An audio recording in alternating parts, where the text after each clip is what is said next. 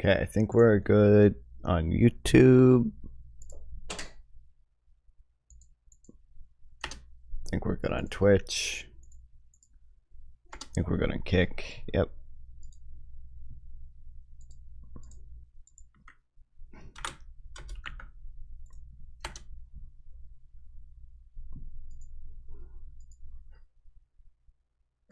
Okay. I'm like out of caffeine, guys. It's wild. Out of all my energy drinks, out of all the V8 energy drinks, and we were out of coffee creamer. I had to actually use milk and sugar to make this. Also, holy crap. When I'm looking at a white page.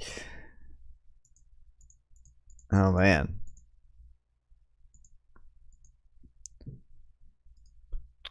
I think I have. Is there a night mode extension? How does the economist have a night mode function?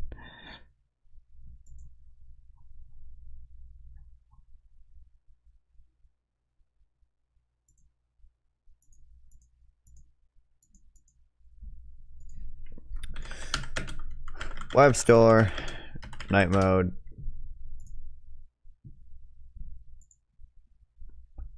I'm sure they'll turn themselves in. I bet Sinwar is you know, deep down Sinwar I bet is a good man, and he'll politely turn himself in. Netanyahu too, you know. I think there might actually. There's a non-zero chance that Netanyahu would turn himself in, at least for I don't, maybe in like some deal with the U.S. or something. But Sinwar, it's like, is there one for Assad? And I mean, there's one for Putin, right? I would imagine. I don't know if there is one for Assad, but I would I don't know. I would imagine there would the reason there might not be one for Assad is because they're scared of Russia, but I guess they literally have one for Putin, right? So, but I'm pretty sure he's been criticized by the ICC before for the chemical weapons stuff.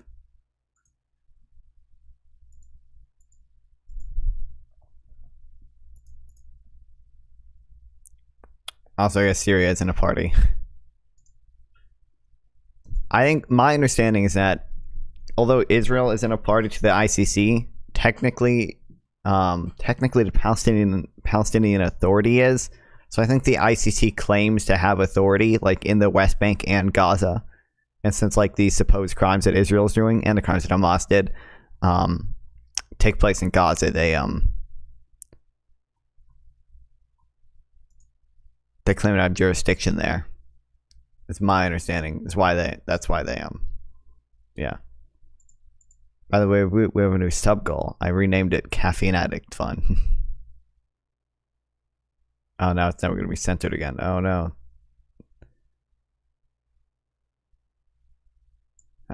Fuck.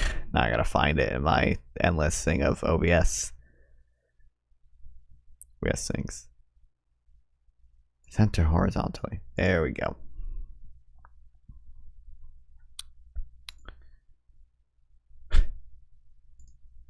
Okay, persecution of Syrian war criminals. International courts, where's the ICC? UN Security Council has refused to address crimes in Syria through the ICC. Oh, okay. Well, that's probably because Russia is a member of the Security Council and they support Assad, right? UN High Commission for Human Rights, High Commissioner for Human Rights, Navi Pillay, and others have called for Syria to report to the ICC. However, it would be difficult for this to take place within the foreseeable future because Syria is not a party to the Rome Statute of the ICC, meaning the ICC has no jurisdiction there. Referral could alternatively happen via the Security Council, but Russia and China would block. Mark Lynch, who is in favor of referral, noted that a couple of other routes to the ICC were possible, and overcoming Chinese and Russian opposition not impossible. Well, BS has literally been starving Yemen for years, but nobody, but no warrant. Yeah, but Yemen also,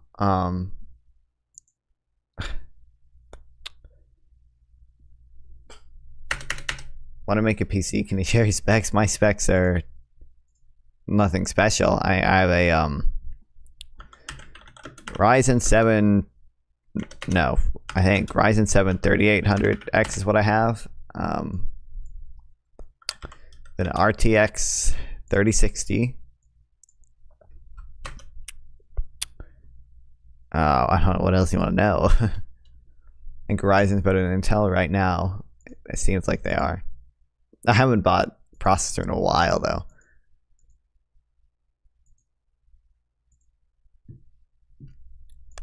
Zero to Uganda. Okay, well, Israel, Egypt,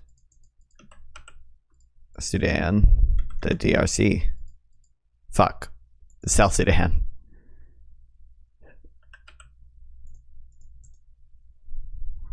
$40.70 seems like scam. I mean, it literally. What was this shit that came out with Nvidia where they was it that they were selling 4060s as a 4070 basically? Geez, I totally forget. But yeah, people were like as mad that like Nvidia was selling these GPUs that I guess or something like their chips were only 80% efficient or whatever, which is reserved for usually the lower tier cards. Yeah. With 3060 on my laptop. Yeah. Listen, donate to the Caffeine Addict Fund and maybe we'll get a better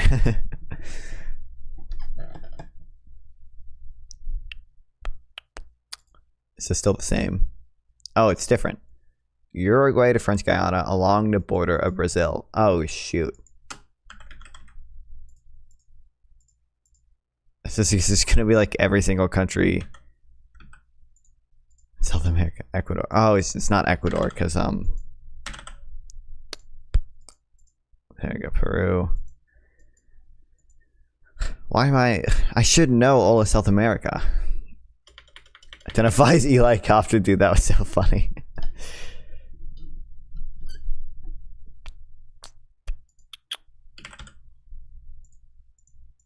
I don't know the stupid countries here. I know Venezuela and Guyana.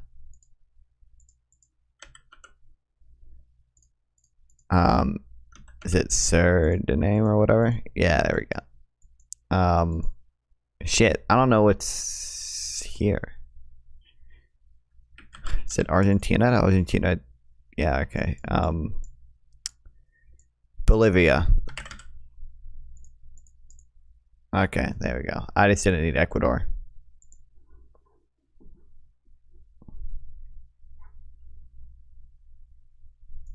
I'm goated. Watch this. 15K right here. Oops, hold on. No, not that.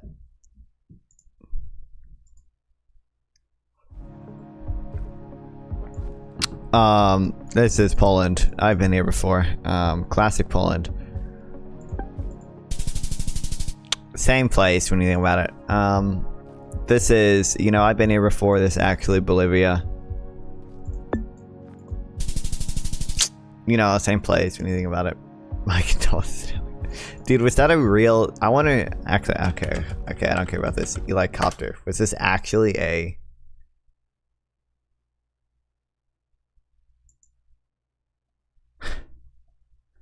actually from the Hamas Telegram? What the hell?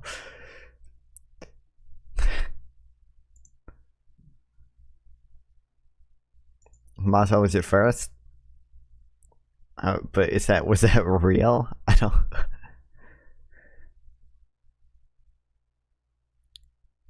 Because I saw like the meme picture of the, you know, Eli Copter thing, but I don't know. Hold on, I have Telegram now, I guess. I should join it and see. Yeah, I just have to type that in. How do I do that? What emoji? It should be possible if I know what emoji this is, but that's a weird ass emoji, bro.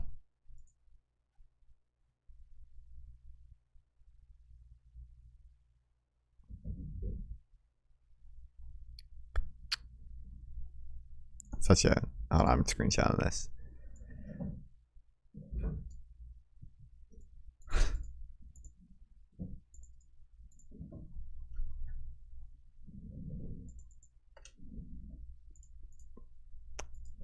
Apparently the French news network was accidentally reported it. They are Jewish supremacists if you think about it. True.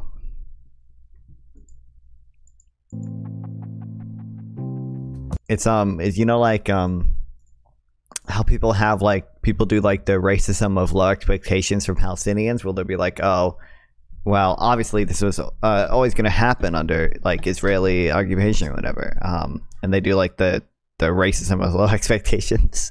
Palestinians have the racism of high expectations for Jewish people, where Jewish people are so strong, yeah, that they control the world, do everything, and they have the fog gun, the CIA fog gun, which is what brought down a helicopter.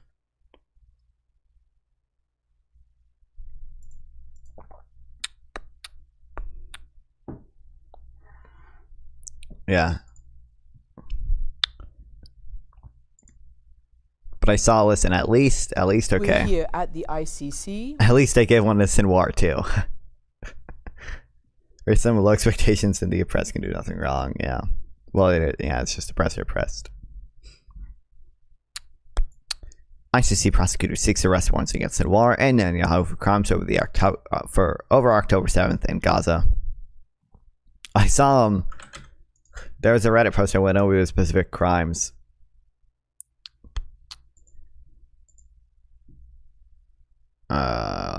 Saved. Charges held against Hamas leaders. Extermination as a crime against humanity. Contrary to Article 7, Section 1B of the Rome Statute. We should look all these up and go through them. That would take a bit though, but... Crime against extermination. I should just have this pulled up. Oh, this is so... Murder is a crime against humanity, contrary to Article 7, Section 1A, as a war crime, contrary to Article 8, blah, blah, blah. Taking hostages is a war crime. Rape and other acts of sexual violence as crimes against humanity, contrary to Article 7, and also as war crimes pursuant to Article 8, in the context of captivity. Torture as a crime against humanity, contrary to Article 7, and also as a war crime, contrary to Article 8. Other inhumane acts as a crime against humanity, contrary, by the way. Oh, it's my space heater just went off. Contrary to Article 7, blah, blah, blah. Cruel treatment as a war crime. Outrages upon personal dignity as a war crime. I wonder what that... A lot of these have to do with the hostages, it looks like. Yeah. Hold on.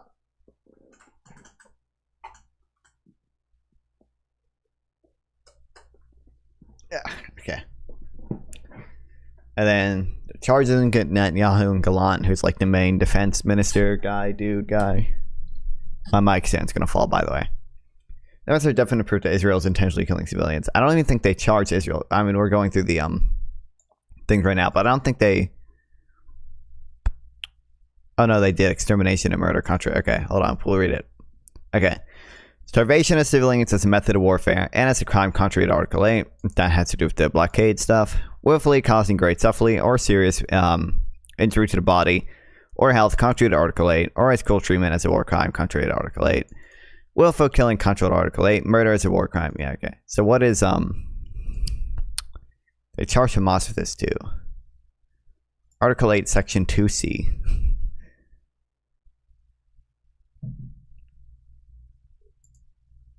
Two.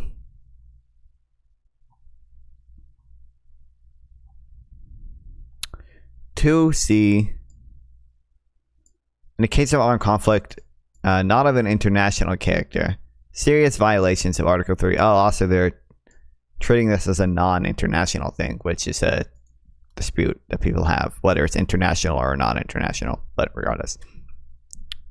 Serious violation of Article 3, common to the four Geneva Conventions of 12th of August 1949, namely any of the following acts committed against it: persons taking no active part in hostilities, including members of armed forces who have laid down their arms, and those who have placed hors to combat by sickness, wounds, detention, or any other cause.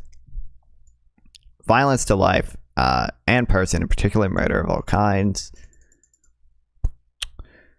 mutilation, cruel treatment, and torture, taking hostages, committing outrages upon personal dignity, in particular humiliating and degrading treatment, taking hostages, the passage of sentences and carrying out executions without the previous judgment pronounced by a regularly constituted court, affording all judicial guarantees which are generally recognized as indispensable.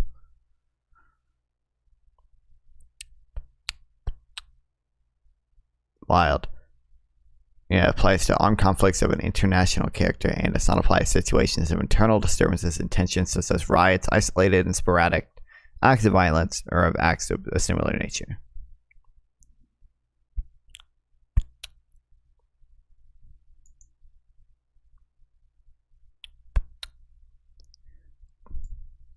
Intentionally directing attacks against the civilian population. Oh, they did do it, guys. As a war crime, contrary to Article 8. Extermination or murder, contrary to Article 7.1. Yeah, included in the context of death caused by starvation as a crime against humanity.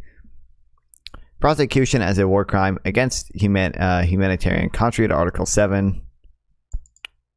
Other inhumane acts as crimes against humanity, contrary to Article 7.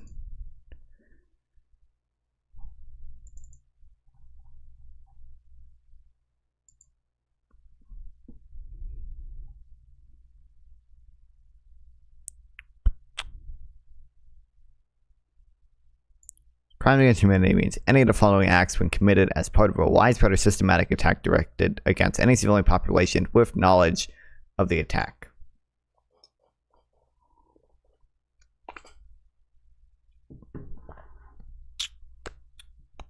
So usually, I know the word directed here means acting, it means dolus directus, acting with purpose rather than just acting knowingly.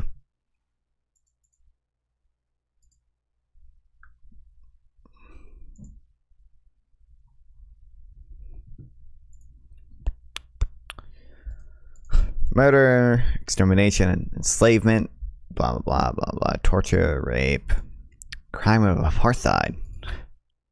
I don't think they, did they have J anywhere in here?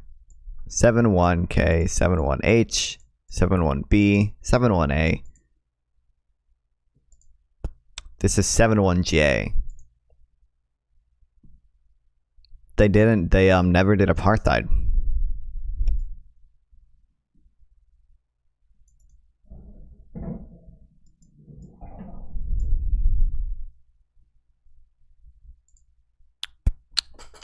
ICC stuff.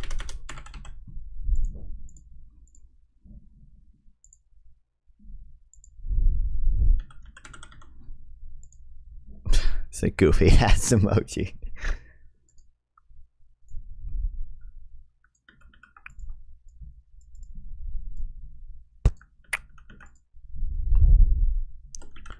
Toileting 2. Arrest warrants for Sidwar and BB. I'll call him Netanyahu. I'll be fancy. How do you spell Netanyahu?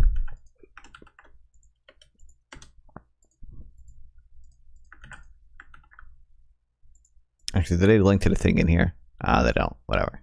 Okay.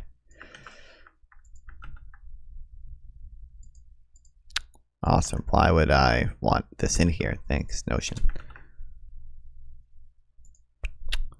All this feels politics, if anything. I mean, it's the ICC. Oh shit, I never started streaming on YouTube. Oopsie daisy. Or on YouTube Shorts, I mean. I'm streaming on YouTube, but not YouTube Shorts. Which is where the real viewership is.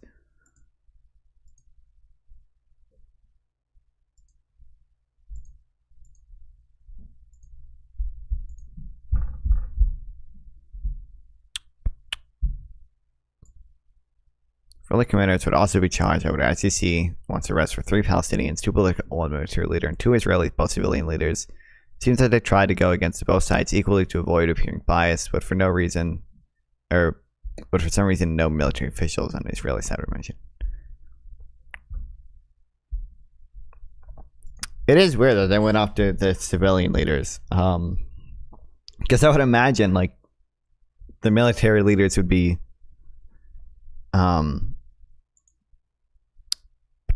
would have more knowledge of these war crimes. Like Netanyahu's the prime minister, so obviously he's in charge of the war to some extent, but like he doesn't have to know everything like some of the commanders would.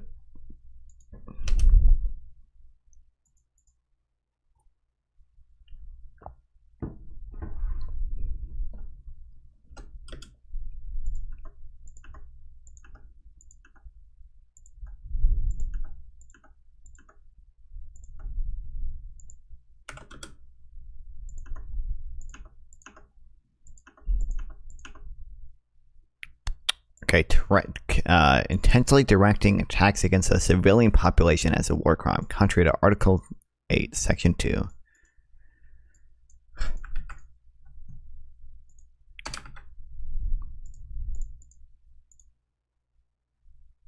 Okay. But no Article 6, guys. No genocide.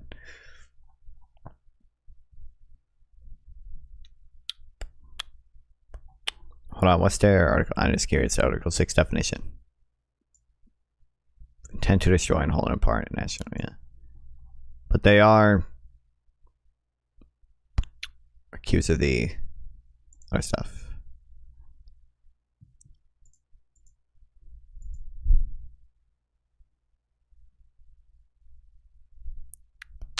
ICC is useless unless they can enforce the law through a criminal trial. Go make the arrest and first bring them to a jury and judge. Who is going to be the one that makes the arrest? Yeah, I think in theory, like if Netanyahu goes to some of the countries that have some type of agreement with the ICC, he could be arrested. Like I think it but he's just not going to go to fucking Sweden now or whoever has those agreements. It's mostly like Western European countries. ICC is not affiliated with America, Israel. Yeah. So I think he can go to America without being arrested, but I think if he goes to like Belgium or Sweden or some of the Euro countries. Okay, so starvation. It's a method of warfare.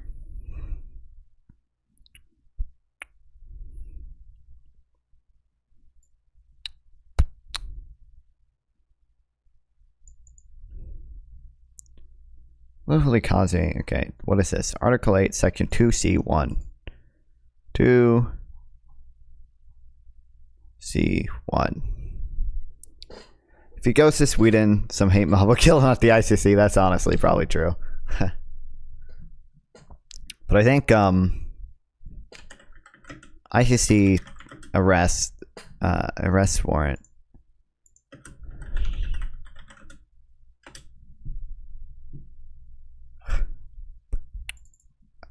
Arrest extradition.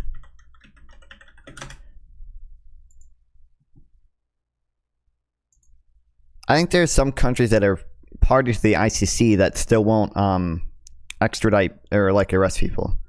100 police officers for 1 Israeli singer.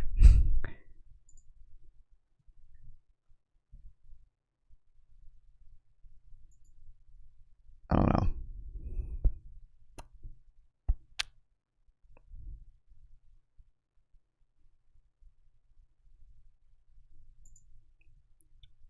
There's the United States extradition treaties. Okay.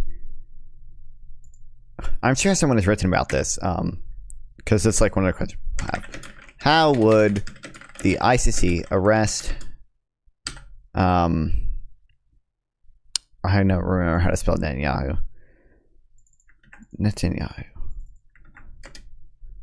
I think Israelis are safer in Saudi who are targeting Europe. I don't know if that's true, man.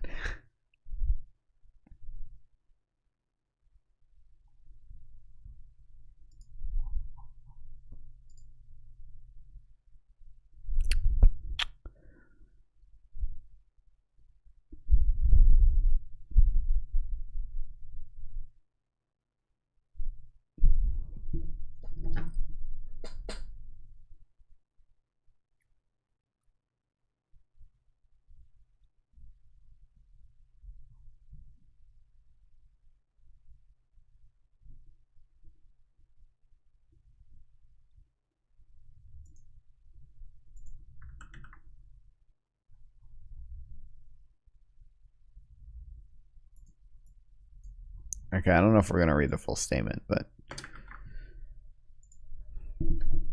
also my mic stand is fucked, dude. I still need a new desk.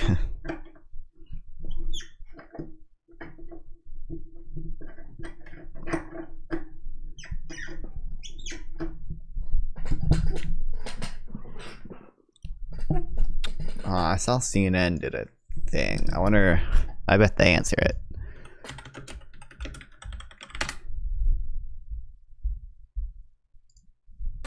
We are following this breaking news. The International Criminal Court moments ago announced it is seeking arrest warrants for the leaders of Hamas for the October 7th terrorist attack in Israel, and also seeking arrest warrants for the political and military leadership of the State of Israel.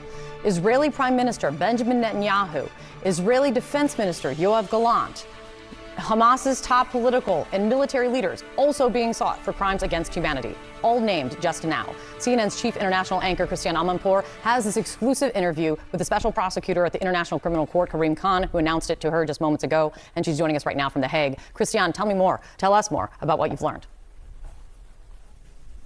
Wait, is that how you pronounce it, by the way? The Hague? I always say the Hog. I thought it was the Hog. Okay.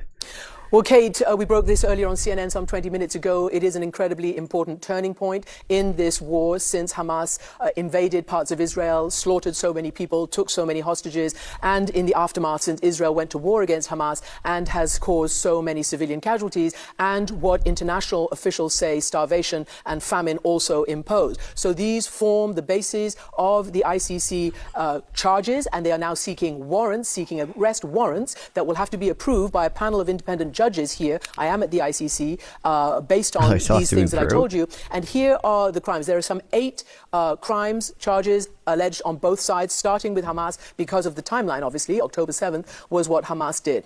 Here's what he told me. We're here at the ICC. You are today announcing that you are applying for arrest warrants for top military and political leadership in the Israel-Gaza war since the October 7th events. First and foremost, explain to me exactly what you're asking for and who you are charging.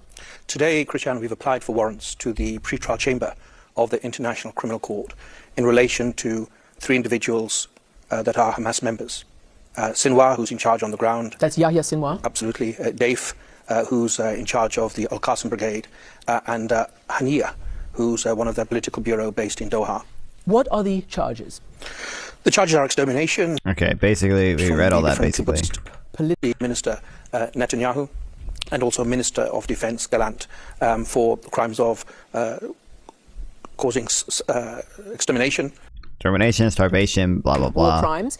And in addition, the prosecutor has said, just so that everybody understands, that he has issued this request for arrest warrants based on the reasonable belief on grounds that these are criminal offenses that can meet a conviction standard. It's not just reasonable grounds that they could go to trial. This is higher, the standard of conviction based on the evidence that he and his teams have collected so far and that are in the public domain. Christiane, Sarah here. A couple of things. One, I wanted to ask you just about the unprecedented nature that this is, I think, the first time that a democratic government has been brought under these potential warrants, and how they've gone. We fail to consider Israel isn't a democracy; they're evil, apartheid state. I want to know. Maybe they'll go over it. Gathering evidence when getting into Gaza, I think, is very, very difficult.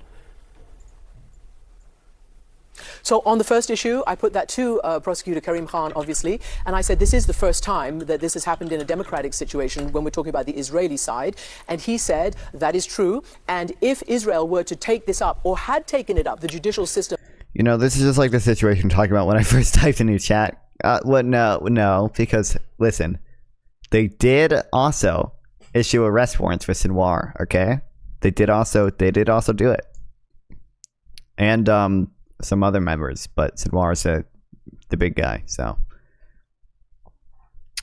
listen, he's probably realistically he's gonna be dead or flee to Qatar before the war ends. So when we first warned about this months ago, then they would have jurisdiction. If they choose to do so now, they will have jurisdiction.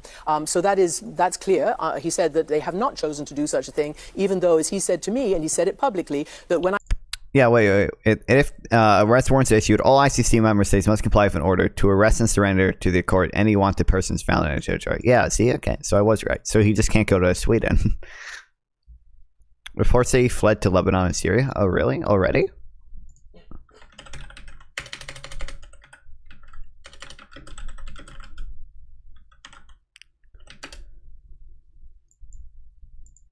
U.S. officials speaking condition of anonymity, as they were not authorized to speak in the media, told MME that the Biden administration is now exploring possibilities that Sinwar fled to Egypt, Sinai Peninsula, and from there he may have escaped to either Lebanon or Syria. Damn.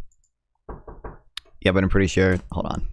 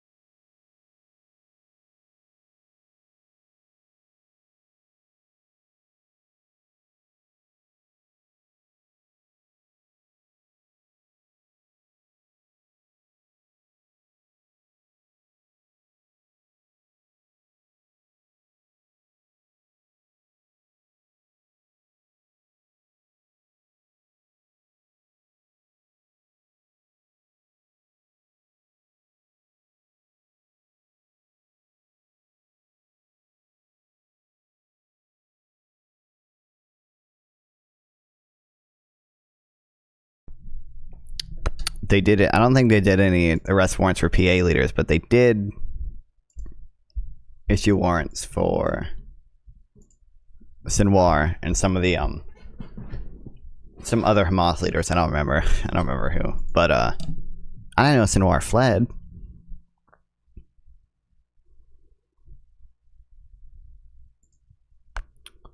Army pushes back on reported fears of Sinwar fled to Sinai as battle returns to Gaza City. Is Hamas party to the Rose Night Youth? No, Hamas is not party to anything.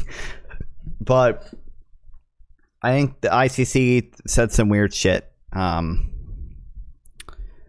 don't know. We'll see. But I want to find a thing I read. But I think they claim jurisdiction over the stuff that happens in Gaza because technically the PA is like a member to the Rome Statute, and technically the PA like is sort of the lawful sovereign of Gaza, and Hamas just did a coup there, right?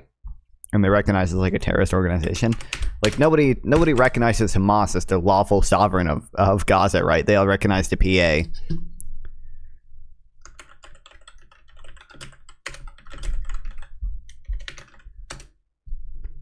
What's all convoluted VS?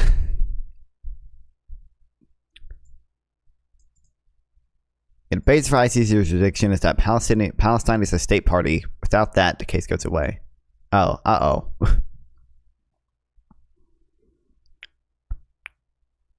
They're not a state. I don't know. Okay, international law is a joke, but it's so fun to read about, man.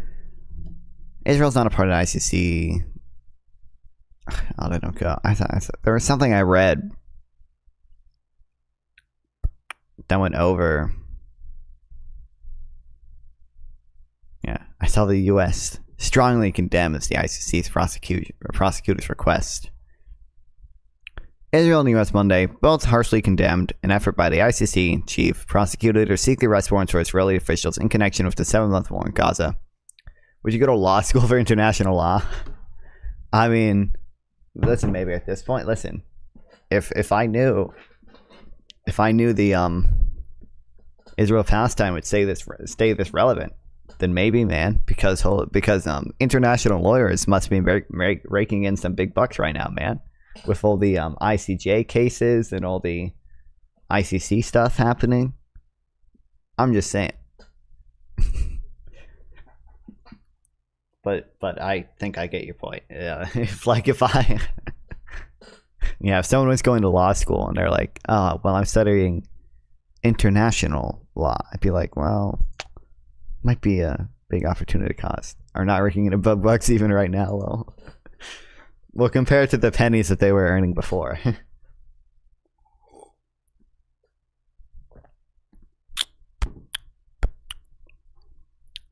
Whatever this prosecution might apply, there's no equivalence done between Israel and Hamas. I think I don't know. I understand the frustration, but like the frustration that Israel's have. But Jesus, oh, my mic stand, no. But it's not necessarily drawing an equivalence. They were charged for different crimes. Actually, some of the crimes were the same. I don't think Israel should be charged with some of these crimes, but listen, if the international court system actually works, though, and I don't know how well it works, you can become Israel's strongest soldier. I should do that. I could be an international lawyer for Israel.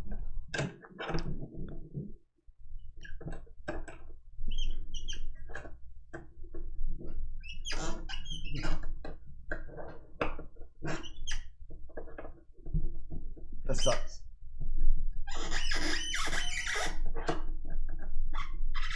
I need a new desk, man. Israel actually has their Mag Corps. I could do that. I could be in the room doing the proportionality analysis and say 10 children for one Hamas member? Go for it. Go for it. I say it's proportional. Go for it.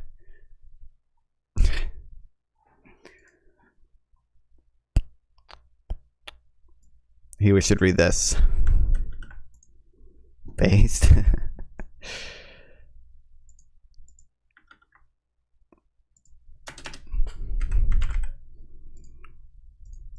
Why we support ICC prosecution for crimes in Israel and Gaza.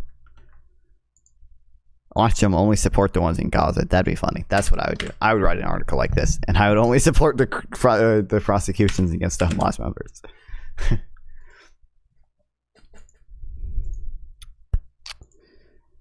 I was finishing my thing from earlier. Like, ideally, if the court system works, right? Like, Israel would be charged with these crimes, and then they would investigate, and they would probably, I mean, maybe there's evidence I haven't seen, right? But they would probably find things that are like, oh, starvation of civilians as a method of war.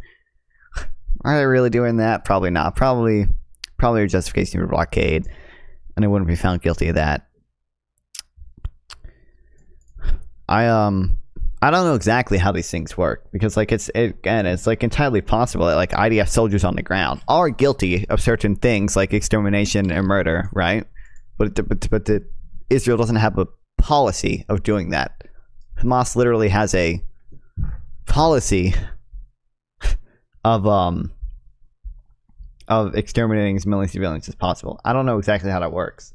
I guess, but they're going after the leadership, so I would assume they're looking for a policy thing, because it would be like Netanyahu who supported a policy of that.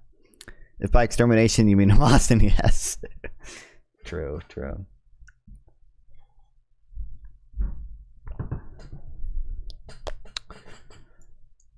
Okay, we have a ton of tabs open now. God damn it.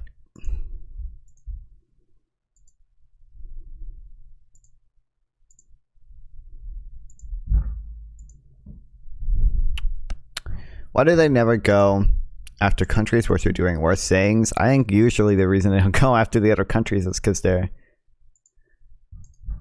I don't know, it's just because they're scared of the whatever leadership there. It's like they don't have the power or whatever. Because I forget exactly how it works, but I'm pretty sure that ICC has to do shit with like the UN Security Council, right? So like we looked into this earlier, like why aren't they going after Assad? It's like, well, the Security Council would have to approve some of the stuff with Assad. So Russia and China are just gonna block it. Yeah. They won't go after any of the countries part of their own statute. Kinda, yeah. But the problem is all the people that are parties to the Rome statutes are all the nice countries, okay? So they don't even, like, what's Norway done recently, man? They did, I mean, they went after Putin, who's actually also not party to the Rome statute, but here's what an ICC arrest warrant means for Israel's Benjamin Netanyahu and others like Putin. The ICC on Monday confirmed it's seeking arrest warrants for several Israeli and Hamas leaders, including Israeli Prime Minister Benjamin Netanyahu, over alleged war crimes committed on October 7th and during the ongoing conflict in Gaza. But even if those warrants are approved, there's no guarantee the leaders will ever be arrested or tried on charges. International law is a joke. All the judges made this decision should be drone striked with no proportionality analysis. Dude, what a killer insult, man. I hope you end up in a proportionality analysis. That's that's like the most polite way to say I hope you die. My mic stand. I need a new desk. God damn it.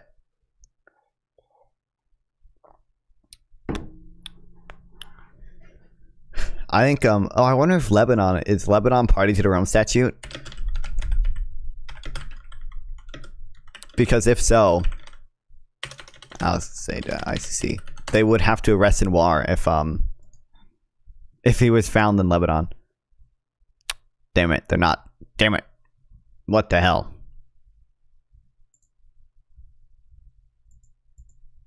Syria isn't either. They committed a crime to beat all crimes, being an enemy of the state of Israel. True. Just like the Iranian president who was killed by Eli Copter. If no one is going to enforce it, it's more of a joke. Yeah.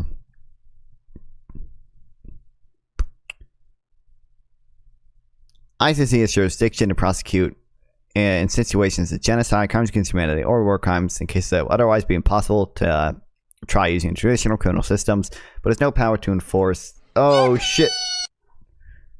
This is the last $5 in my bank account. You know, we can all see that you subscribed using Prime, right? Or at least I can. Thank you, Carter, for resubscribing.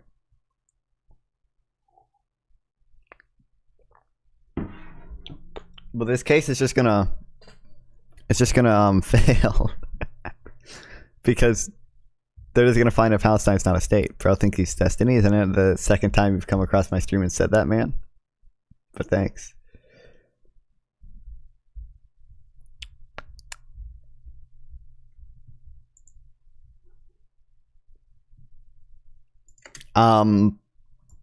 Shoot. There's something, we've read this before, about like the difference between grave breaches. I think grave breaches, yeah, thanks Carter. Grave breaches, I think anyone can be prosecuted with grave breaches of the Geneva Conventions, even if they're not a party.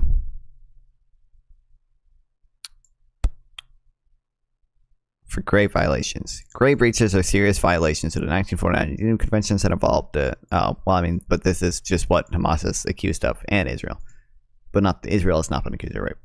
Can we get some bro thinks can we get some bro thinks he's destiny in the chat? Yeah. Listen, bro thinks he's bro. I am just like him, guys.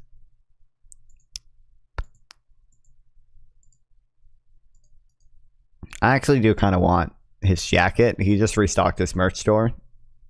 I actually do kind of want the Destiny Bomber jacket. I actually kind of want it. It's $64 now, but I kind of want it.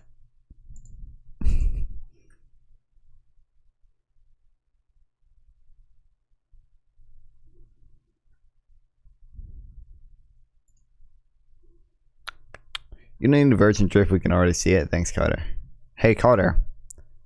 Who are the majority of my clothes handing downs from?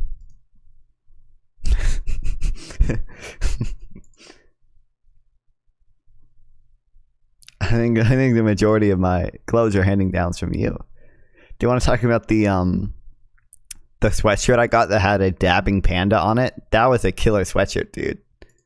I think I literally got the meme shirt. I paused my game to be here. I think that was a handing down from you.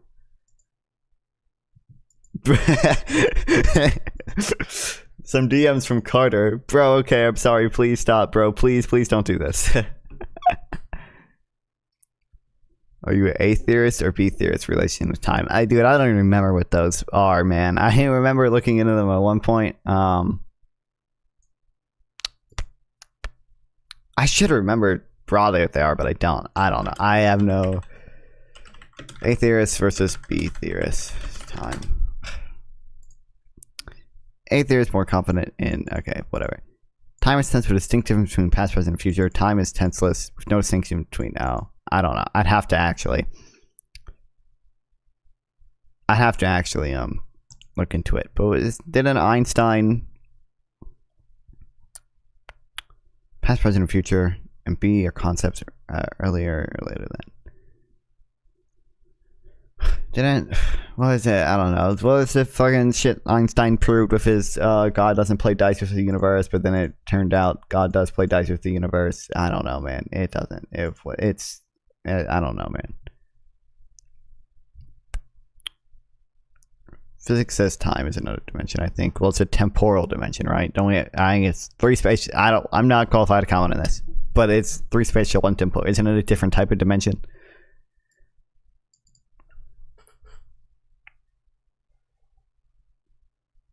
Because it's the temporal dimension, three spatial, one temporal. Okay. Locking in. The attack by Hamas on October 7th and military response by Israeli forces in Gaza have tested a system of international law to its limits. This is why, as international lawyers, we felt compelled to assist when it came to the prosecution of the ICC asked us to advise whether there was sufficient evidence to lay charges of war crimes and crimes against humanity. Today, prosecutors have taken a historic step to ensure justice for victims in Israel and Palestine by issuing applications for 5 arrest warrants alleging war crimes. And I'm gluten intolerant, but that's the least of my concerns. Dude, fucking killer. Alleging war crimes and crimes against humanity by senior Hamas and Israeli leaders. These include applications for a warrant of arrest against the political and military commanders of Hamas and Israeli Prime Minister Benjamin Netanyahu. Also, Botrex in the wrong YouTube chat again, but you know what? We'll live with it, man.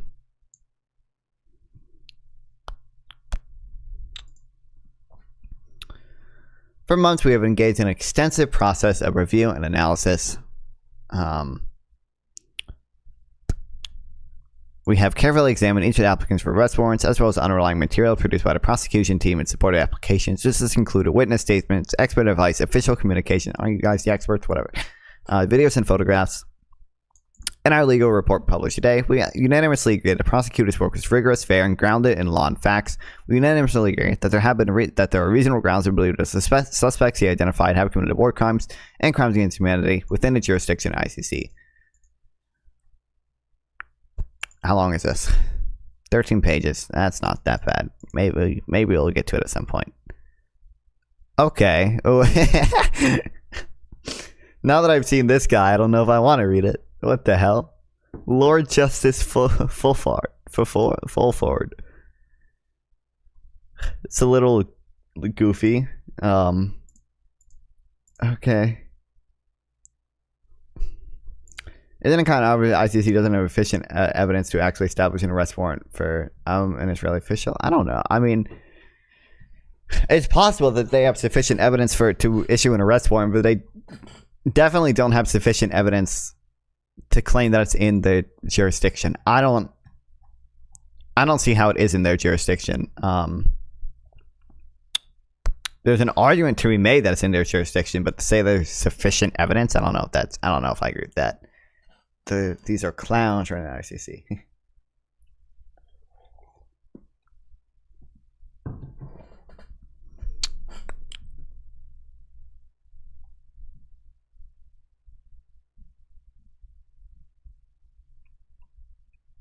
Okay, jurisdiction. The panel agrees with prosecutors that the ICC is jurisdiction in relation to crimes committed in territory of Palestine, including Gaza, since June 13, 2014, under Article 12, Section 2A, the ICC statute. It agrees that the criminal court's jurisdiction over... Can you explain why? Okay, 10. The basis of the court's jurisdiction is that Palestine, including Gaza, is a state for the purpose of ICC statute.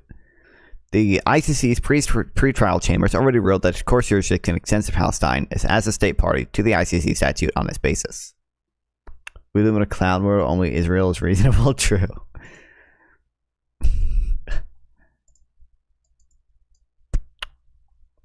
ICC pre-trial chamber decision. I wonder... I know the LeBaire Institute, West Point. Oh, it's not going to pop up because I have a new browser.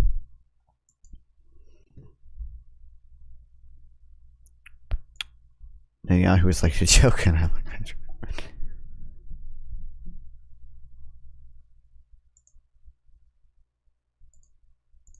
I wonder if they have anything on it yet.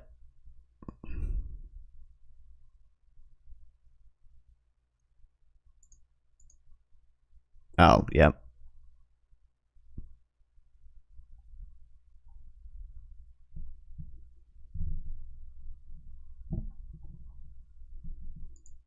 Oh, but this was referring to... This was before they actually issued it, but, Okay, listen, I also don't understand, didn't, that guy was the one who literally came out and said, hey, Netanyahu, can you commit to not having, civil control over Gaza? After the war, they want to arrest her. Yeah, exactly.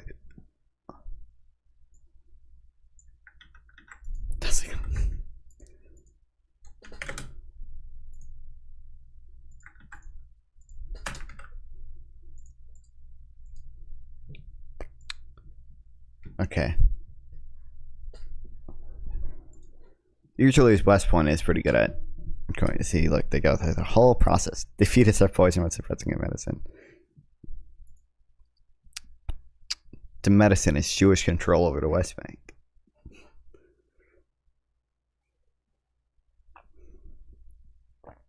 Over Judea and Samaria.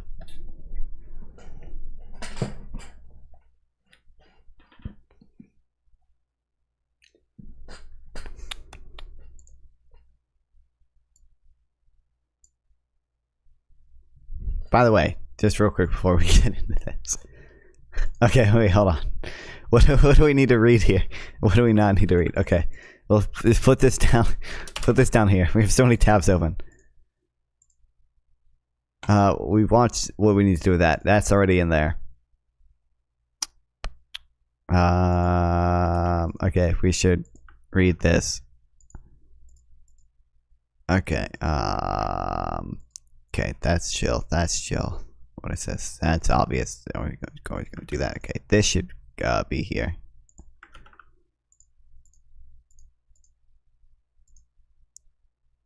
Already have that. I think we have that already, right? Yeah. Why is ICC not under Jewish control? Well, it'd be too obvious if it was under direct Jewish control. Clearly, the Jews still control it somehow, man. I wonder what the pro-Palestinians are saying about the ICC also charging Hamas.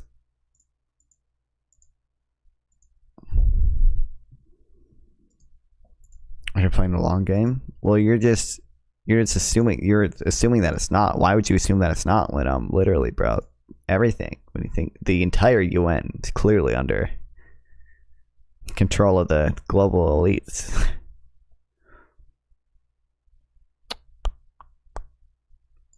What is this? Is this? I hate YouTube. I made these two shorts, and I don't understand why they're not getting in. This one has 3 views, and this one has literally none. Usually the shorts, oh, it has 1 in the past 48 hours. Hell yeah, it just got 1, man. It's blowing up right now. You can see this is the typical views I get. You see they have like a big spike at first, but these both just got none. Usually to get like 400.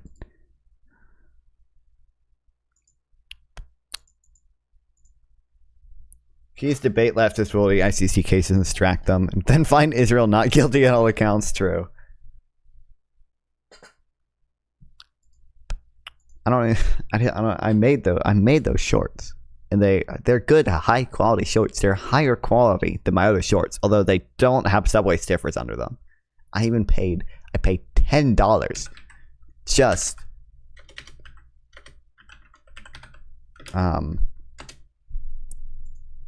just for this stupid AI captioning program, my guy. Is this not? Okay, this might not be the thing that I paid. I don't know what I paid for. It's somewhere.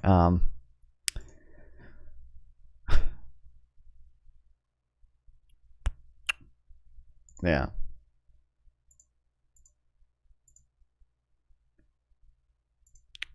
And it's captioned and everything. I don't understand. By the way, I got reposted on Twitter again. The same video. They just repost because it's just a Twitter engagement thing. They just repost the same videos. But this account reposted me. Somebody else. Yes. Repost. Look at 1,000 views, guys.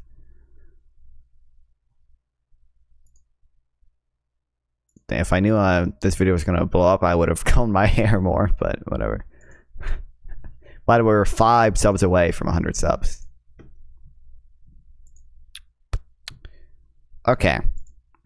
In recent days, Israeli newspapers and television channels have been reporting rumors that the ICC may soon issue arrest warrants in a situation in the state of Palestine. Israeli leaders rumored to be facing warrants include Prime Minister Netanyahu, Defense Minister Yoav Gallant, Army Chief of Staff Herzi Halevi. I don't know. It seems unlikely the ICC prosecutor would seek arrest warrants for Israeli leaders and not also senior Hamas leaders, which he did. Some jurors suggest that there is no basis to these rumors, and they may just be spin. To what end seems uncertain. That said, the Israeli government certainly appears to be taking them seriously. Regardless, the rumors raise a number of questions that are likely to process likely charges, jurisdiction, and admissibility of cases before the ICC, and the likely impact of any such warrants and when they are issued. The process.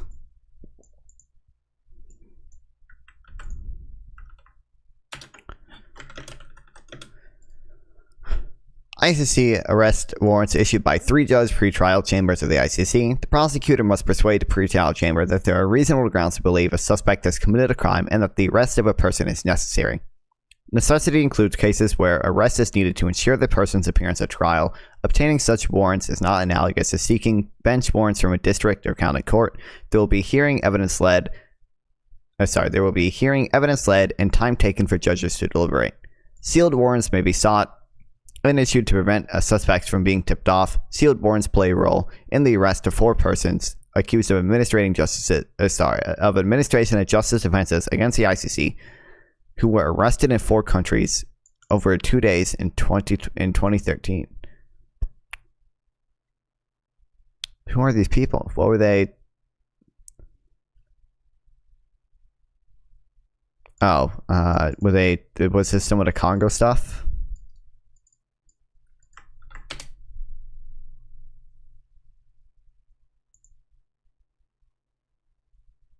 Oh wait, this wasn't the person who was arrested. Wait, who was arrested?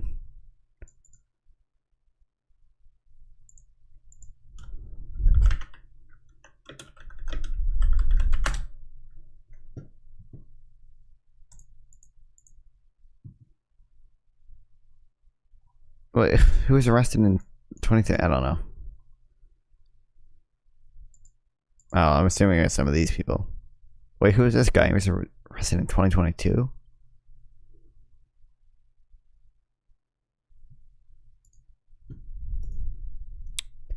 Okay, whatever.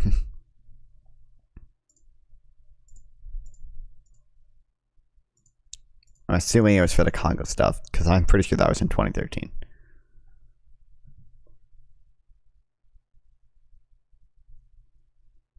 There are presently at least 4 sealed warrants outstanding in relation to the situation in Libya, so it is theoretically possible for warrants to have already been issued. Any of the 124 ICC state parties that receives a request for arrest and surrender of a person to ICC must deliver that person to the court as soon as possible, subject to a number of due process guarantees. Under Article 59 of the ICC, reports of diplomatic attempts to persuade the ICC to delay any decision in order to avoid prejudicing ceasefire talks are hard to fathom. To whom would such representatives be made? If Khan already made a secret application for arrest warrants, when they are issued, is out of his hands. Bluntly, once the judicial arm at ICC is activated, it isn't easy to turn off.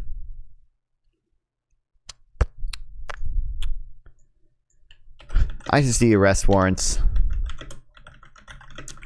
are issued by a 3-judge pre-trial chamber. None of the sealed warrant stuff doesn't matter because these clearly aren't sealed.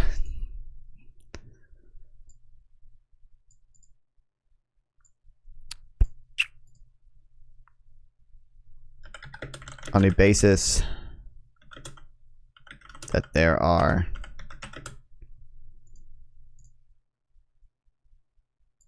reasonable grounds to believe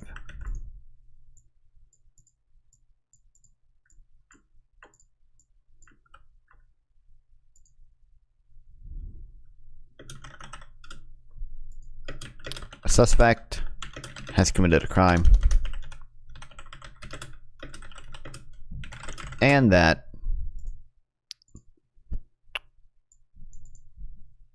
arrest of a person is necessary.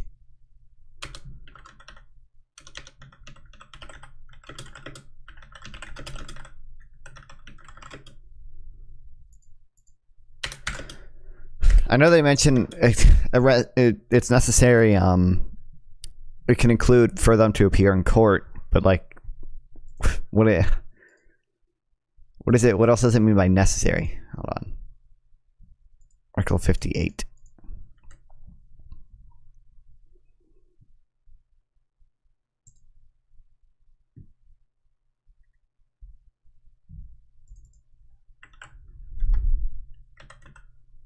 I was going to say necessary a lot.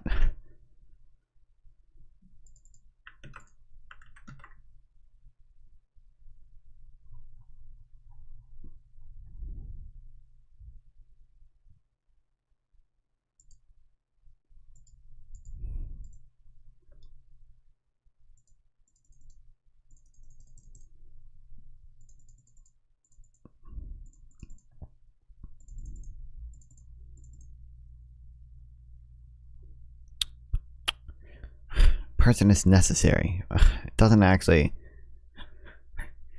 because I know it's necessary for them to appear in court, but it doesn't mean like, is it necessary for what? For the crimes to stop?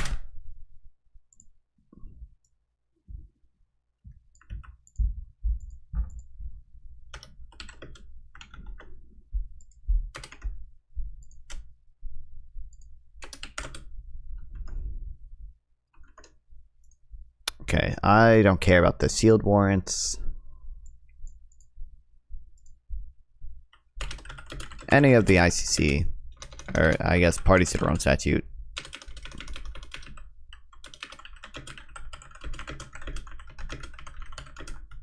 Must arrest people with warrants if found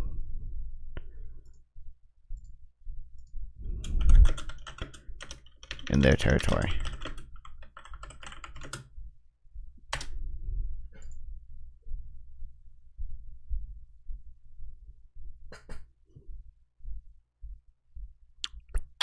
Okay.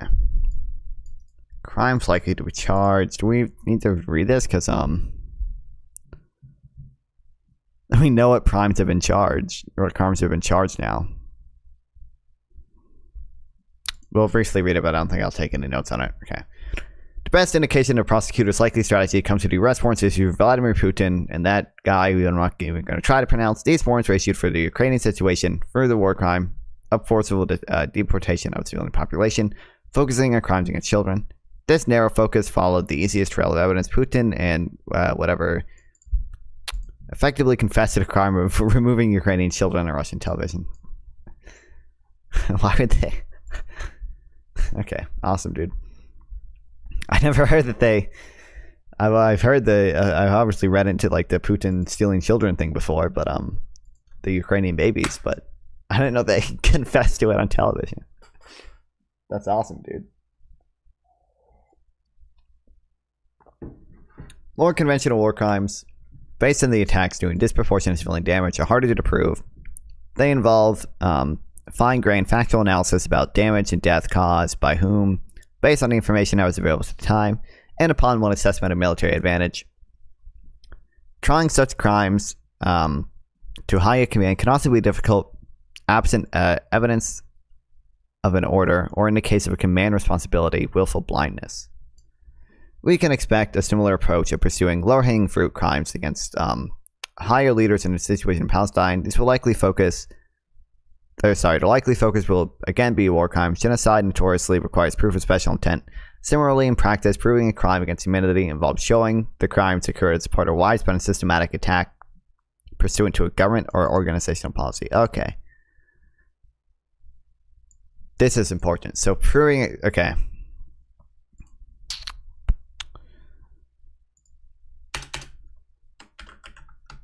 Proving a crime. So it can't just be like these IDF soldiers on the ground did something bad without like just because they were poorly trained or whatever. It has to be actual policy in order for it to be a crime against humanity.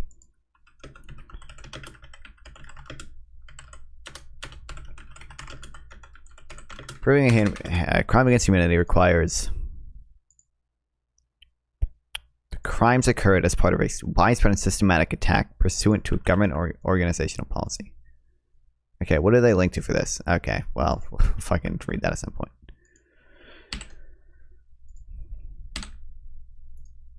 Oh, there. Wait, maybe we should. I bet this. I'm actually super curious if they mentioned the Dole Speciality genocide.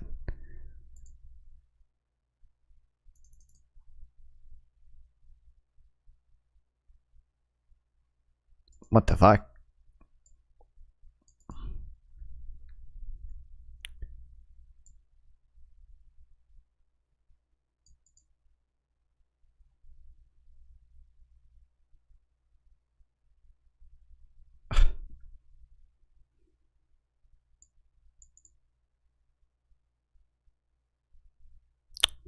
Attack directed against the civilian population in these contexts. Elements understood to mean a course of conduct involving multiple commissions of act referred to in Article 7.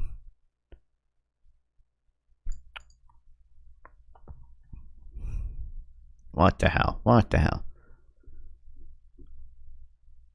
God, maybe I should go to. Listen, if I did go to school for international law, though, think about it. I would be so far ahead of everybody else because I've read all this dumb shit already. That's actually true for economics too, which I'm actually probably more ahead for economics, depending on where I would start in economics. Because like a basic macroeconomics class, I would already know everything. Yeah. Oh, they don't mention Dulles a single time. Do they not use the dumb Latin stupid things? Oh, they must not.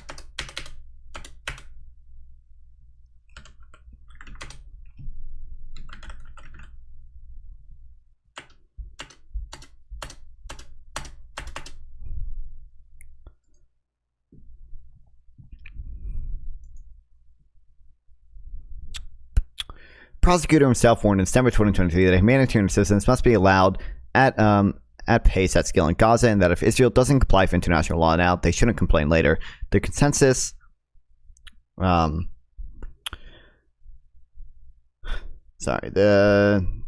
consensus is thus that most likely crime with each Israeli leaders might be charged is starvation as a war crime. They did that already. Yeah. Oh wow, dude, thanks Carter. Wow. Oh, Type Turret, Jesus, yourself. Thanks for the follow, man. You've already been in this. I'm surprised it took you this long to remember to follow and say I'm your favorite streamer.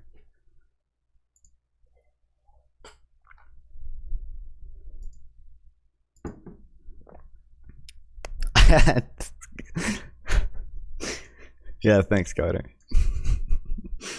How to get a noise complaint? Okay.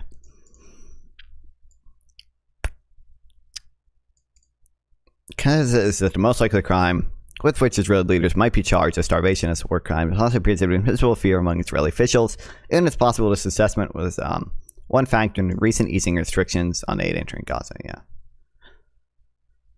Listen, the starvation as a war crime thing. It's definitely I think that's probably the strongest claim you can make. Because some of the things that were blocked in a blockade, although part of that, listen, the blockade thing is complicated. I think Loner Box did a thing in it. God, I should DM him for his notes because he said I could. He said, like, posted his findings on Twitter, and he's like, "Oh, I can't post all my notes here. If you want the notes, DM me. I should DM for the notes." Basically, my understanding is that from 2007 to 2010, the Gaza blockade was on a whitelist system. So certain things were allowed into the Gaza Strip, and everything not on that whitelist was not allowed in. Which is why things like cookies weren't allowed in. Right? It was just because literally anything not on a list wasn't allowed in. It wasn't like a specific thing like we are evil Israelis and we're not going to let cookies in because we're evil. It was just overly it was definitely overly restrictive, but it wasn't this like intentional evil policy of not letting cookies in. But after the Gaza flotilla thing, I think they eased the restrictions in 2010 and started I think they put on like a blacklist system, so now most things are allowed in except for like military equipment and then some of the dual use things. Why did it ban cookies? Well, they didn't ban cookies. Cookies just weren't allowed in because they weren't on the white list of things allowed in.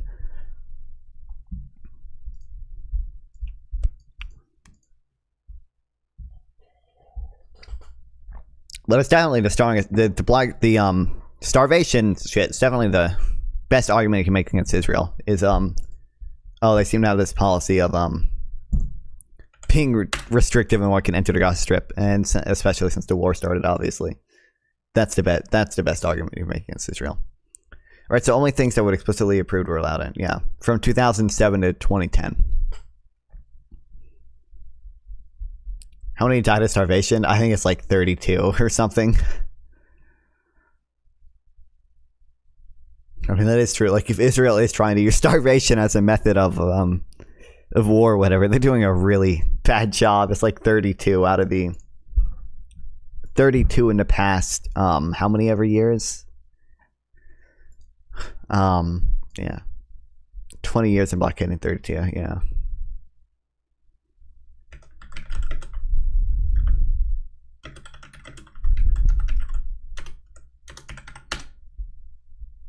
"32 people, including 28 children, died of malnutrition at hospitals in northern Gaza." 27, yeah. So 32 people.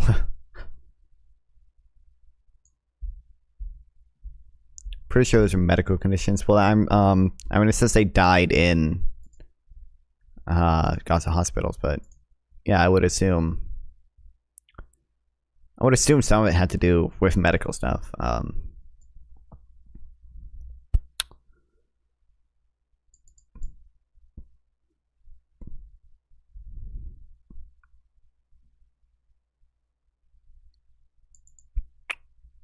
Five percent of children underage who were found to be actively malnourished.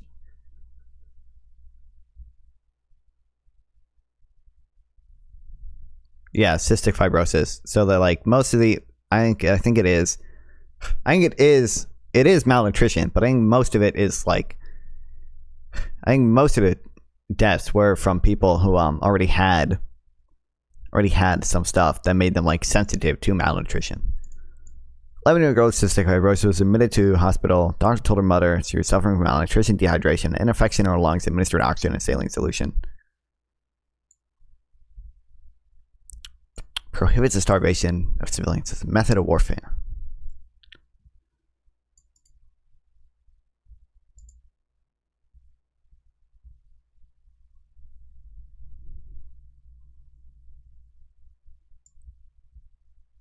Blah blah.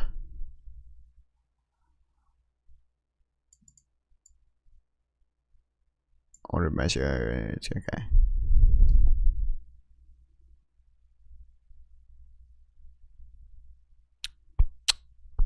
Yeah, no. It's literally been, though, for like 5 months, people have said they're on the brink of starvation or whatever. When, like, doesn't seem like that's supported by very much.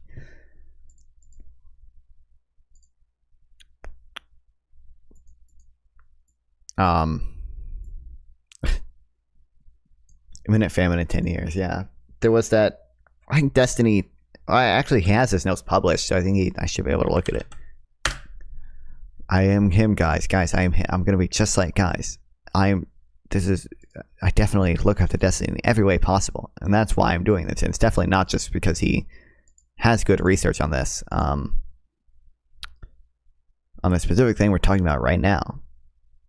Where is his shit?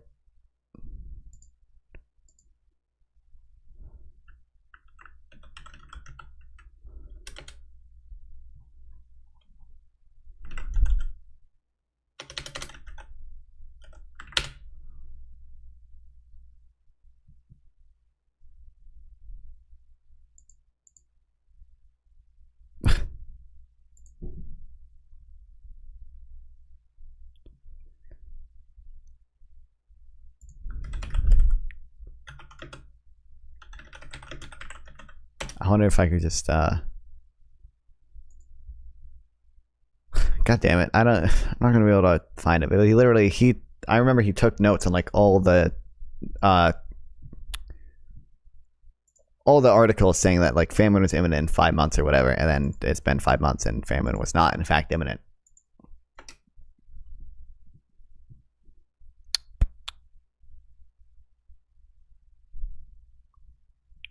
As I've noted elsewhere, there was a clear case to be made that a threshold of starvation as a war crime based on the denial aided in Gaza has been passed. Probably ICC just wrote Finkelstein for their research. True. Professor Tom Berenbaum lays out the applicational expert here and here. Expertly here and here. Maybe I'll read this. I don't know.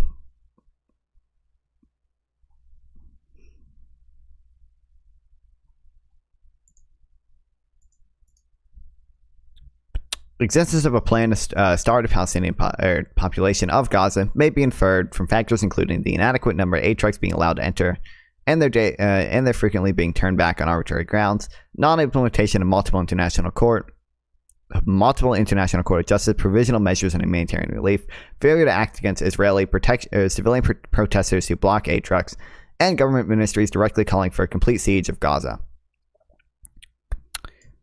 Northern Gaza, but whatever, yeah. Alternatively, as Professor Dannenberg has noted, even if the only policy is to prevent material reaching Hamas, the fact that civilians' starvation will follow in the ordinary course of events remains sufficient to establish a crime. Okay. Isn't there video evidence of Hamas taking people out of Jesus, why can't I fucking read, man? Isn't there video evidence of them taking out people to try to blockade trucks of Israel or Hamas? I mean, Israel definitely. Well, Israel has to blockade in Gaza. Israel blocks aid trucks from coming in.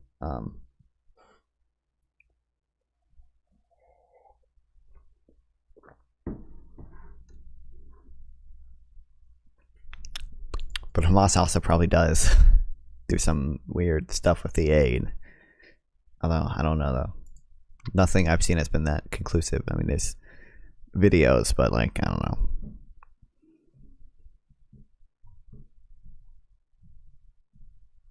Talking about a reference to civilian protesters blocking the aid trucks. Who's taking, you mean the, like, flower massacre stuff?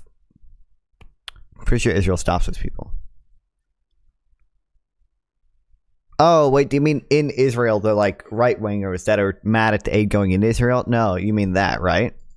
Yeah, no, yeah, you're right. Yeah.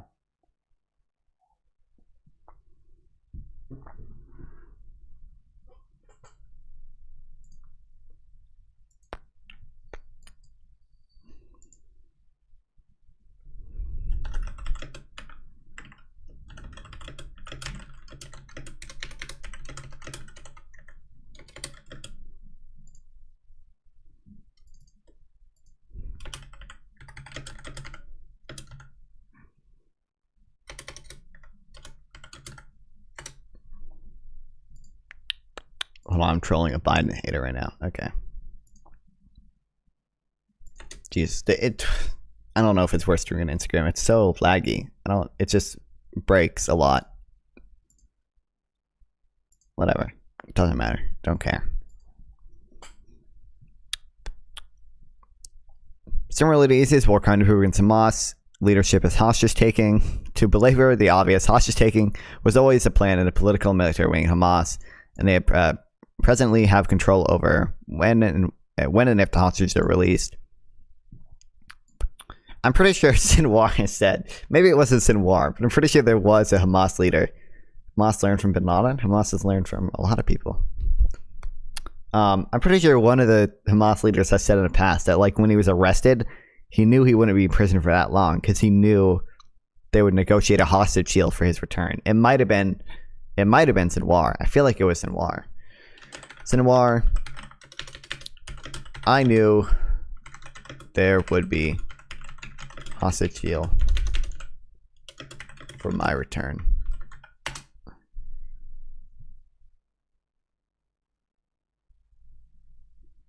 What is this?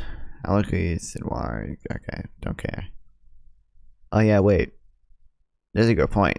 The hostages might be in Egypt. I never thought of that. Hamas has been monitored. It's more literally brain cancer in Israel treated, I'm aware, yeah.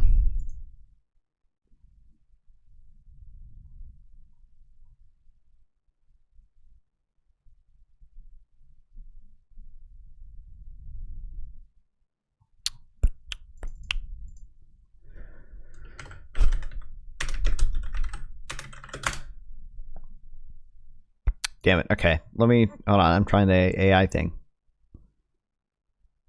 But the good AI thing, where's my DMs with NRK Life? NRK Life sent me this AI thing. Was there a statement from a Hamas leader at some point that was similar to, I knew I wouldn't be in prison for long.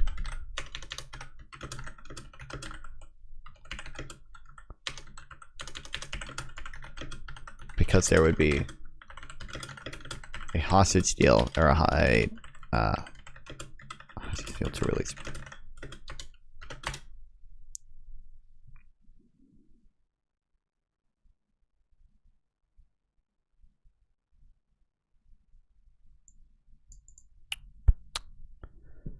Damn, okay.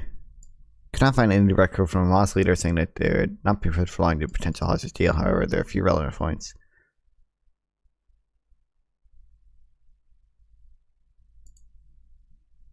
Maybe I'm wrong on that, but I thought there was a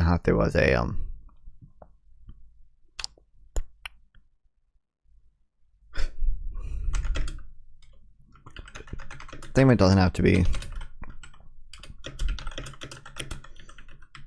exact or recent.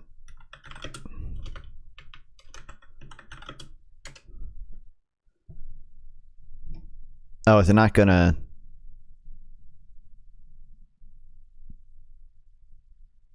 Okay, well, whatever.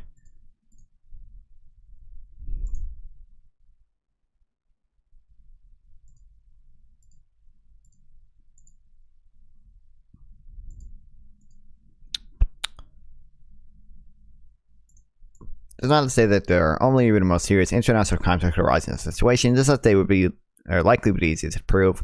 It's also worth noting that stating prosecuting Israeli leaders for crimes would in no way impair Israel's very ability to defend itself. The point of international humanitarian and international criminal law is not to prevent states from defending themselves, but to insist that they do so within limits set by law. I mean, okay, to be fair, all right. Listen, I understand that this does play into Hamas's strategy. Hamas's strategy is hoping that Israel gets prosecuted for these things and Israel's war effort is affected. And it also helps with the propaganda war. Hamas's strategy is to make it so Israel can't continue the war because they just lack so much international support, right? I understand that this plays into Hamas's strategy, but yeah, I don't know if I have any problem prosecuting Israel for the Justice Bello, the laws of war. I'm using that right. Wait, Justice Bellum? Yeah, Justice Bellum is right too low. Justice Bello is the laws of war. Or no, just in Bello? Law of government, yeah, see? I don't think I have any problems with the ICC prosecuting Israel for the Justin Bello, but I do with the Justice Bellum. But they're only prosecuting them for the Justice Bello. Or Justin Bello, I don't know, whatever. I don't care about Latin. Okay, blah, blah, blah, blah, blah.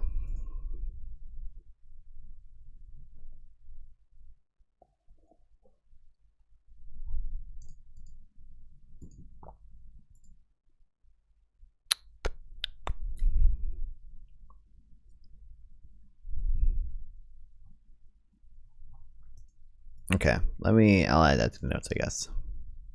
Okay, we opened so much random shit. What is this? How long is this? Ugh, Jesus fucking Christ, okay. any books or scholarly articles you recommend to help me talk to women. I thought it was gonna be. Why did I think it was gonna be an actual thing for a second? I haven't found one yet. Yeah, I don't know. Alright, listen, if I knew, I would tell you.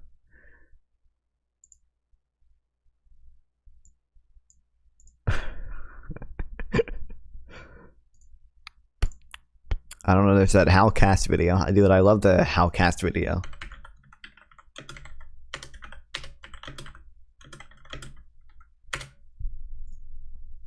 I think they posted on April 1st.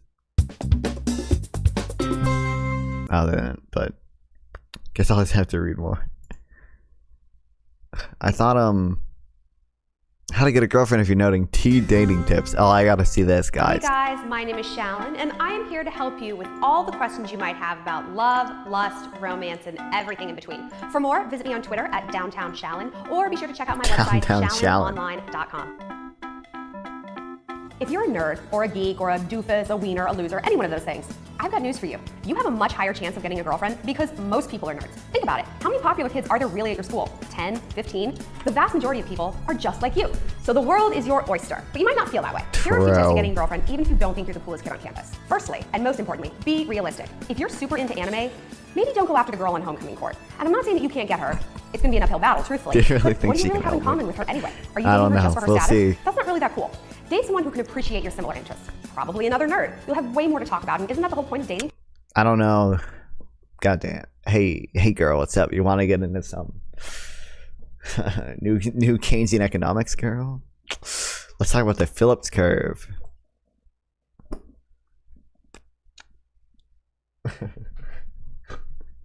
What about the Rome Statute and jurisdiction under international law? I don't know. I don't know if that would work, guys. I Find don't your other know. half. Also, and I say this a lot, but be confident. The goths, the emos, the preppies, the jocks, they all have one thing in common. We love a confident man. So go up to the girl of your dreams, Bro. ask her out, make an actual plan. Julie, I'd love to take you out for dinner tonight if you're available. If she turns you down flat, whatever, I heard she's a bitch anyway, but she'll at the very least respect you. And that's gonna do more for your Awesome, reputation man. than her saying yes and dating someone you probably Are you implying women don't have intellectual interest? Most people don't have not intellectual interest. Most people don't have the same interest I have, which are incredibly aren't compatible with. So go forth, my nerds. Take your lightsabers, take your other nerd accoutrements, and go. Claim that woman as your own. wow. Be confident, and that's really all she said. She said, "Be confident." All right, I forgot noise suppression wasn't on, but whatever, it's fixed now. Yeah, I don't know if that's gonna help.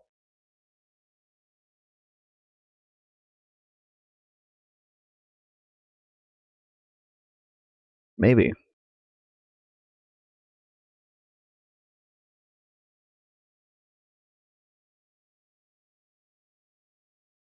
Okay, so two notes I want to take. I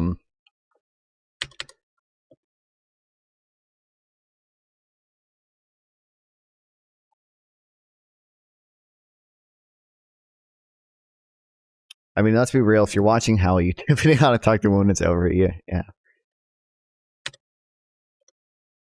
The easiest case to make against Israel.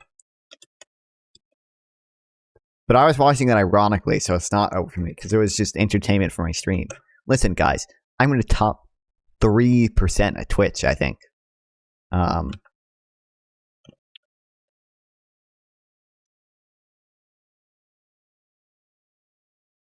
think I'm in the top 3%. Okay.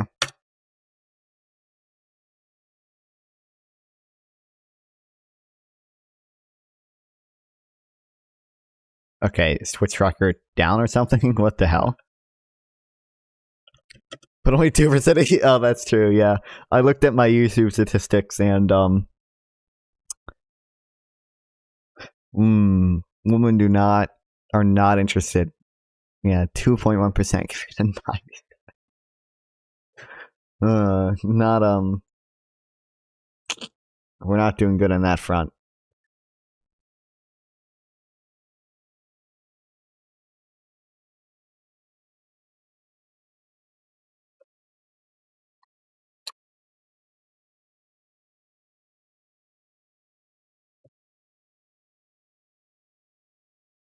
That's the ideal distribution peak performance. Listen, maybe one day we'll get to like 90-10 is probably the best we're ever gonna do. I don't know if I can ever make it to 80-20.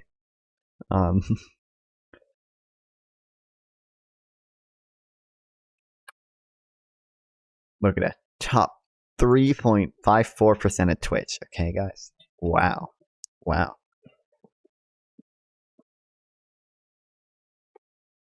Dan, I'm falling off. I'm actually just stagnant. I just didn't stream as much. But this is still, it's still May.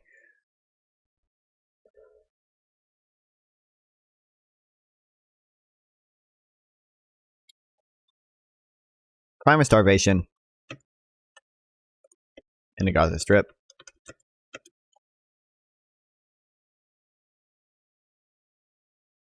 Even if the intention is only to prevent goods from getting to Hamas, the fact that starvation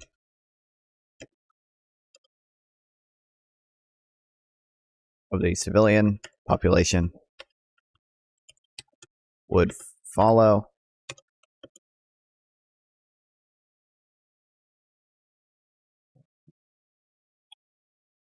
the ordinary course of events. Oops.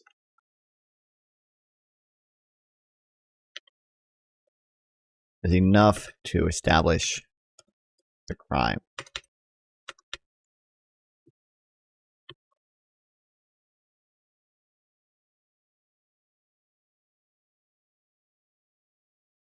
What percent politically involved Zoomers or socialists do you think?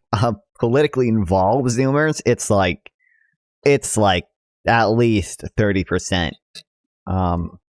Yeah, it's wild, dude. Just from the the interactions I've had with people, basically it's like either you don't really know that much about politics, you may even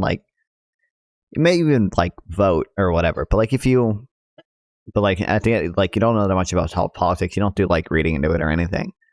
The people who are like what I would count politically involved, like a third of them are socialists at least. Yeah, I don't know. Yeah, I don't really count. Yeah, I think like everyone I know who is voting is a socialist. I think anyone who I know is voting isn't a socialist. I know like one person today, one of my old school friends sent me a video of a Biden just accidentally saying, hold on, I don't want to leak our DMs, but I want to. Yeah, you can't see anything. Yeah, you can kind of see stuff. 4 more years. 4 more years. Look, he accidentally read pause, like, because the teleprompter says like 4 more years and then pause. He accidentally read pause. He sends me clips of Biden being old, and then I'm like, hey, Trump is like literally trying to overturn our democracy, and he's like, yeah, but Biden's old. That's the entirety of our relationship. It's awesome, dude. Yeah, he sent that to me, and I sent, it's even funnier clips of Trump saying, I could have declassified it, but I didn't. And there's another clip of him saying, I just need you to find 11,000 votes. But I guess Biden said pause. So, tough decision.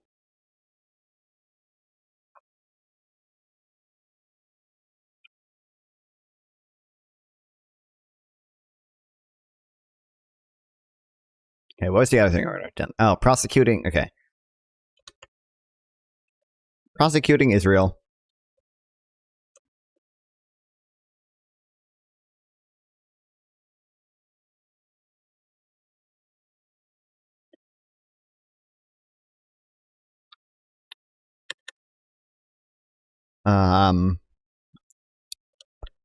For crimes violating IHL. Does not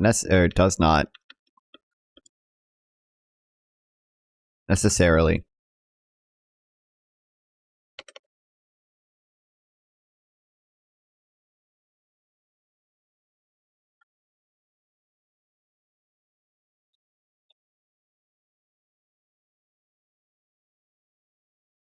Here, Israel's very ability to defend itself.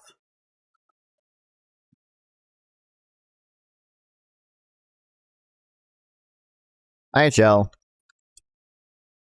exists to limit.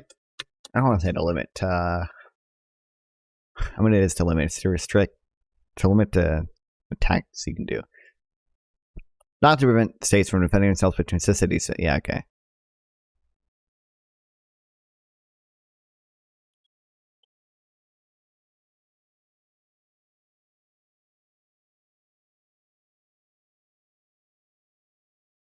Not to limit states' rights.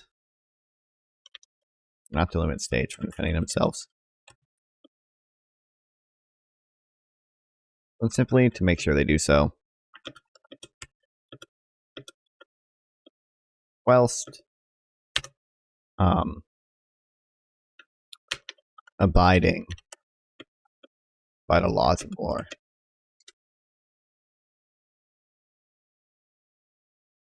How does the ICC have jurisdiction over Israel, a non-party to the state statute? I mean, this might go into it more. It might change my opinion, but I don't see. You're not streaming that video while I like that. I mean, we watched the whole video, how to get a girl if you're nerdy. We watched the whole thing, man. Hey guys, my It was awesome, dude. Literally all she said was be confident. She said two things. She said, think about it, guys. More people are nerds than they are jocks or whatever. So, yeah, you weren't here? I'm aware. So if you think about it, more nerds have girlfriends since there's more nerds. Secondly, be confident, because everyone likes a confident guy. Questions you might have about love, lust, romance, and everything. If you're a nerd, or a geek, or a doofus, a wiener, a loser, any one of those things, I've got news for you. You have a much higher chance of getting your girlfriend because thanks for the follow, Pigwood17. Wow. 10, 15, the vast majority of people are just like you. So the world is your oyster, but you might not feel that way. Here are a few tips to getting a girlfriend, even if you don't think you're the coolest kid on campus. Firstly, and most importantly, be realistic. If you're super into anime, maybe don't go after the girl on homecoming court. And I'm not saying that you can't get her. It's gonna be an uphill battle, truthfully. But what do you really have in common with her anyway? Are you dating her just for her status? That's not really that cool. Date someone who can appreciate your similar interests. Probably another nerd. You'll have way more to talk about. And isn't that the whole point of dating, to find your other half? Also, and I say this a lot, but be confident. The goths. Those were the two things you said. Find another nerd and be confident. And make sure make sure they're not a Mossad agent.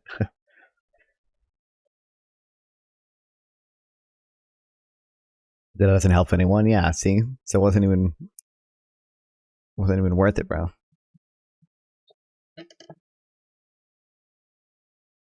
I don't think a single person has replied to me yet on that app that you made me download to find Red Alert 2 players.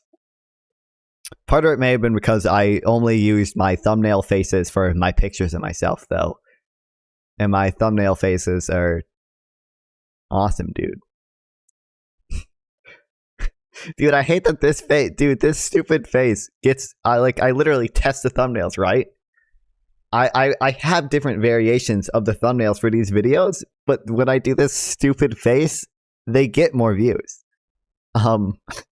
That's why I use it in all of these, because I literally have other variations of the thumbnail, but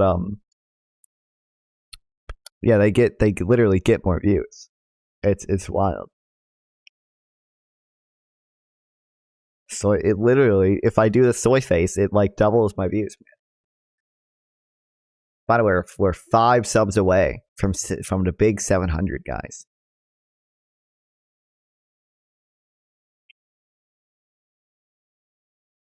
Okay.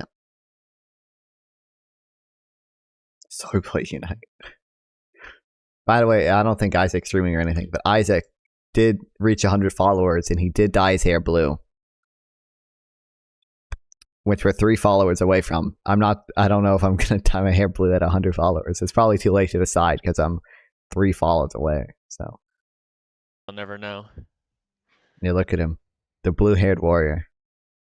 Best way to get women is to put a guy fight good or fast. I should do that, honestly.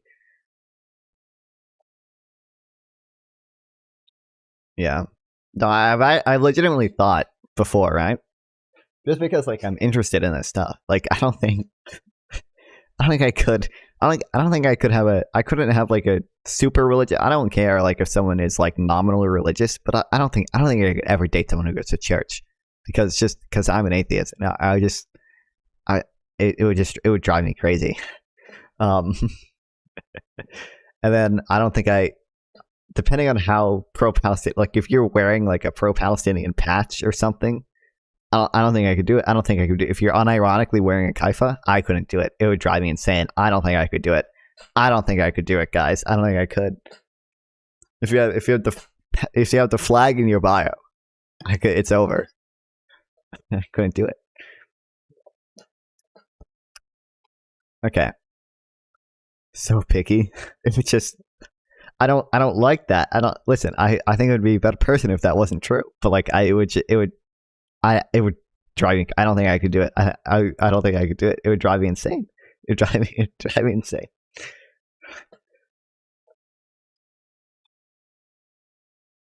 State of Palestine has accepted the jurisdiction of the ICC over events occurring on its territory since 2014. It did so by first lodging an Article 12, Section 3 declaration of the court, the same mechanism by which Ukraine accepted ICC jurisdiction over its territory. Palestine later acceded to the ICC statute on January 2nd. Could Hamas martyr find love of an Israeli settler? That'd be a killer movie, I bet. On the 2nd of January 2015, the court found it to be a state party for the purpose of statute on 5 February 2021, giving the court jurisdiction over the events occurring in Gaza and the West Bank. The claim that Palestine is not yet a state is at best a minority position. Okay, Palestine is recognized as such by 140 states. As an observer state in the UN General Assembly, it's not only a full UN member due to a US veto. So is the ICJ the UN court?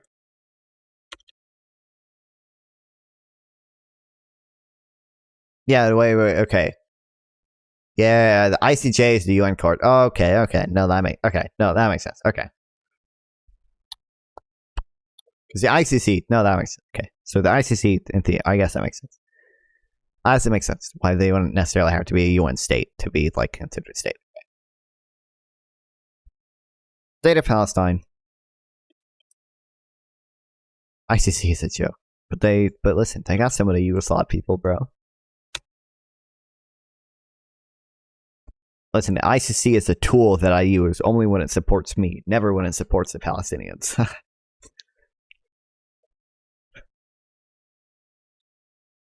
If I state it enough, it will be true. True.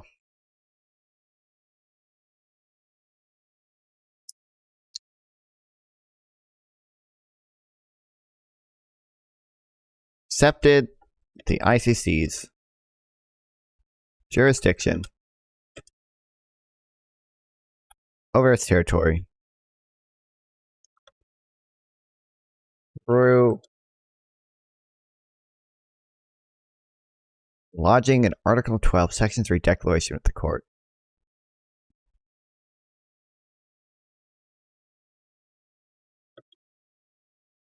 Same way Ukraine did.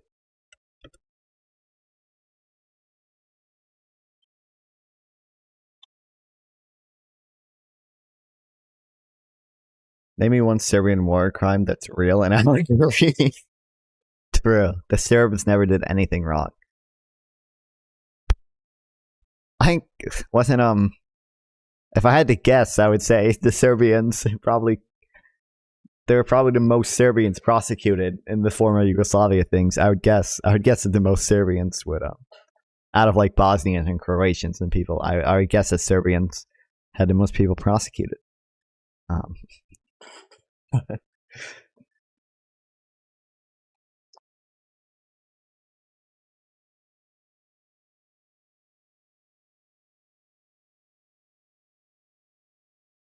Why is this fucking broken, dude? What the hell?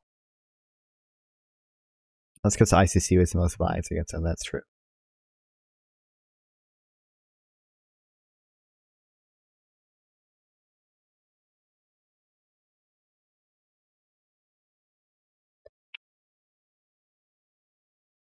Hold on, just real quick.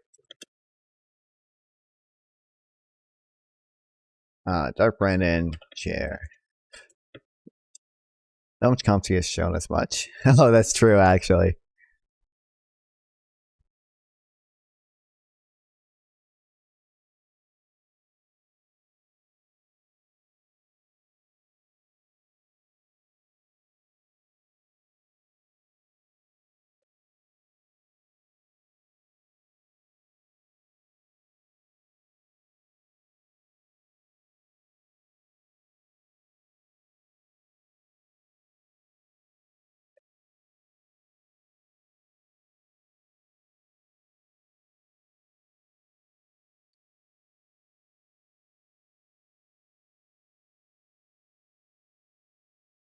Listen, Biden's actually been doing stuff I don't fully agree with lately. The tariffs on China's EVs.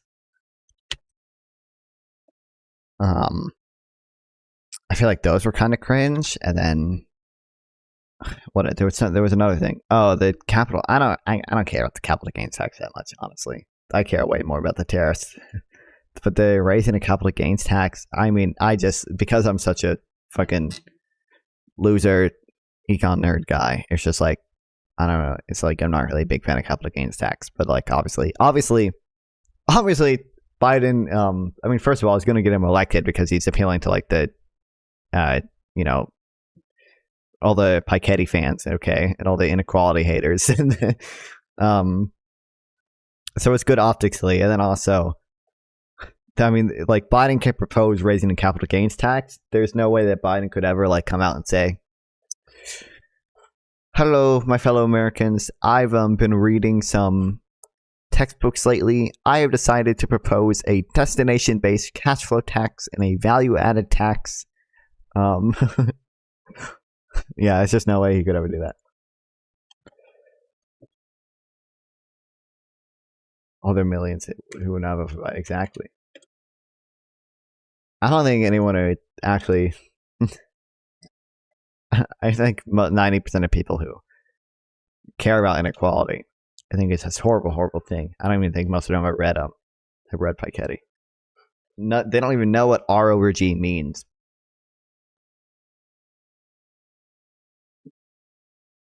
I don't even know. I know a little bit about R over G, but that's it. I haven't actually read anything.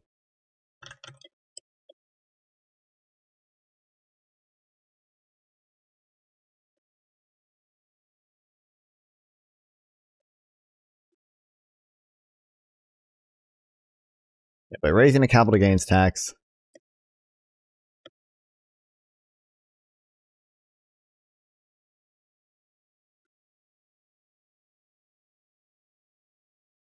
The tariffs. I don't even know RBG. They claim to hate inequality. Exactly, bro.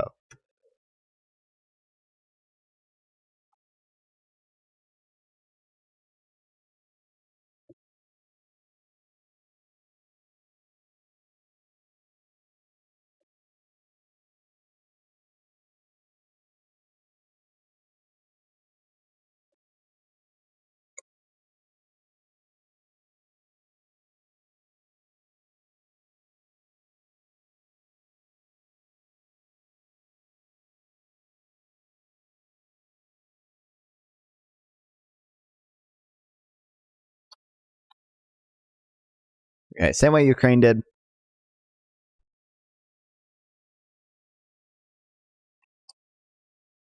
Palestine later ascended to ICC statute on January 2nd, 2015. And the court said it found it to be party. Okay.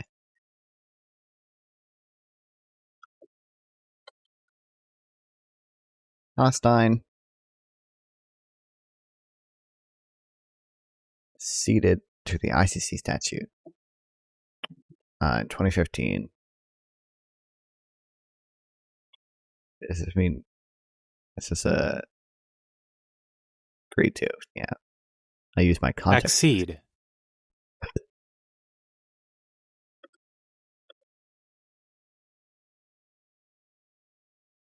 In 2015, the ICC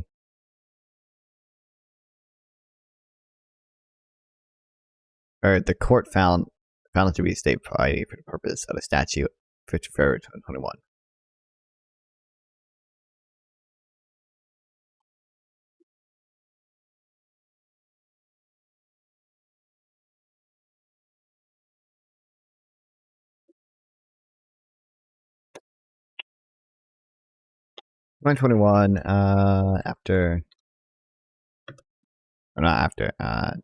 Given a court jurisdiction over events. Okay.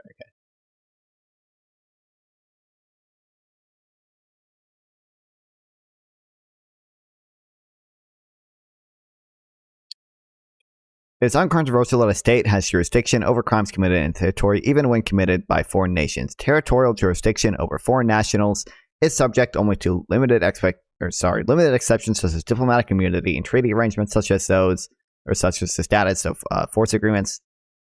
as well established that territorial jurisdiction over foreign nationals may be delegated to an international tribunal. The facts here are not meaningfully distinguishable from the arrest warrants issued for Vladimir Putin in the Ukraine situation involving the ICC prosecuting crimes committed by foreign nationals of an ICC non-party state, Russia, on a territory of a state accepting ICC jurisdiction in Ukraine. Okay.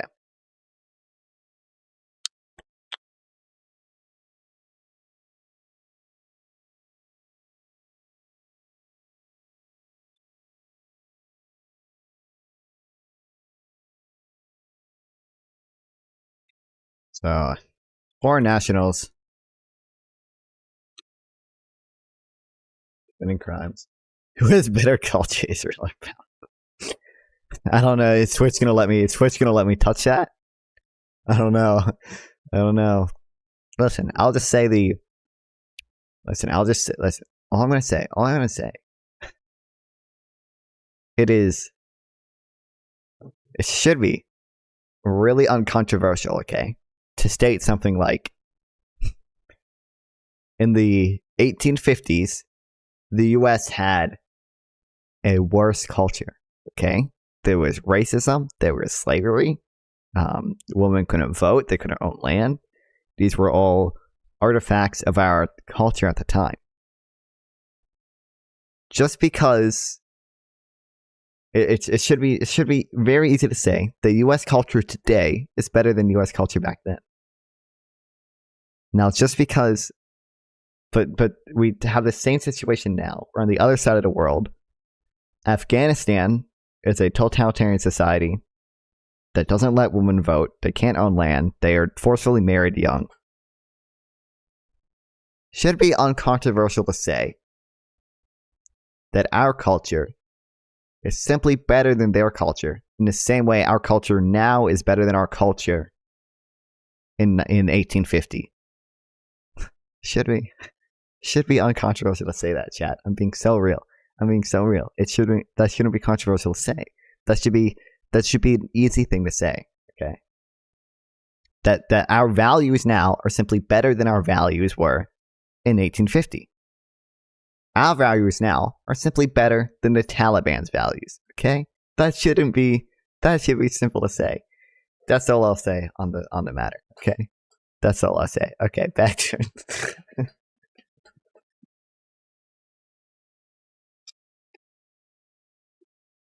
I don't know about that. Oh no.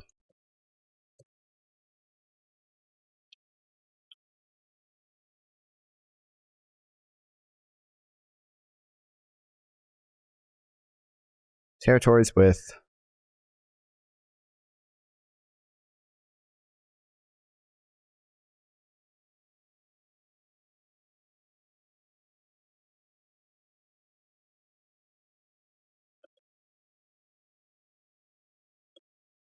in a state that accepts ICC jurisdiction.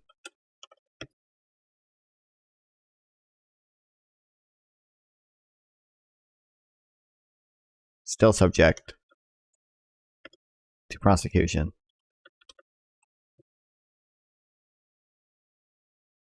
Listen, where's Hollow Husk and Ophelia? Where can we get my Westgood supporters in here?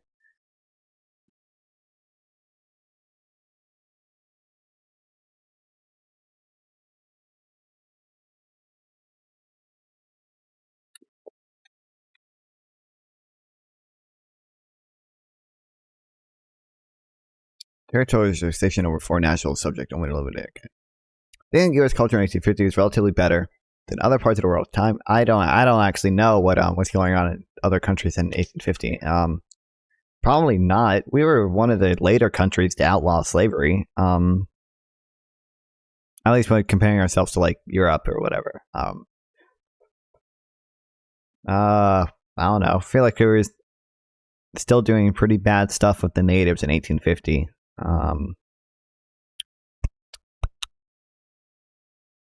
We were, I don't know. I know we were sort of one of the earlier countries to give women the right to vote, but I don't know. I think New Zealand was the first, and like Norway was the second. I think we did it before Britain gave women the right to vote. I don't know about like the that's the only I only know like when women got the right to vote. I actually know country by country when a woman started getting more rights to like own property and shit.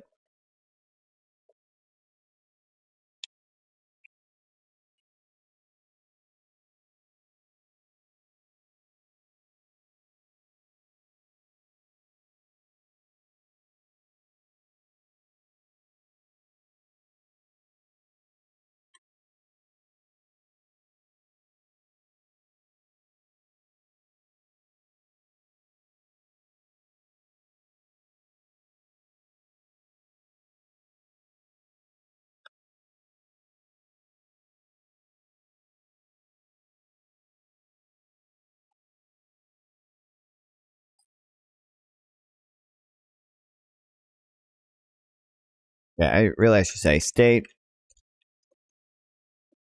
has jurisdiction for crimes committed in its territory, which can be delegated. Some countries in Africa still have de jure slavery, I'm aware, yeah. And even more still have de facto slavery, including those in the Middle East, yeah. Although, actually, I thought, I technically, slavery is outlawed everywhere. I think Mali was the last one to officially outlaw it, even though,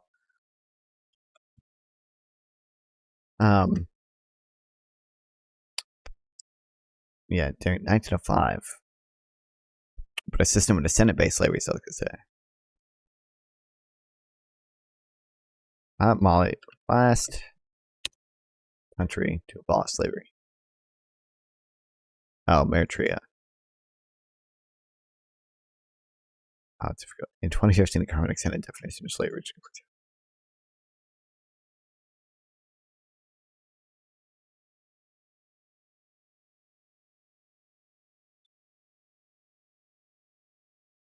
Countries where slavery still exists. But this is, I know like India has a lot of like the de facto like foreign labor shit and stuff. In China, it's a lot with the Uyghurs. I think Yemen has their system of slavery, right? Or was that?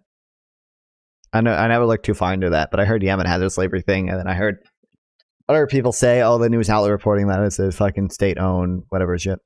De jure isn't the right word there, but there's still places that have slave auctions and stuff, right? Yeah, definitely, yeah.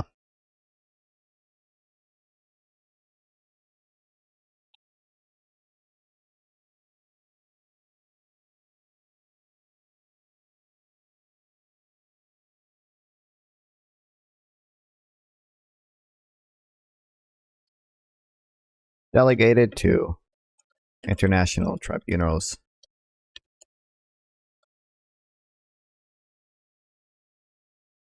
Therefore, foreign nationals committing crimes in a state that accepts IT students.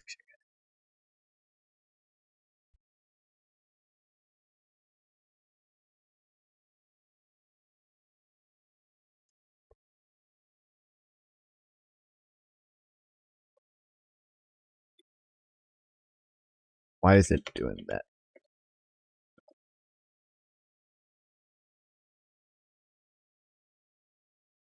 Has the ICC prejudged complimentary?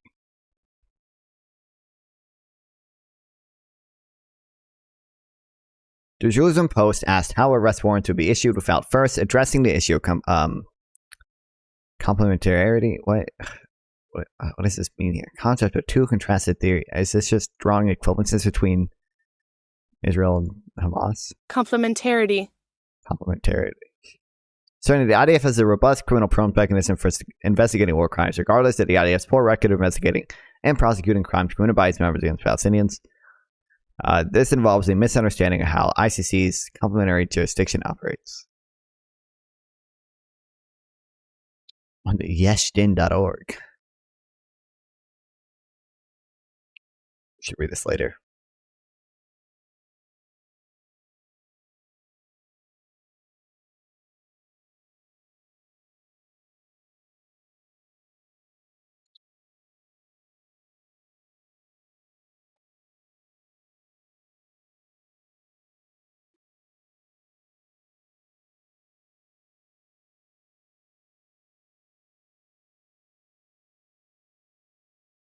common misconception is that complementary means the ICC only has jurisdiction if the state in question is unable or unwilling to prosecute. This is not correct. The relevant rule found in the admissibility under Article 17 ICC statute. The first question to be asked, is the state investigating prosecuting the same suspect for the same crime? If the answer is no, the ICC case is admissible. If the answer is yes, an investigation and prosecution are ongoing, the ICC may proceed only if the state is unwilling or unable to genuinely carry out the investigation and prosecution. Okay. Commonly misunderstood that because Israel has a mechanism for investigating war crimes, ICC cannot charge them because they, or since Israel is not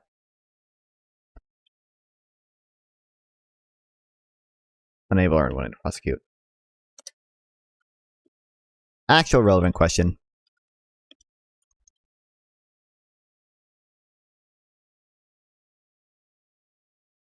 Is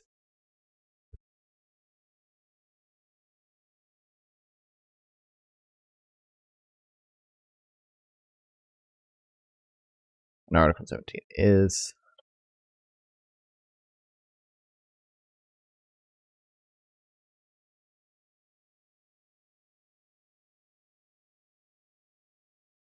any state investigating or prosecuting the same suspect for the crime. The answer is no. ICC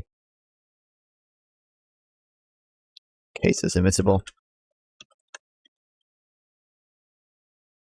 If the answer is yes, could a court ruling ever change your opinion on a conflict? Not if the court ruling had good evidence behind it. Like just what the court says alone, it's not going to change my opinion. But like usually when like these things go to court, like they have to present evidence, and usually like I mean, yeah, right. Usually it's like there'll be like new evidence uncovered, or at least presented in a clearer way. So the evidence presented in a court case could change my opinion, but like what the court says alone, it's not going to actually change my opinion. If there's good evidence, wouldn't it already be available? Some of it might not be. Like they can hide stuff, but even if some stuff is available, it's possible I just haven't seen some stuff, right?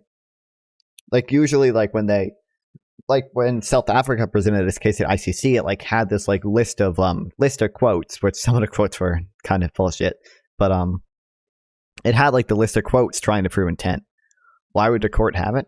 Because they found it. I think I don't know exactly how international court works, but I would assume technically,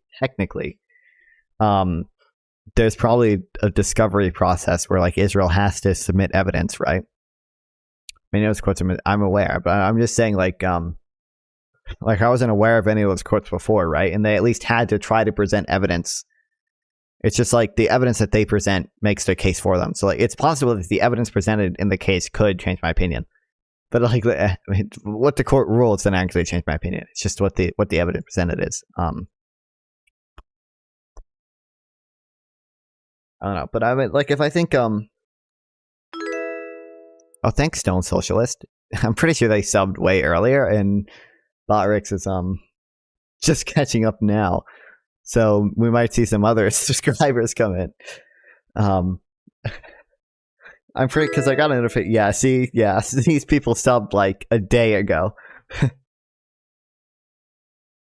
New subscriber Minar reports. Wow, no way. It didn't say Minar subbed. Oh wow. Yeah, see, it's just catching up now from all the subs I got a while ago. Yeah, these people did not just sub and like right now. Do you think it's possible that plausible that evidence presented in a courtroom would actually change your opinion? Yeah, if I saw the evidence, yeah. It'd have to be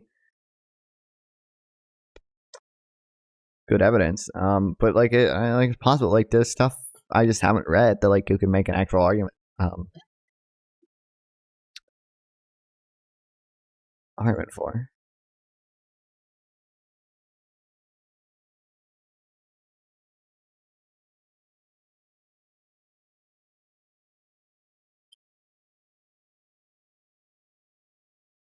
Okay.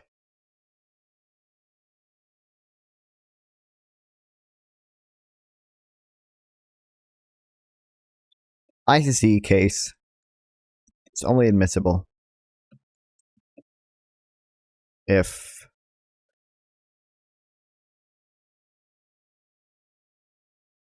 the state is unwilling or unable to carry out genuine prosecution. Couldn't show me any evidence. My opinion, Israel's the greatest country on earth. True.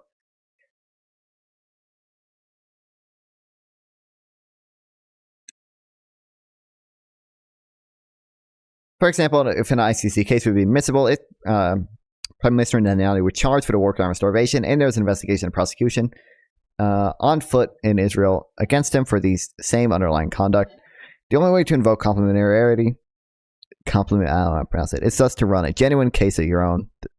This includes, for example, conducting a criminal investigation. Evidence that doesn't support Israel is not evidence. That's my underlying ideology, yeah. And only then double jeopardy run an ICC case from moving forward. It would, however, be open to Israel to contest the admissibility before the court at a later stage. Okay.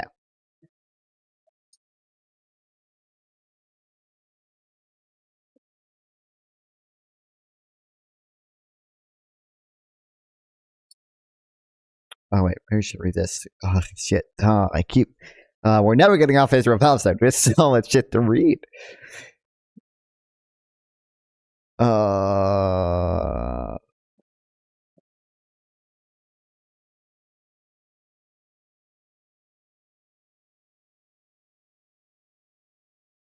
I'm gonna game end myself. Okay.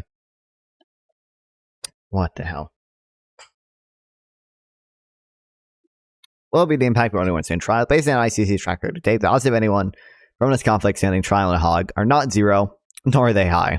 For example, the ICC warrant first issued now former President al-Bashar Sudan in 2009. He continued to travel largely unhindered around Africa for years and has not been surrendered to the hog, even after losing power in 2019. Even when senior political and military figures have been brought before the ICC, an embarrassing number of such cases have collapsed on trial or on appeal. Notable examples include Ruto in Tsang, Kenya, Bemba, Congo, and I don't even... What the fuck is this shit, bro?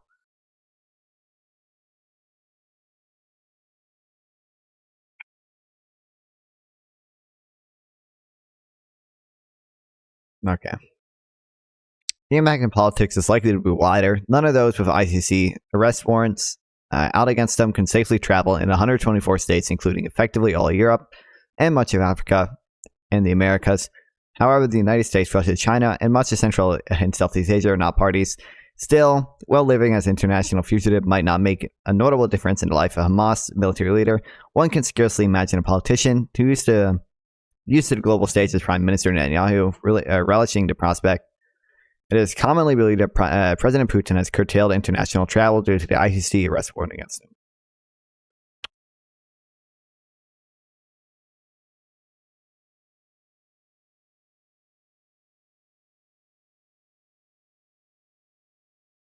Chance anyone will stand trial.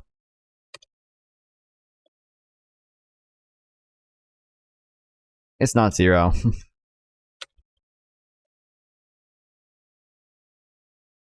Nor is it particularly high.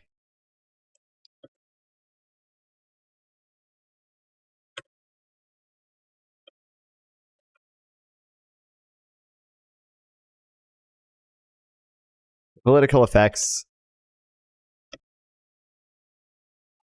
are likely to be bigger. For example,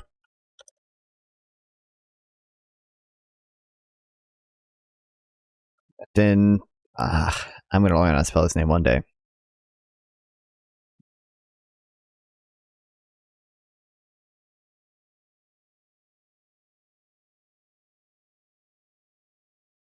No longer safely travel to the 124 member states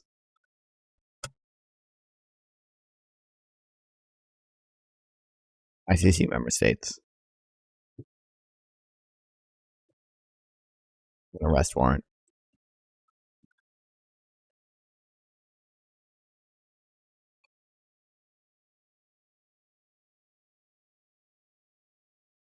Oops, what the fuck did I click? Oh, okay.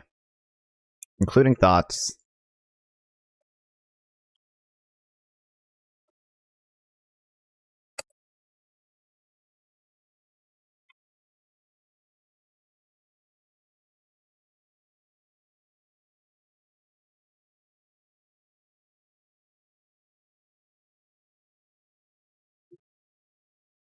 Common criticism in international courts that they may become obstacles to peace. Indicted leaders' argument goes are incentivized to cling to power if the alternative is sitting in the dock in a hog.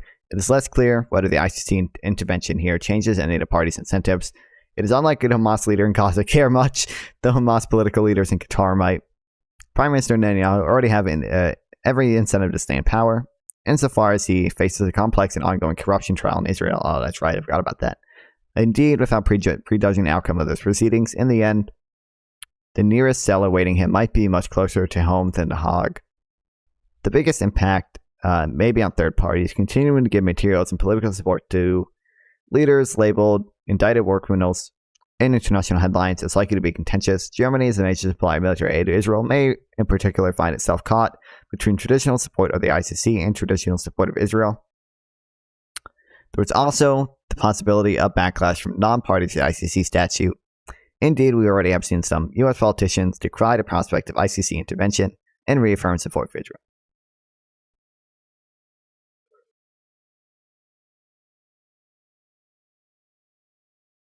How old is Netanyahu? Netanyahu's like over 60, right?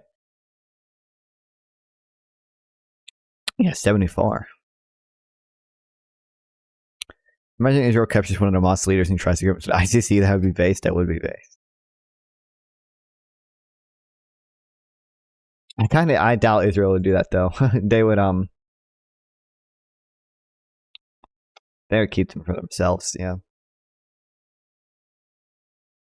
Because they don't. I mean, if they don't recognize jurisdiction to ICC, so I don't think they would ever hand it over. But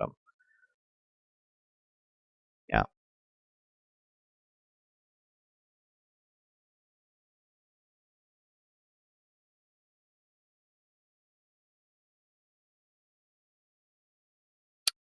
Okay, I'm gonna do a Hassan. I need a drink. I'll be back. Starvation in the context. Wait, if I'm doing Hassan, this is an incredibly boring video. Hold on.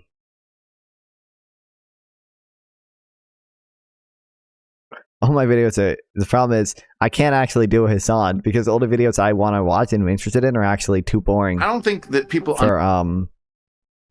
for people to like stick around that much. Hold on. Oh, we'll watch that later. The debate between Destiny and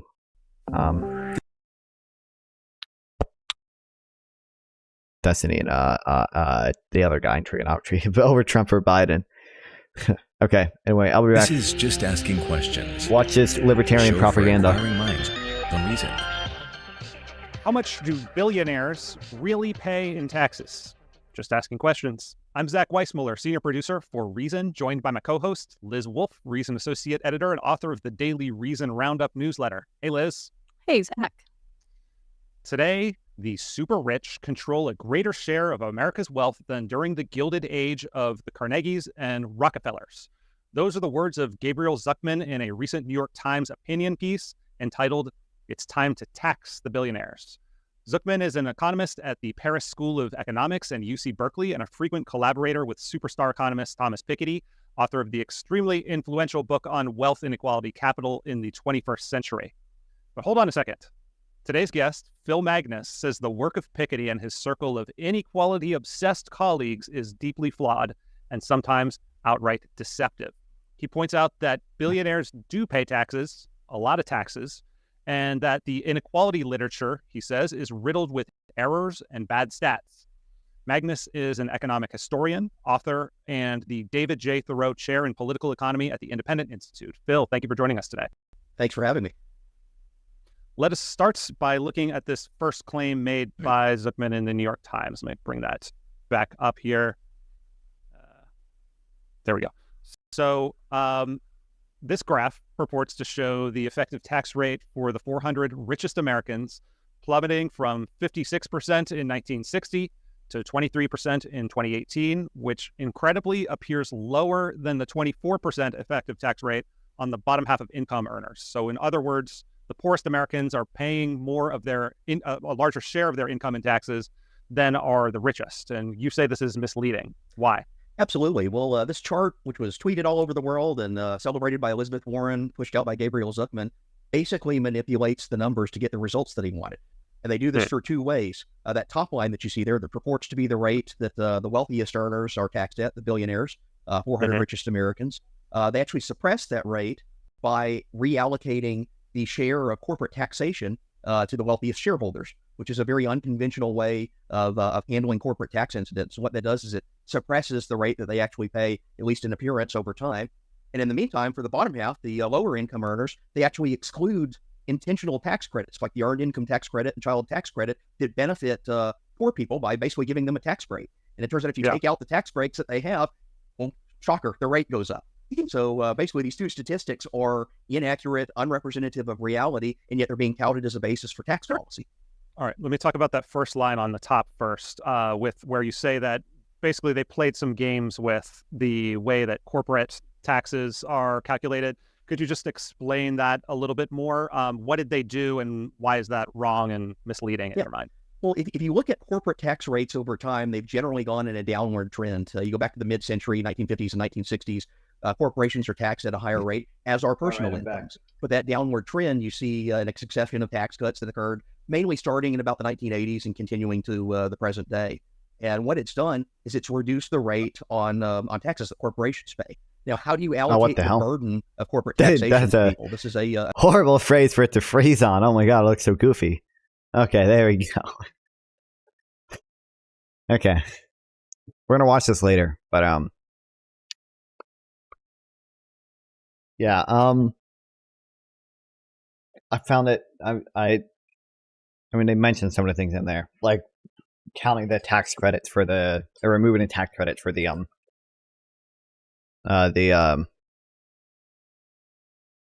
low income people, but not the corporations, right? But yeah.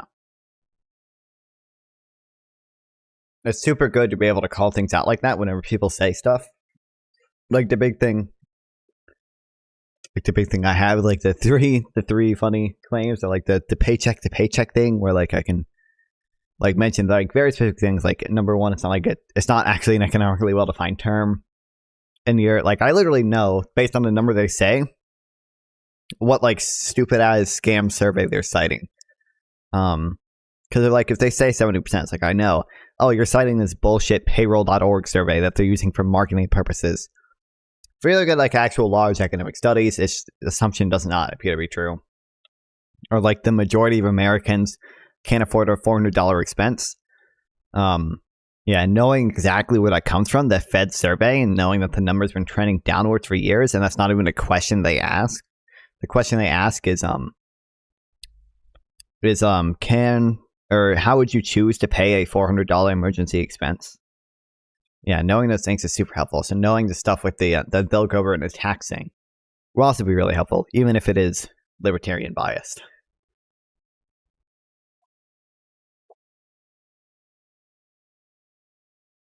As recent TV tends to be.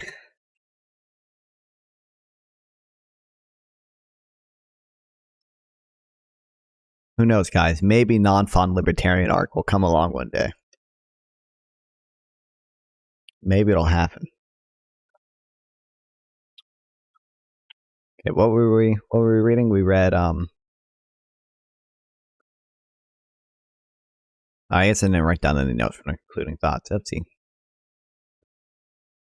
Oh, do I need to though?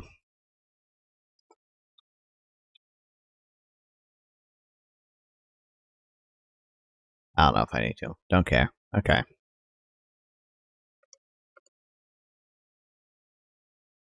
Yeah.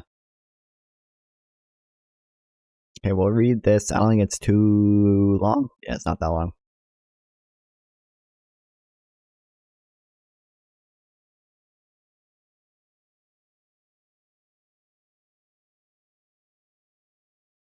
The attack by Hamas on October 7th on Israel, or in Israel on October 7th, and a military response by Israel in Gaza have tested the system of international law to its limits.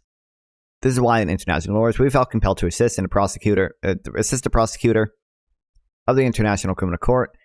When he asked us to give advice whether there was sufficient evidence to lay charges of war crimes and crimes against humanity. Today, the prosecutors have taken historic steps to ensure justice for victims in Israel and Palestine by issuing applications for 5 arrest warrants alleging war crimes and crimes against humanity by senior Hamas and Israeli leaders. These include applications for a warrant of arrest against the political and military leaders of Hamas and Netanyahu and Israeli Prime Minister Benjamin Netanyahu. For months, we have engaged in an extensive process of review and analysis. We have carefully examined each of the applications for arrest warrants, as well as underlying material produced by a prosecution team in support for the application. This has included witness statements, expert evidence, official communications, and videos and photographs. In our legal report published today, we unanimously agreed that the prosecutor's work was rigorous, fair, and grounded in law and facts. We unanimously agree that there are reasonable grounds to believe that the suspects he identified have committed war crimes and crimes against humanity within the jurisdiction of the ICC. It is not usual for the prosecutor to invite external experts to participate in an evidence review under appropriate confidentiality agreements during the course of investigation or trial. And this is not our first time as an international prosecutor has formed a panel of experts to advise on potential charges related to a conflict. But this conflict is perhaps unprecedented in the extent to which it has given rise to misunderstandings about the ICC's role and jurisdiction, a particularly fractured discourse, and in some contexts, even anti-Semitism and Islamophobia. It is against this backdrop that, as lawyers specialized in international law, hailing from diverse personal backgrounds, we felt we had a duty to accept the invitation to provide an impartial and independent legal opinion based on evidence. We were selected. Yeah, how long are they just gonna fucking call it? What's the actual? Can they present evidence or anything, or provide any like actual arguments for like why it's good? Or are they just gonna? They're just gonna glaze themselves. That's what's happening here. We were selected because of our expertise in public international law, international human rights law, and international humanitarian law, and international criminal law. In the case of 2 of us experienced as former judges of international criminal tribunals. Our common goal is advancing accountability, and we have reached our conclusions based on an assessment of the warrant applications against an objective legal standard. We have reached these conclusions unanimously, and we believe it is important to publish them given the extent to which discourse has been politicized, disinformation has been rife, and international media has been denied across different lines. The panel oh my god, you're not actually providing. Okay, whatever. The panel unanimously agrees with the prosecutor's conclusion that there are reasonable grounds to believe that 3 of Hamas's most senior leaders have committed war crimes and crimes against humanity for the killing of hundreds of civilians, taking of at least 245 hostages, and acts of sexual violence committed against Israeli hostages. The panel also unanimously agrees that evidence presented by the prosecutor provides reasonable grounds to believe that Netanyahu's defense and Israel's defense minister, Yoav Gallant, have committed war crimes and crimes against humanity. This includes the war crime of intentionally using starvation of civilians as a method of warfare and a murder and persecution of Palestinians as crimes against humanity. Our report, reasons for reaching these conclusions are set out in our legal report. God damn it. I read the fucking report. It's important to understand that charges have nothing to do with the reason for the conflict. The charges concern waging war in a manner that violates the long-established rules of international law that would apply to armed groups. Yeah, it's Justice Bellow, not the Justice Bellum. Or is it Justice Bellum, right to war? Just in Bellow is... Okay, hold on. Okay. I am right. I am always right.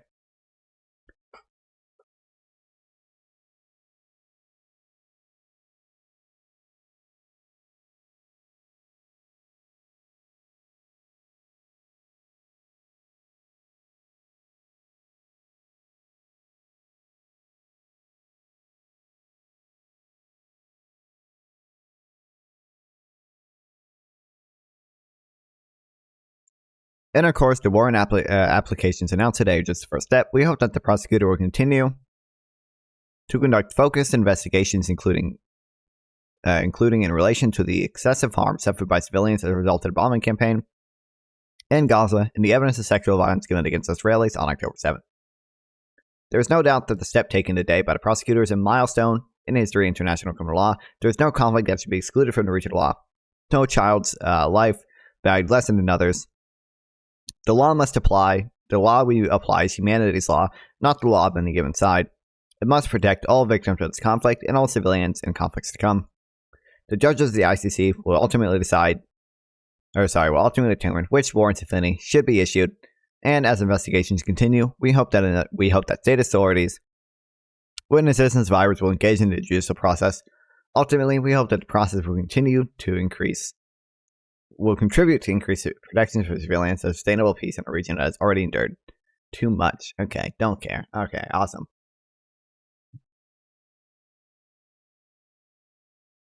Bro spent the entire time glazing themselves, bro. We unanimously agree. Don't care. Provide an argument, please. And if it's against Israel, it's not a real argument.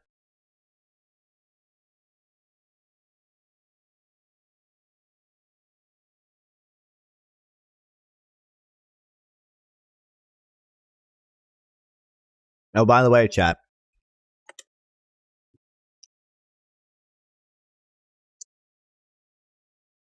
I've agreed to do a bro versus bro with Isaac.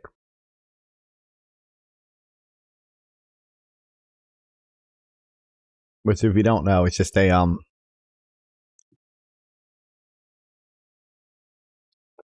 it's a game, okay? Ludwig does this a lot. He does bro versus bros. We're just stealing it from Ludwig. Where the each person chooses 5 games, and there are 5 neutral games. So I choose 5 games I'm good at. Isaac chooses 5 games he's good at, and there are 5 neutral games that neither of us are good at. And whoever wins the most games wins, essentially. I need to choose my games for it because I don't know. I don't know what I should do.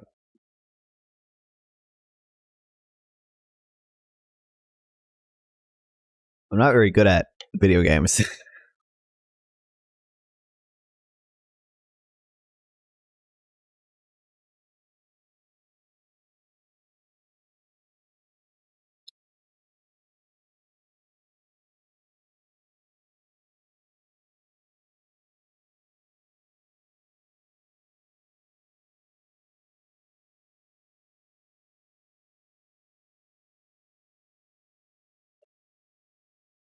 Targeted sanctions against West Bank settlers.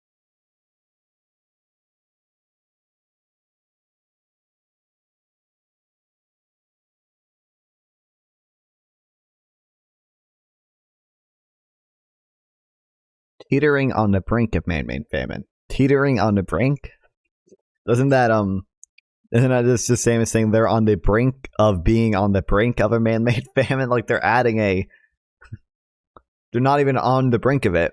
They're teetering on being on the brink of it. That seems like a...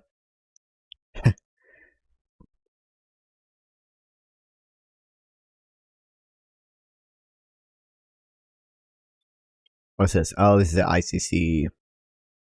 This is the Rome statute. We should read this entire thing.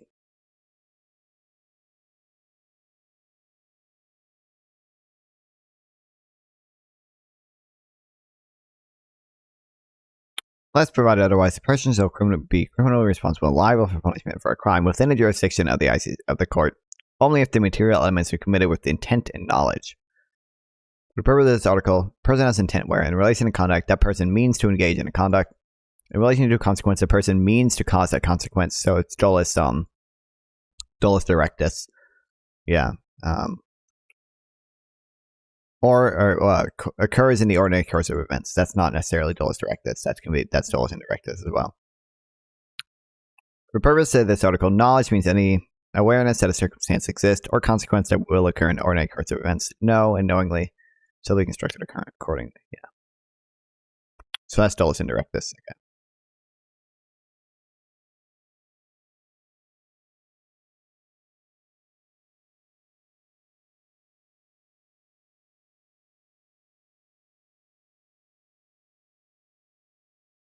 All right. How much? Listen, I'm actually curious. I don't know. ICC. Do they have like a head judge? President. Salary. I'm just curious. 97,000 guys. Oh, this is in the United States. What?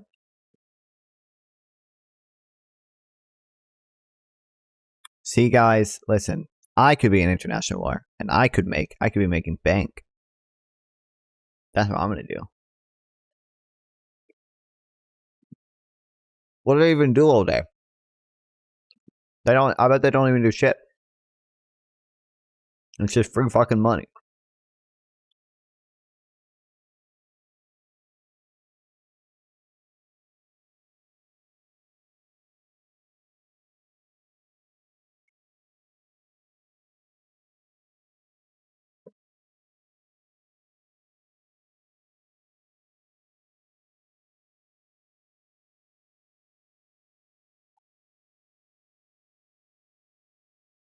Okay.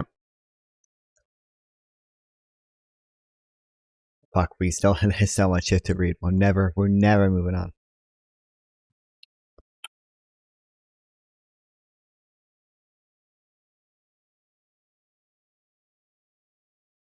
Okay, we'll probably read this one.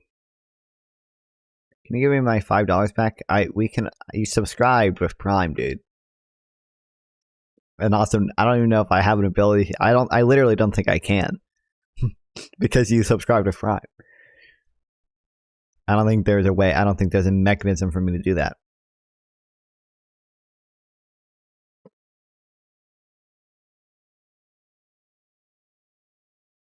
Oh.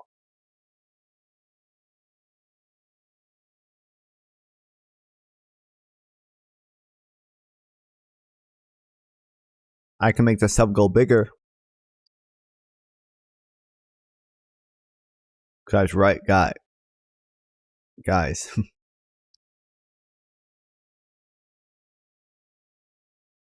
There we go. I know I sub, but I really need to refund my boss. It's gonna kill me? Right, dude.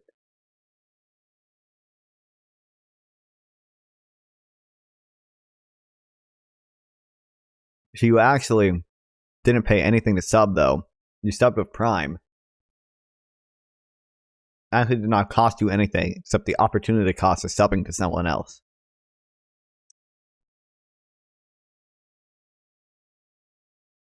Therefore, I can't. There's no way to...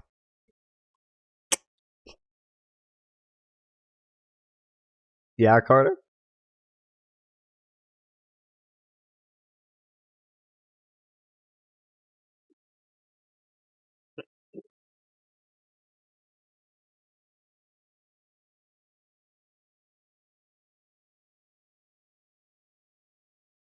I think I might know.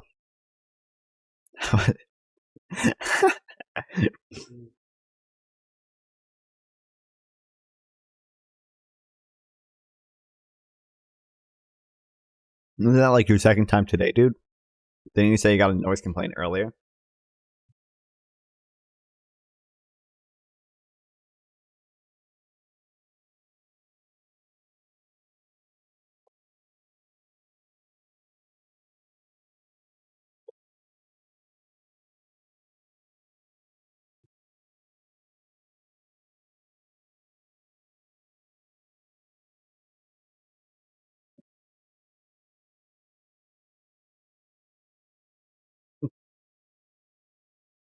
What the fuck you mean question mark?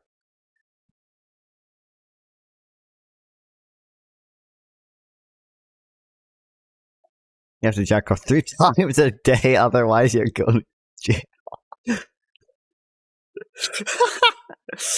I can't believe Joe Biden would do this, man. What the hell?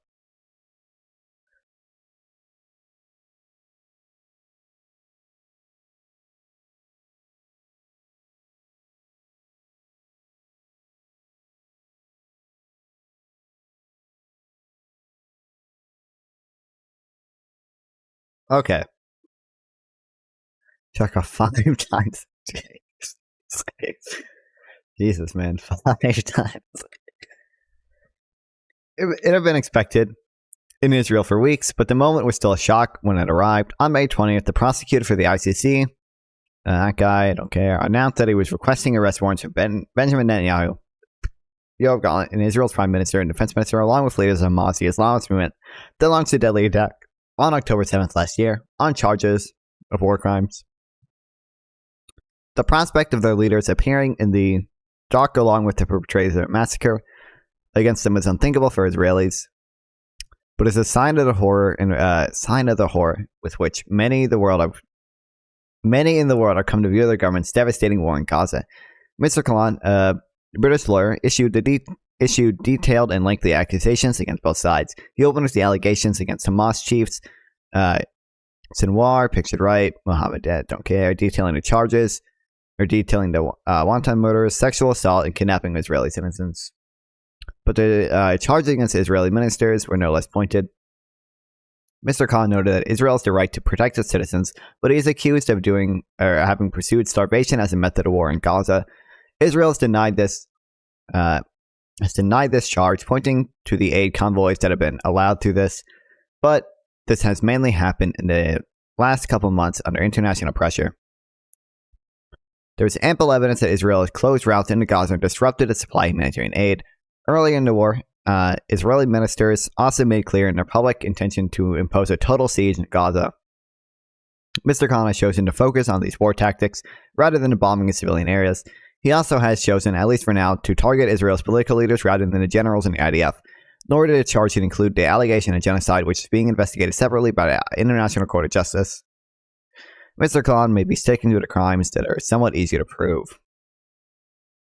This is only the first step. The ICC, the judges in the ICC pretrial chamber, must now agree that there is sufficient evidence to issue the arrest warrants. Even if they do so, Israel has not ratified the Rome Statute establishing ICC, and has no legal obligation to hand over its leaders.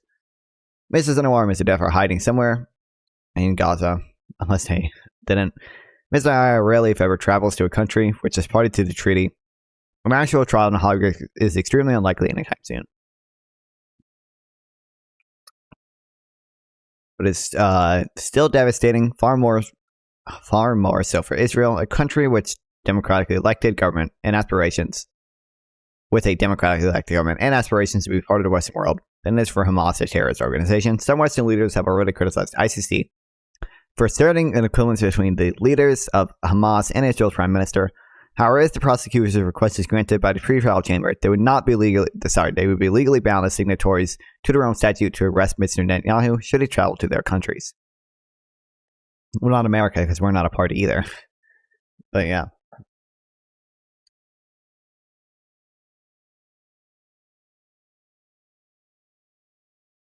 America, which like Israel is not a signatory, has an altogether different dilemma. For months, Joe Biden, the president, has both publicly and privately beseeched Mr. Netanyahu to allow more aid through and to go to greater lengths to avoid civilian casualties. In recent weeks, he has delayed at least one shipment of arms that could be used for the IDF offensive in Rafah.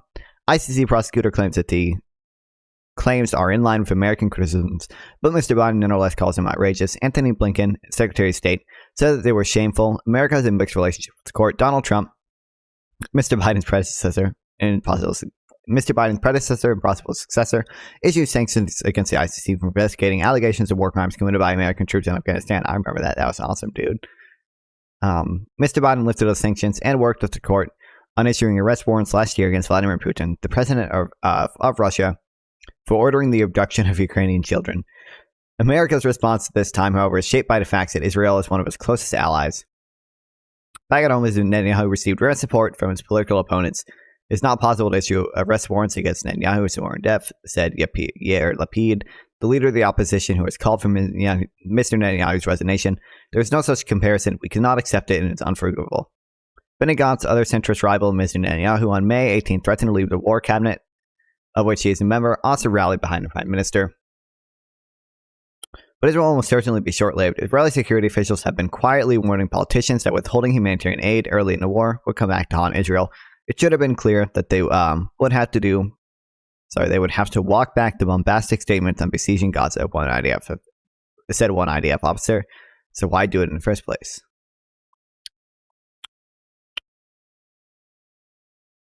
I'm actually curious. We should read this at some point too.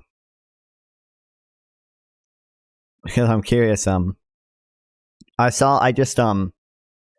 the Iran president died, I just looked up Iran president Wikipedia because I knew Wikipedia updates so fast that it would actually be faster than looking up who was the new Iran president. I saw, so according to Wikipedia, okay, unless you guys don't trust the source, I don't know, but, the new president is a vice president. After the president died, he became president, and I think they have 50 days to hold elections to determine a new president. It's also an issue because the president of Iran was the most likely guy to take over as supreme leader after the current supreme leader. There's too many Khomeinis. Is it Khomeini or is it Iran supreme leader?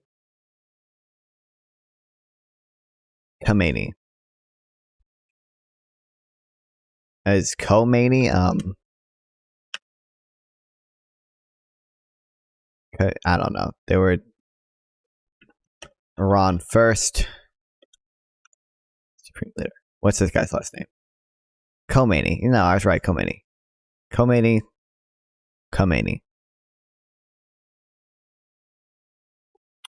Yeah. He was the most likely person to replace the supreme leader. Yeah, it says right here, who will eventually succeed Iran's 85-year-old supreme leader, Ayatollah Ali Khamenei, the most powerful man in the country.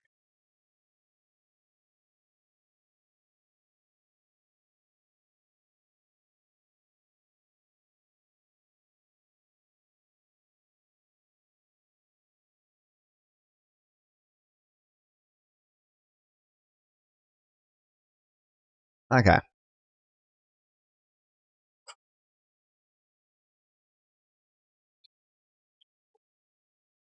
Okay. I think who's ready for some reaction content? Oops. We'll watch this eventually, but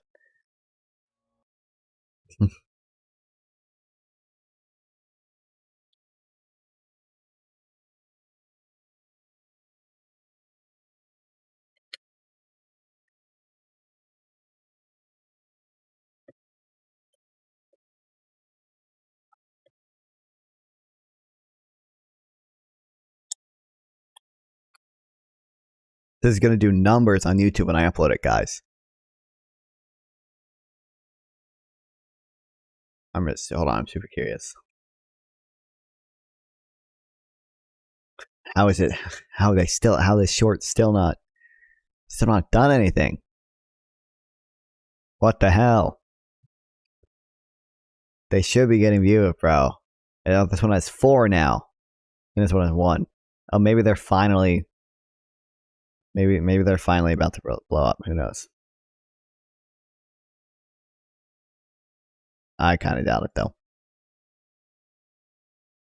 We'll see.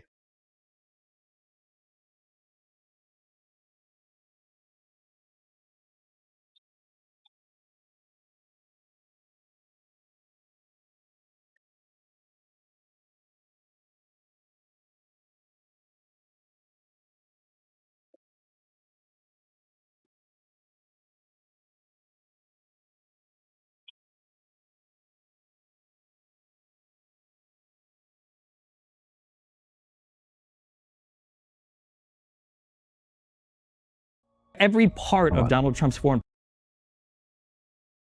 market's efficient. I mean, I haven't done any more reading into that ever since we watched that debate.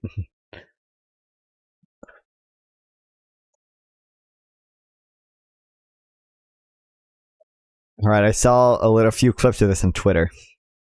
It looked like Destiny did pretty well, but like this is Trump versus Biden. It's hard to do bad in that discussion because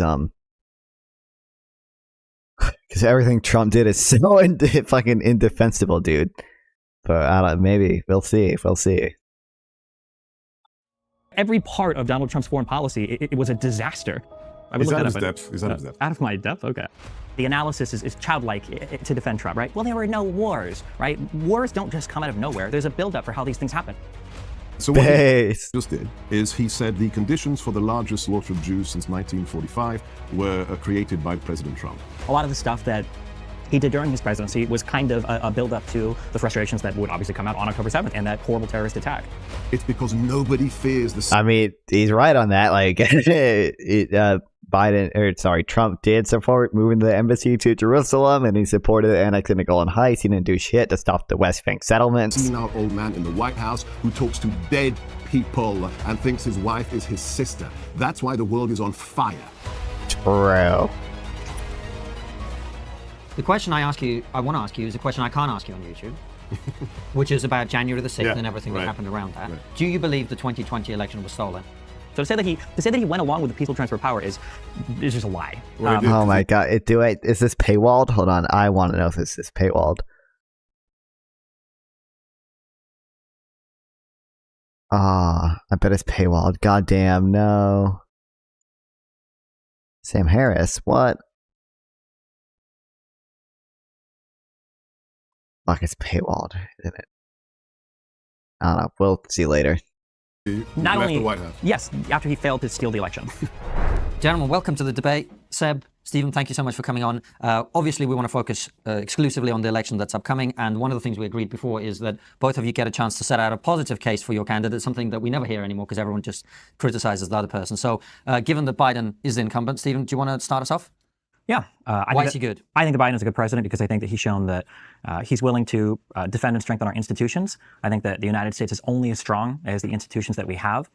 You can have parchment guarantees from constitutions that say you're afforded X, Y, Z rights, or you're guaranteed in the United States to be able to do some particular things. But at the end of the day, if we don't have a government telling you that the food is safe, or this medicine is safe, or your car's not going to explode at the end of the day, I think that none of those things actually matter. The parchment guarantees. So I think that Biden has done a really good job at kind of reaffirming our institutions, whereas I feel like Trump is a bit more negative towards them. The second thing is I think Biden has done a really good job at being able to actually bring different people in Congress together to pass legislation. I think that bipartisanship is really important right now, considering how divided we are.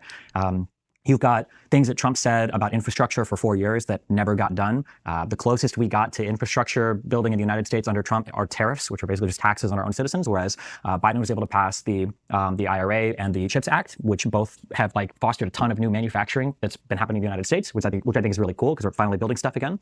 And then I think that the foreign policy under Biden, I think that our aims right now are a lot more noble than they were under Trump. I think that regardless of your feelings, our participation with supporting Ukraine against Russia or supporting Israel against the situation in the Middle East is a lot more defensible than endless drone wars that we're trying to hide in Yemen, fighting in Syria, whatever other, the photo opportunities with North Korea, the back and forth with Iran, whatever kind of mixed bag of undermining the United States Trump was involved in when it came to U.S. foreign policy under him. So those would be my three big ones. I think defensive institutions, ability to bipartisanly pass legislation, and then more noble foreign policy aims. Perfect. I will come back to you to probe at some of those things. Seb, what's your case for Trump? He loves America. He doesn't hate America. It's really Oh that my simple. fucking god! Are you fucking kidding me? Oh, I'm gonna. Oh my god! How is that the one thing he points to, dude? It actually everything is just culture war, fucking brain rot now. It's just oh my god. My guy loves America more than your guy loves America. Oh my god! How you can't actually point to any? Maybe he'll make up for it. Maybe he'll actually point to policies. But oh my god, he literally is a fucking child. My guy loves America more than your guy loves America. I'm gonna. He understands the institutions are either broken or corrupt. And he's not a member of the political elite. He wasn't in politics for 47 years like the current incumbent in the White House. He is not part of the quote-unquote political elite that clearly... True. How did draining the swamp go in his first term, by the way? Tests our nation and Judeo-Christian civilization. There's a reason that working-class Americans from across the nation voted for him in 2016. There's a reason that recently in Harlem, we saw what? We saw a black 10-year-old child chant out, "We love you, Trump," which was then picked Wow, proof. Picked up by all the adults around that young boy because they see in that man authenticity. He's not a machine. That is it. That is true. Actually, this guy is British. He should not be allowed to comment. Career politician. He's not somebody with 21 shell companies funneling money from communist China, Russia, the Ukraine into his son's dodgy dealings and then into the Biden family. He has authenticity and he loves America. The first time I met him, I've told this story on your show previously. You know how the positive case for Trump is apparently is just talking about Hunter Biden now. Oh my God, Jesus! I grew up in the UK. It was a very different culture for me to meet this reality TV star in his, golden tower in New York. But within 30 seconds of sitting down with this man, I realized two things. He loves America and he hates political correctness. That is the antithesis of the political class, whether it's rhino, fake Republican. It's over. This makes me so sad. It's all the culture war now. It's all just a culture war. He loves America and he hates the evil. Oh my God. We're never escaping out of this. It's all the culture war. Or the institutionalized Democrats, and that's why he's trouncing Biden in every significant poll in America. People see a man who understands America has lost its way. The elite on both sides of the aisle have betrayed especially American workers, and we need to fix it. That's why. And is it really true that like the Biden and the people around him hate America? I mean, isn't that an extraordinary claim to make, Seb? It is. It's kind of perverse, but if you look at everything they've done for the last 3.5 years, answer the question thusly. What else would you do for 3.5 years if your ostensible goal was actually to destroy America? What would you do differently? Nothing. You'd open the borders. You'd give billions of dollars to the greatest state-sponsored terrorism in the world, Iran, that every Friday... Okay, oh my God. Destiny should just respond with the worst for his accident when it's silly that it's accurate. Yeah. Oh my God. You know what? I'm glad Destiny did all the research in immigration. I feel like he's hopefully going to do pretty good on the immigration stuff now. Chance of death to America. You'd undermine our relationship with our closest ally in the Middle East, Israel. Stop sending them the weapons they need to save themselves from the bloodthirsty jihadists that killed more Jews than we've ever seen since the end of the show, at the end of the Holocaust. You'd make it harder for Americans to... Dude, you know what I love now? It's 50-50 whether a conservative is going to be anti-Israel or pro-Israel now. It is just 50-50 because they're like, there are a significant number of conservatives that don't like Israel now and are just totally anti-establishment. And because the establishment supports Israel, they're just totally anti-Israel. And they're like, why are we sending billions of dollars to Israel who just kills children? It's actually 50-50. Doesn't do well on topic. Live their lives. When on the first day of the Biden administration, you ban the XL Keystone Pipeline extension. You say no more fracking, no more energy exploration on federal lands. And what do we have? We go from $1.80 a gallon of petrol to now we have in California $6. When you're a man who lives, I can't. I hope that, and that's going to probably never end up. But just so we're clear, Biden, against pressure from progressives, Biden approved a lot of drilling, and Biden approved a lot of fracking. Biden is responsible for why the U.S. is now producing more oil than any country in the history of the world. We are producing more oil now than any country ever has in the history of God's green earth, okay? But he's not going to mention that. He's going to mention that for a brief period. Yeah, we did see gas prices go up. On how much it costs I would worship him as a full tank of gas in your car. If you're a worker, if you're a plumber, if you're a carpenter, you've crushed tens of millions of people. That is only possible if you hate the nation in which you live. Think of this thing. It's set up by one person. Don't listen to me. Don't listen to Sebastian.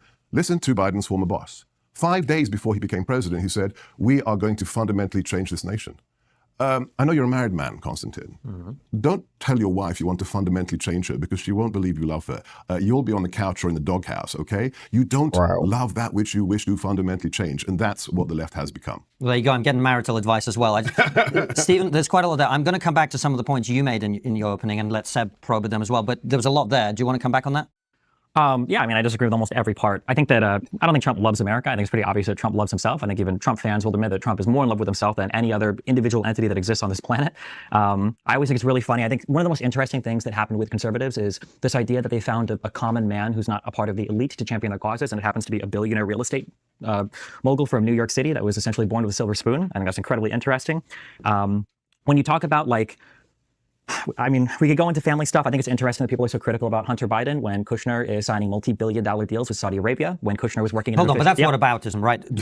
That's not like Hunter Biden could be a bad guy and Jared Kushner could be doing whatever you say he's doing. Does it not? Sure, I'm not. It's not a whataboutism because it's not a defense of Hunter. I think it's more remarking that it's interesting what conservatives that are fans of Trump are selectively skeptical of. That if Biden had created a position in the White House for his son Hunter to work under, and then he had sent his son to go and negotiate on behalf of the United States, and then afterwards his son was signing multi-billion-dollar deals for companies that he worked with, this is like Burisma, but 100 million times worse because it's in the official capacity as a government worker while being related to a president who didn't divest. I guess all I'm saying. Sorry to interject. I really get the time. That argument could be played the other way.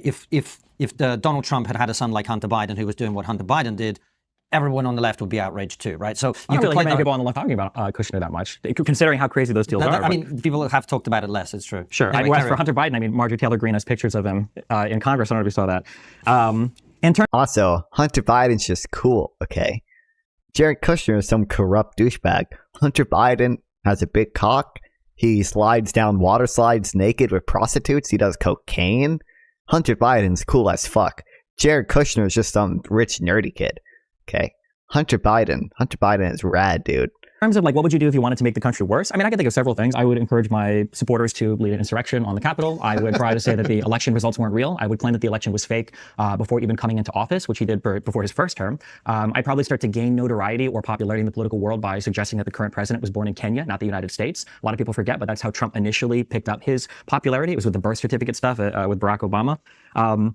I think that when you talk about like wanting to fundamentally change this country, I don't think Biden wants to do that. I think Biden genuinely loves the United States. I look at somebody like Donald Trump who undermines basically every single part of this country, whether it's the legal and judicial system, whether it's trust in the voting. Also, Donald Trump's slogan is "Make America Great Again."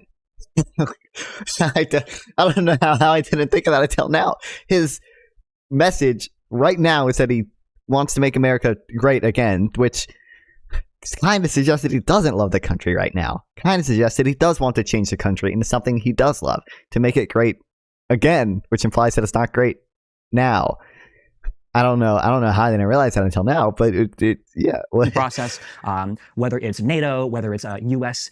Impressions or the U.S. reputation abroad. I think that Trump fundamentally has no respect for any part of this country. That's why he suggested suspending the Constitution so that he could look for voter fraud. It's why before getting elected, he said that people that burn the flag are one of our most important First Amendment protected rights, should have their citizenship stripped from them, which is insane. And I would also probably try to undermine the current sitting president and the current sitting Congress by telling them that they're not allowed to get things done on the border, because if we keep that as a real problem, it'll help me in the next election cycle, which is why we weren't able to pass any bipartisan border legislation to actually fix the asylum problem that we have right now that the current government's hands are tied on. Ted?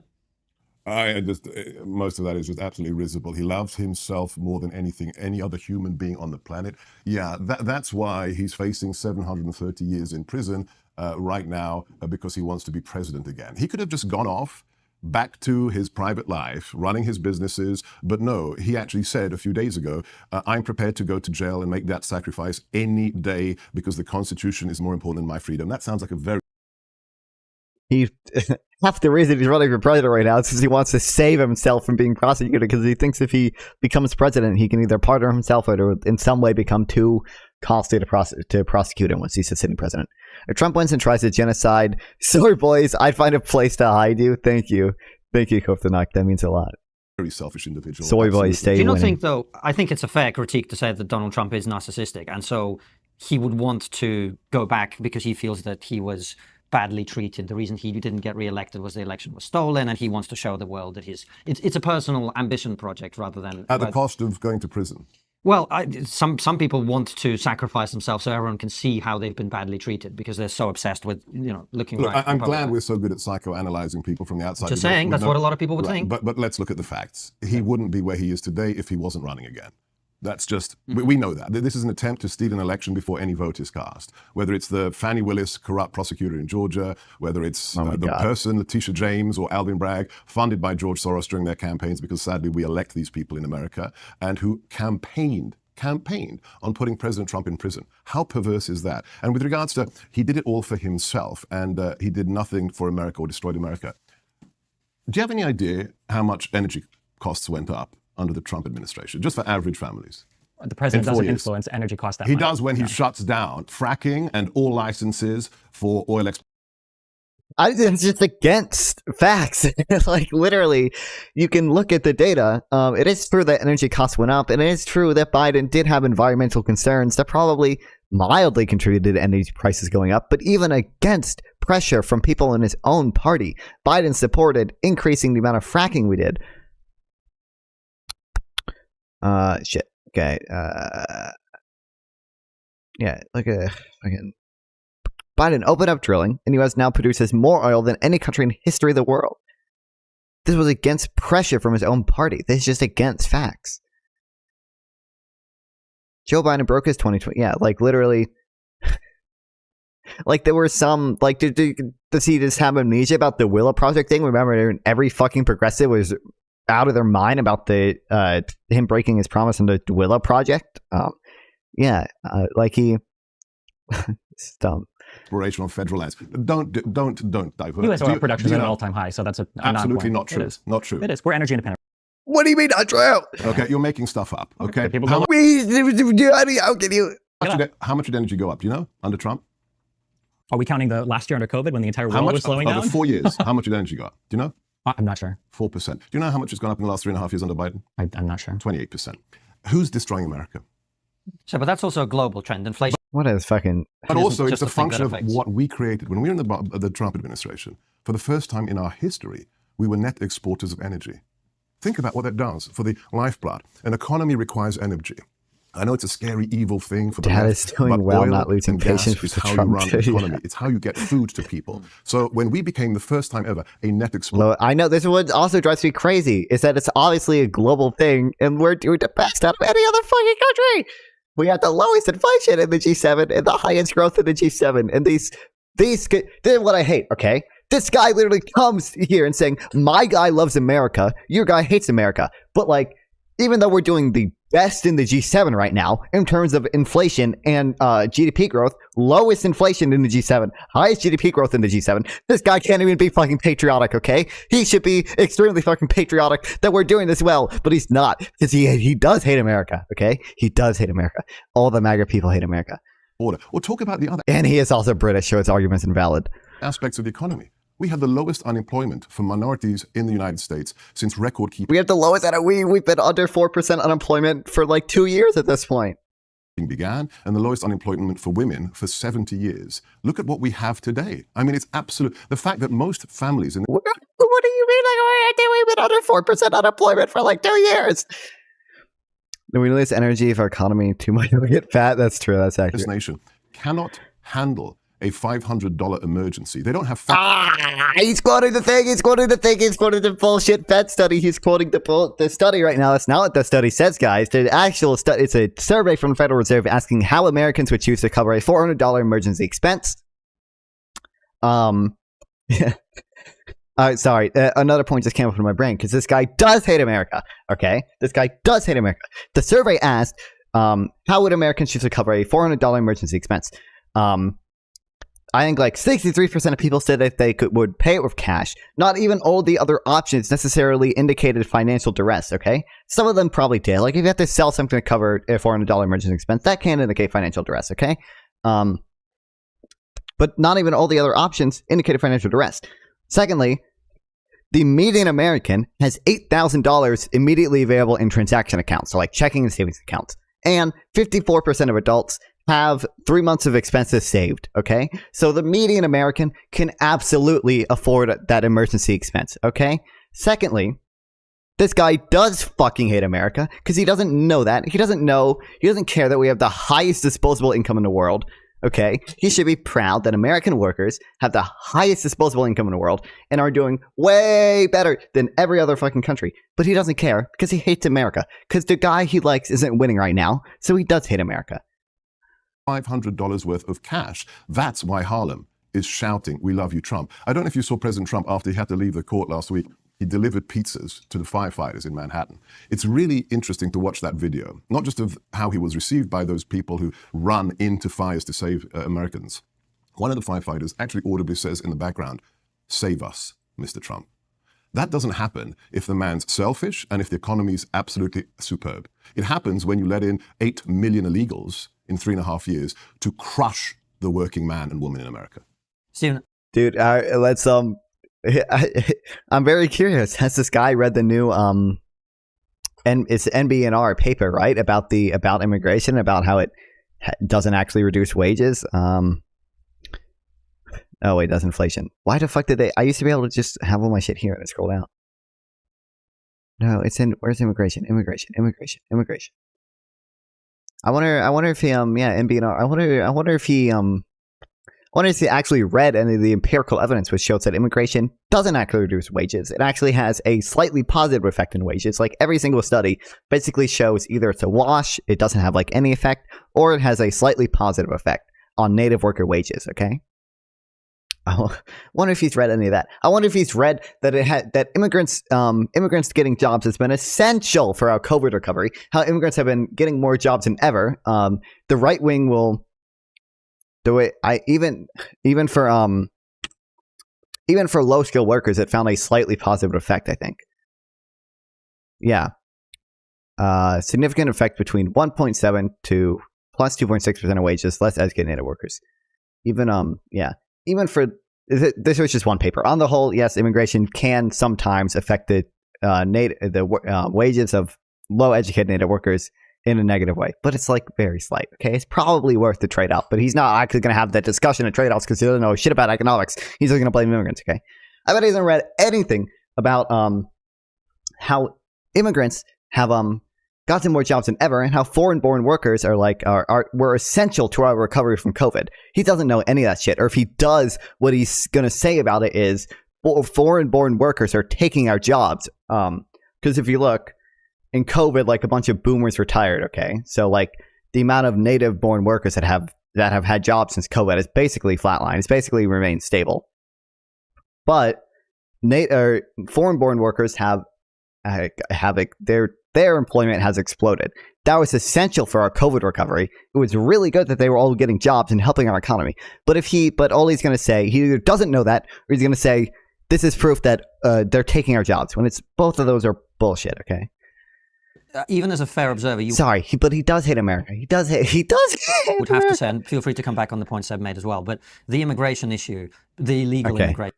Listen, we're gonna take a chill pill here because Destiny knows more about immigration, and he's gonna carry. Issue seems to be much worse under President Biden. Would you agree with that? Yes, we're facing unique issues right now. Yeah.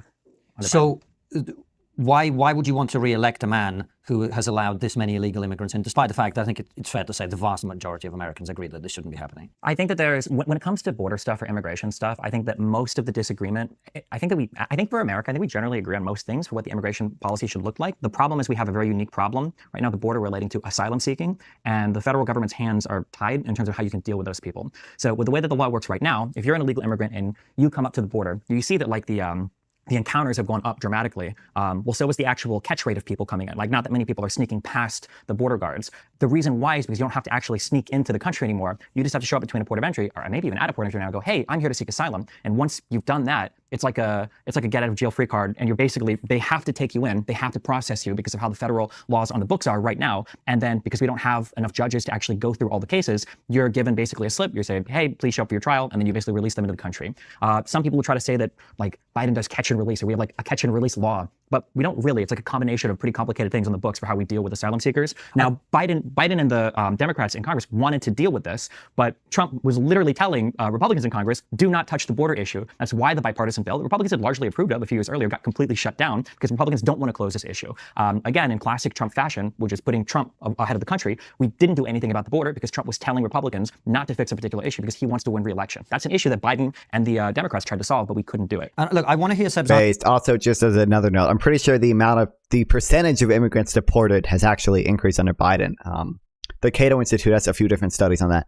Where like of the percent, because there's more illegal immigrants now, so the total is higher. But as a percent, I think Biden has turned away more illegal immigrants than Trump did. Answer to that and other things you're about to say, but just I can tell you look, I was born in the former Soviet Union. I don't live in America.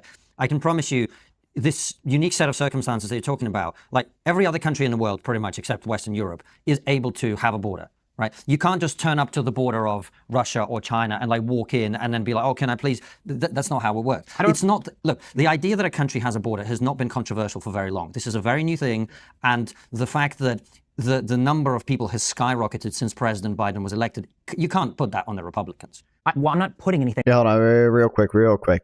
In the 2 years before Mr. Biden took off, the Trump administration released nearly 713,000 immigrants, or a little over 52% of the 1.4 million crossers. In other words, Mr. Trump policies returned far fewer removals in absolute terms and a slightly higher percentage of Mr. Biden's released border crossers in Mr. Biden's. Yeah. Where's the... But I can keep looking for it, but they have good stuff in it. On the Republicans. What I'm saying is what I'm putting on them is the refusal to fix the actual issue, which is passing legislation to do it. And the last huge bipartisan bill that died in the House was supposed to increase the amount of judges we have to work through asylum seekers. It was supposed to change the standards that we would use to evaluate people claiming asylum, and it would have increased funding basically for every part of the. Wouldn't it be easier to just erect the physical barrier that prevents people from going into this country except at a port of entry? No, it wouldn't do anything. This is the frustrating thing, because the issue is what I said. The issue, if you look at the vast majority of people that are coming in, and you talk about things like catch and release, it's asylum seekers. These are laws on the books that have to change. You can go to a border right now as an illegal immigrant and just like, hey, I'm like claiming asylum. Can I come in? Nothing to do with laws. And then that's the issue that you have when you're trying to deal with our current immigration issue, is the asylum seeking process. And you say that like, well, other countries have borders and they don't have to deal with this. When the Syrian refugee crisis happened, I'm sure you remember, because I think it was probably a big motivating factor for Brexit, even if it was in the background. There were tons of refugees that were streaming into Europe, and there was a huge crisis. You saw a lot of right-wing parties gain popularity because of how unhappy people were. In Sweden, you've still got residual issues relating to those immigrants. You had the AfD rising in popularity in Germany. You had Marine Le Pen becoming popular again in France. I totally agree with you. Yeah. But the problem is that all of those decisions about letting those people in, they were political decisions. And that's why people are frustrated, because the decision to allow 1 million refugees into Germany was a political decision, after which Angela Merkel admitted that multiculturalism doesn't work. It's not like the countries failed to have a border. It's that politicians choose to create a situation where millions of people flood into the United States. But that's the choice that Trump and the Republicans have made right now, when we've said, hey, we can change this with bipartisan infrastructure, or with bipartisan immigration legislation. It was on the books. It wasn't on the books. It was a bill. It was ready to be passed. It would have addressed all of these issues. But Trump told Republicans, do not pass this bill. I need this as an election issue. And he didn't, even though this bill had, I wish I could remember the name of the Republican that had co-authored this, but this is like basically a Republican authored bill that would have fixed all of these problems. I want to give you more time on other points. But I will say one also, just so please.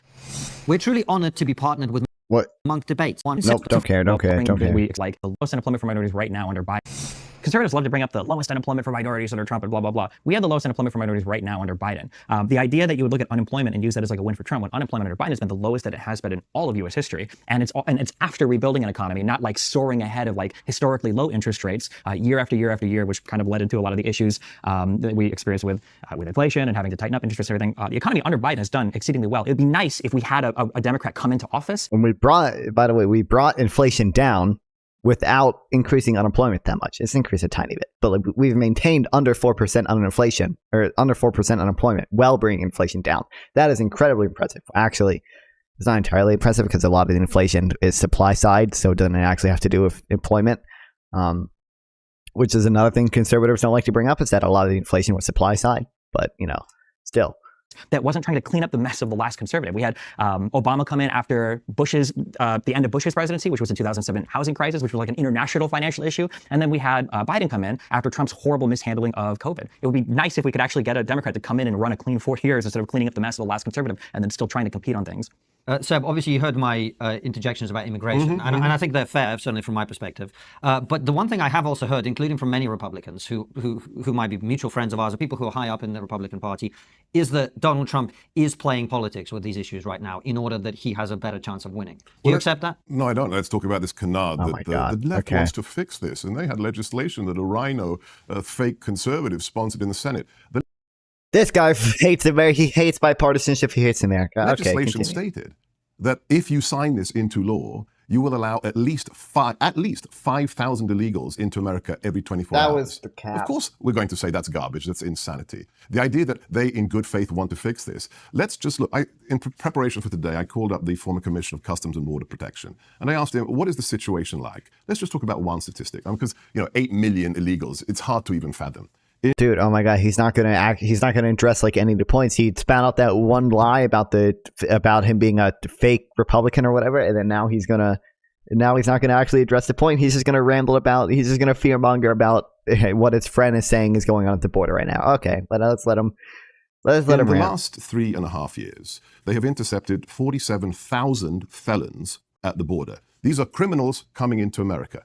That is a 99% increase over our 4 years in government. Let's just say 100% increase. Besides that, they've found 160,000 felons, convicted felons, in America, including 4,700 murderers and 8,000 gang members, one of whom murdered a beautiful 22-year-old nursing student called Laken Riley in Georgia. A man who... And Biden mispronounced her name and still hasn't apologized. Jeez, oh my God. It's actually... Oh my God, he's not going to address anything. He's just going to fearmonger. Murdered her after he was asyleed into America by Joe Biden's system, was then arrested for endangerment of a minor in New York, and Alvin Bragg, the Democrat DA of New York, led him onto the street so he could murder this 22-year-old. Let's be clear. They created this. You're right. It's policy decisions. My parents were real refugees, real asylum seekers, because if my dad had gone back to the land of his birth as an escaped prisoner from a communist prison, he would have been shot on sight. You can't say 8 million political prisoners are coming across the border into America. And let's just use the stats of the left. The United Nations, hardly a hard MAGA entity. Human Rights Watch, not exactly America First. What have these organizations stated about the deluge, the invasion of illegals across our border under Biden? Between 50 and 60% of the girls and the women are being raped or sexually assaulted by the coyotes, by the human traffickers. It is absolutely empirically a statement of fact that Joe Biden has become the largest human trafficker in human history. The party of... Come on, sir. No. Come on. He's numerically. Come on. Numerically. No, that's not what I'm disputing. I'm disputing the idea that he's a human trafficker. Totally. His policies. It's happening under his...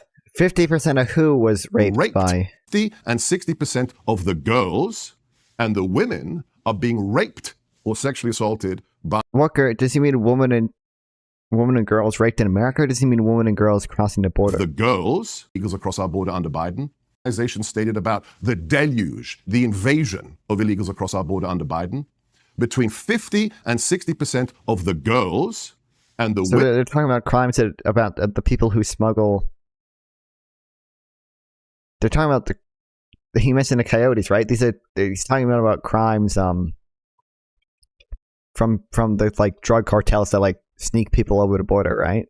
Women are being raped or sexually assaulted by the coyotes, by the human traffickers. I don't really see what Biden has to do with that. It is absolutely empirically a statement of fact that Joe Biden has become the largest human trafficker in human history. The party of... Come on, sir. No. Come on. He's numerically. Come on. Numerically. No, that's not what I'm disputing. I'm disputing the idea that he's a human trafficker. Totally. His policies. It's happening under his watch. His decision. Let's talk about what he says. No, hold on. But he's not a human trafficker. That's ridiculous. His policies have made his government empirically... You can't argue with 12,000 illegals a day. 12,000! To call someone a human trafficker implies they're doing it on purpose. They are doing it on purpose. I'll tell you why. Because they are so bigoted and so racist. Remember, this is the Democrat Party, the party of the KKK, the party of the Jim Crow laws. This is the party that whose activist murdered the first Republican president, Lincoln, the great emancipator. This is the DNA of the Democrats. The Democrats are so fundamentally bigoted. They believe if we let in millions of illegals because they're brown-skinned, because they're black-skinned, when we amnesty them and give them naturalization and citizenship, they will vote for us because of their skin color. This is CRT at its core, critical race theory, and that's why they're doing it. This isn't an accident. You don't open the borders on accident. You know that. And this isn't because of humanitarian stuff. Let's talk about why it's happening technically and why he is the largest human trafficker. Finish the point and I want to say something. How do these people come into America? Do you know what CBP-1 is, Stephen? CBP-1 is the app that illegals download on their way to America. It's funded by you and me, by American taxpayers. They're sitting in Mexico. They're sitting in the Dominican Republic. They're sitting in Afghanistan. And they download an app where they pre-clear themselves. You tick a box. I am Mickey Mouse and I'm an asylum seeker. When you cross... Dude, this guy, they don't even... He's not actually... He didn't address any of the arguments. He said one bullshit... He said one bullshit thing about the bill that Destiny talked about, and now he's not actually addressing anything. He's just fear-mongering. Democratic Party totally owned the first Republican president because Democrats. True. It's the border. You say, hey, I'm registered. And there was also that bullshit point about Democrats part of the KKK. Yep, we all know, my guy. We all know. America. That's deliberate, Konstantin. That's not accidental, that's deliberate. And these people are political refugees. Okay. Why didn't you build a wall when you had the chance? We tried to, and we were stymied consistently. You know what President Trump had to do? This is the insanity. The protestations from the establishment were hysterical. We had to repurpose DOD funds and say the border is actually a national security issue if you've got terrorists coming across the border. We had to repurpose national security funds to build the border and buy the steel to build the wall. Yeah, in other words, Trump was so bad at enacting policy that he couldn't get his own fucking party to agree to shit. Biden is able to pass massive bipartisan bills, and Trump can't even get his own fucking Congress to agree to a border wall. Yeah. And that took us over a year. What does Joe Biden do? He comes into the administration, and the steel members that we had bought to secure the border, he sold them for scrap iron. That's why it's deliberate, and that's why he's a human trafficker. The talking points are funny. I think it's really funny. I think if you're listening to this in video form, I think you should rewind because I think Seb accidentally gave away part of the plot. It's funny because you described that border bill and you said that it allows 5,000 illegal immigrants to come in a day. Minimum? Wrong. That was the maximum cap. No. One of the issues that we faced. I did read it. Let me finish. I did read it. You should read it as well. No, I did read it. And it's funny because what you said later on was that we were seeing numbers sometimes in excess of 12,000 per day. The reason why that bill was so important, one of the things that would have been nice is it would have actually placed a cap on the amount of people that were coming in and claiming asylum. That 5,000 per day would have said that once we hit this cap, we are not processing anybody else. You could have the most legitimate asylum claim in the world, and we would not allow you into this country, which was already about to be challenged by a ton of legal people around the United States. And I think there were international bodies as well, because whether or not you can cap asylum seekers is still an internationally debated topic, but that is what that legislation seeks to do. If you feel, again, so passionately about the border, why didn't we pass any bipartisan infrastructure or bipartisan immigration legislation? Why did Trump shut it down? Because you have to have the other side acting in good faith. You can say that, but you did. If you really truly believe that the other side is at fault, then it seems like you need a candidate besides Trump because Trump wasn't able to get anything done when he was president. You just said it yourself that Trump had to repurpose DOD funds to do it. Trump had a larger margin in Congress. Trump had all three branches of government and accomplished less than Biden did when it came to legislation, when it came to the border, when it came to infrastructure, when it came to foreign policy, when it came to almost every single aspect of running this country. And Trump was the one that came in saying, I'm the business guy. I can bring people together. I can get these things done because I know how to get people to work together. And all I hear from people once Trump left office was, well, the deep state got me and it was the other guys and I couldn't do anything and I had to take money from the DOD to do it. I couldn't figure anything out and blah, blah, blah. And now that he's out of office, supposedly running for America, despite the fact that what he's really running for is so that he can pardon himself from his crimes and be immune from hopefully state charges. What he's really running for is to save himself. And that's why he didn't care about the border. That's why he tries to continue the border problems. He wasn't able to fix it when he was in office because he's more concerned with his reputation than actually bringing people together to get anything done. I don't understand how, even if you believe everything that you said, that asylum seeking is an issue, that illegal immigration is an issue, even if you believe that these are issues that are brought by Democrats intentionally and they're destroying the country, which are all ridiculous claims, Donald Trump is not the guy to fix them because he already proved that he couldn't do it once. All right, so we can go back and forth saying, I read this, I read that. Look it up for yourself. Everybody can do that, okay? I just want it to be common sense. Does anybody with a straight face have the capacity to say, yeah, the Democrats are strong on the border and immigration and Trump isn't? I mean, it beggars belief. It's risible. That's one of the weaker points Stephen made, but I think a very strong point that he made right at the end, and one I'd like to hear you answer, is Donald Trump, you say, didn't build the wall because there was a lack of support from the other side. They were not acting in good faith. Okay, well, you think there's going to be more good faith after... Okay, not just the other side. His own party didn't support it. He couldn't get his own party on board. Gets elected, let's say, in 2024? Right. I'm not sure it's the good faith that's the problem. He seems to paint President Trump... No, you said this earlier. No, but let me just unpack it in terms of what's possible and what isn't.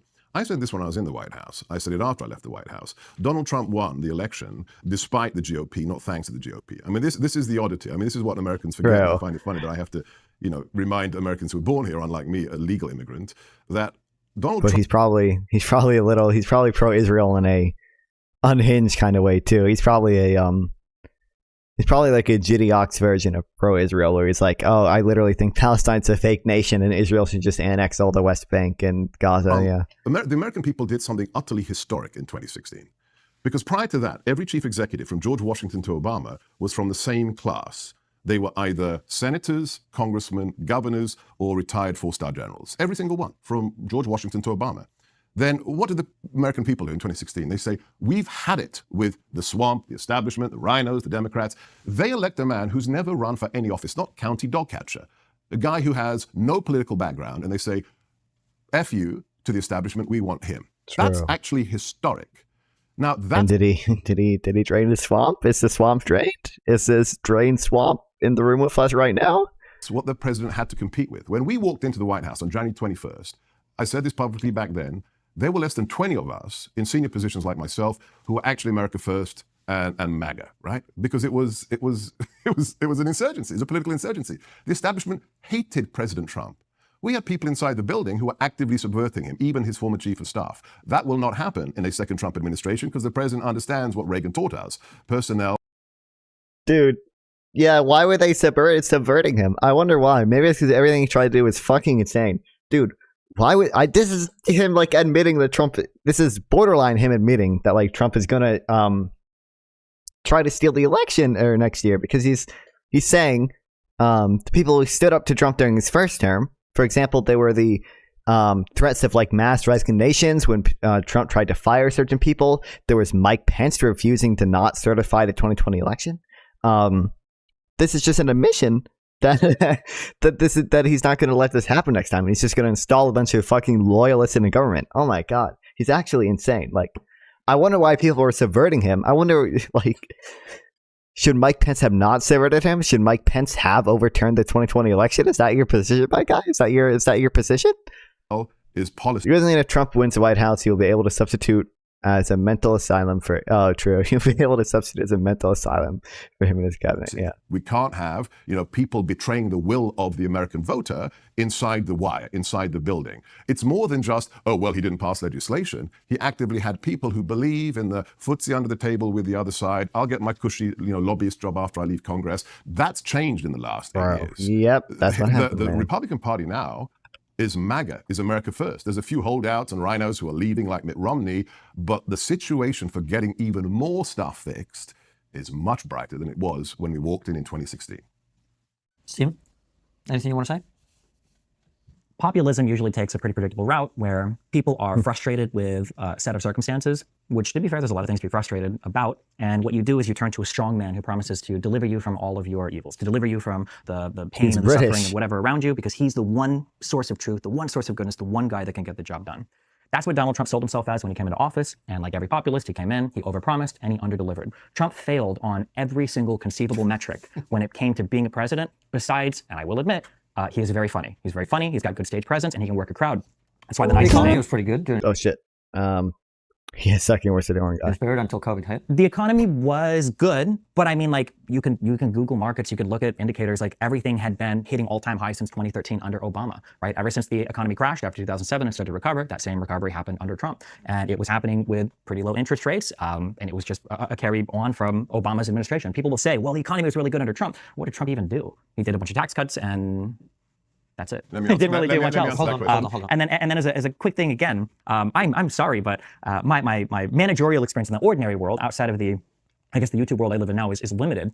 But I was a supervisor in a restaurant. If I was given a shift and all my tables were dirty, and my manager comes in and she sees my restaurant, it's my ass. I'm in trouble. I can't say, like, well, these employees were working against me and these guys didn't show up and these guys didn't call in. She said, okay, well, you're getting paid the big bucks. It's your responsibility. You're the leader there, right? When Trump was coming into office, because I am an ardent capitalist, the only redeeming quality I saw was, well, okay, he is a business guy. So at the very least, maybe he's got some comprehension in terms of how to get people with different opinions to actually work together. And he is the most divisive leader in like all of U.S. history, or at least in recent U.S. history. The idea that, even his former chief of staff was against him, like that's a point in favor of Trump. These are your people. You're nominated. How is it that every person that's worked with him, how is it that his former attorney generals, his chiefs of staff, his personal friends, his personal lawyers, when you have this many people around you that are saying to the rest of the world, don't trust this guy is no good. I don't work with him anymore. I don't trust this guy anymore. Like, at what point do you look at him and you're like, okay, well, maybe it's not actually the deep state, every single institution, all of the media, all of the world, all of academia, and all of the politicians against him. Maybe just kind of like a bad person who's not very good at getting his job done. This is based. It's like, also, like, it literally, this is a problem. Okay.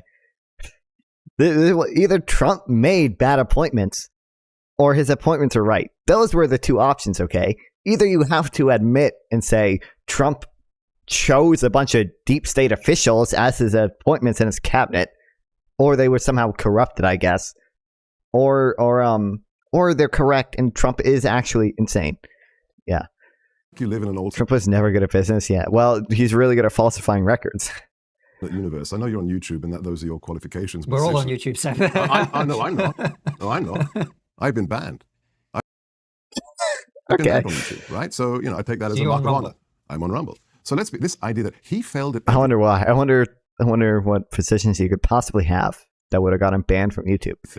Yeah, that's a great description of Joe Biden. From mortgage rates to inflation to the price of energy to surrendering in Kabul to the invasion of Ukraine to October the 7th. Yeah, massive successes in the last 3.5 years. Let's talk about my bailiwick. Let's talk about national security. We had been told by our predecessor, Obama, that ISIS, quote, is a threat we just have to get to learn to live with. Can't be solved, just going to live with it. When we came into the White House, President Trump got the lawyers out of the way and unleashed JSOC and Delta Force. Within 5 months, the caliphate of ISIS was gone, kaput.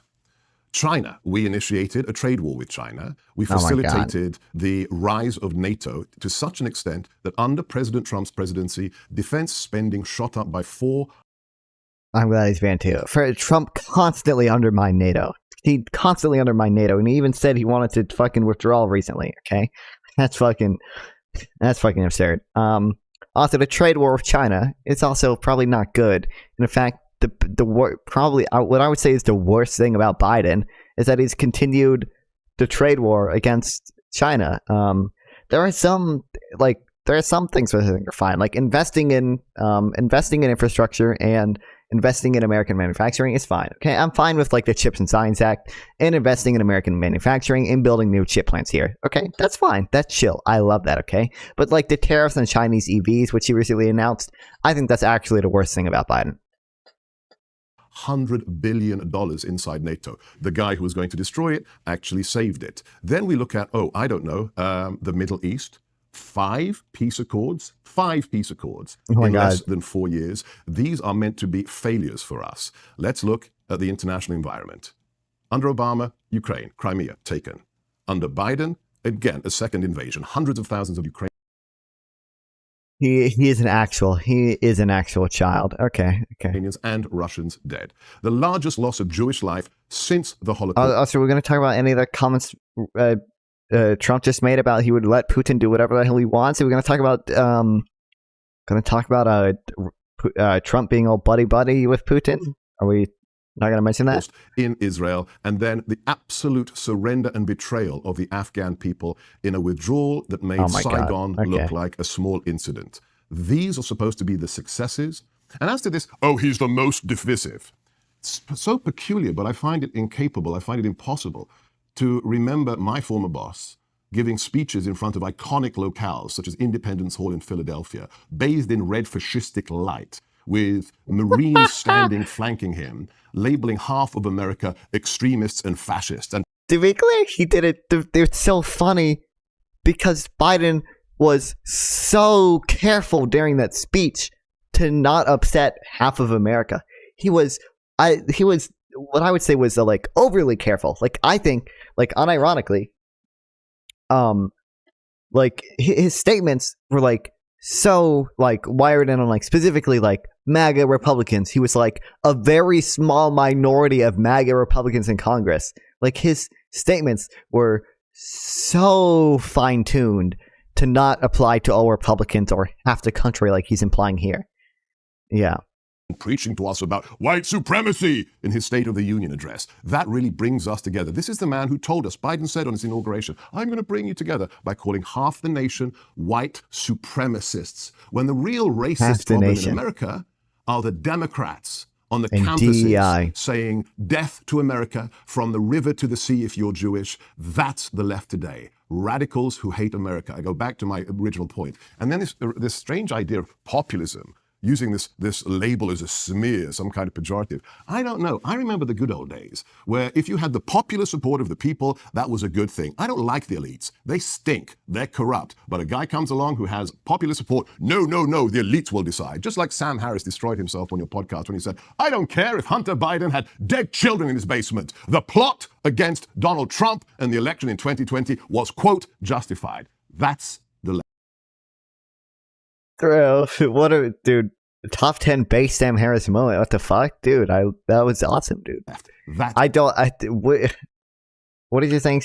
We should watch that thing he did of Sam Harris because I like Sam Harris. If Hunter Biden had dead children in his basement. The plot that is a top 10 base moment right there. Oh my god. Against Donald Trump and the election in 2020 was, quote, justified. That's the left. That's the other side. Those are the divisive people. I want to talk about a couple of things you raised there, which is foreign policy. Dude, it's so funny that like he's going from like the left is the left are people in America chanting from the river to the sea, death to Israel. Meanwhile, he's talking to Destiny and quoting Sam Harris. Does he think Destiny and Sam Harris are pro-Palestinian? Does he think Destiny and Sam Harris are at all pro-Palestine? See geopolitics, etc., and also what's happening on college campuses, Stephen, as well. I would like you, before I go back to Stephen, to address you the one point that he made, which I think is worth exploring, which is, we say this guy knows how to get things done, and you say you had all these people in the White House and elsewhere who were working against him. What about what Stephen said, which is he just seems like an asshole that annoys everyone, and people can't work with him? Well, look, I've said it many times before. It is absolutely remarkable what he achieved in really not 4 years, 2 years, despite the people who are subverting him because they represent the elite class. What were those achievements again? Right. The strongest economy we've ever had, lowest unemployment. No, like things he's done, not things that happened. Oh my God. What do you mean? What's the difference? So, like, if I stand outside and a tree grows, I wouldn't say that I grew the tree. Oh yeah, you said he did nothing in regards to the economy. Like, yeah, I'll give you the example. You said he did nothing with not his responsibility. When we came into the White House, the tax cuts. By the way, I haven't done the full reading into it, but there are some interesting articles I read that like these tax cuts, they may have they probably did increase workers' wages a bit, just because the burden of corporate taxes does fall on workers' wages to an extent. But they did not stimulate the economy that much. And had a modest goal. He said, I've had it with the growth of the state. You know, the burden on the average American. 60% of businesses are small businesses in America. I want to get the monkey off the back of the guy who has the family company. So what did he do? He said, I'm not going to sign any executive orders as president unless for every one I sign, 2 are rescinded. I want to have a redress of the balance, the abuse of executive power. We said, okay, sir, by not the end of the first year, by the 10th month of the first year, that figure wasn't 2 to 1. The figure was 22 to 1. We had rescinded 22 executive orders for every new one the president signed. That's how you unleash the economy. And that's exactly what happened. Okay, I don't know why we would ever focus on that. That doesn't seem to be... Okay, anyway. Yeah,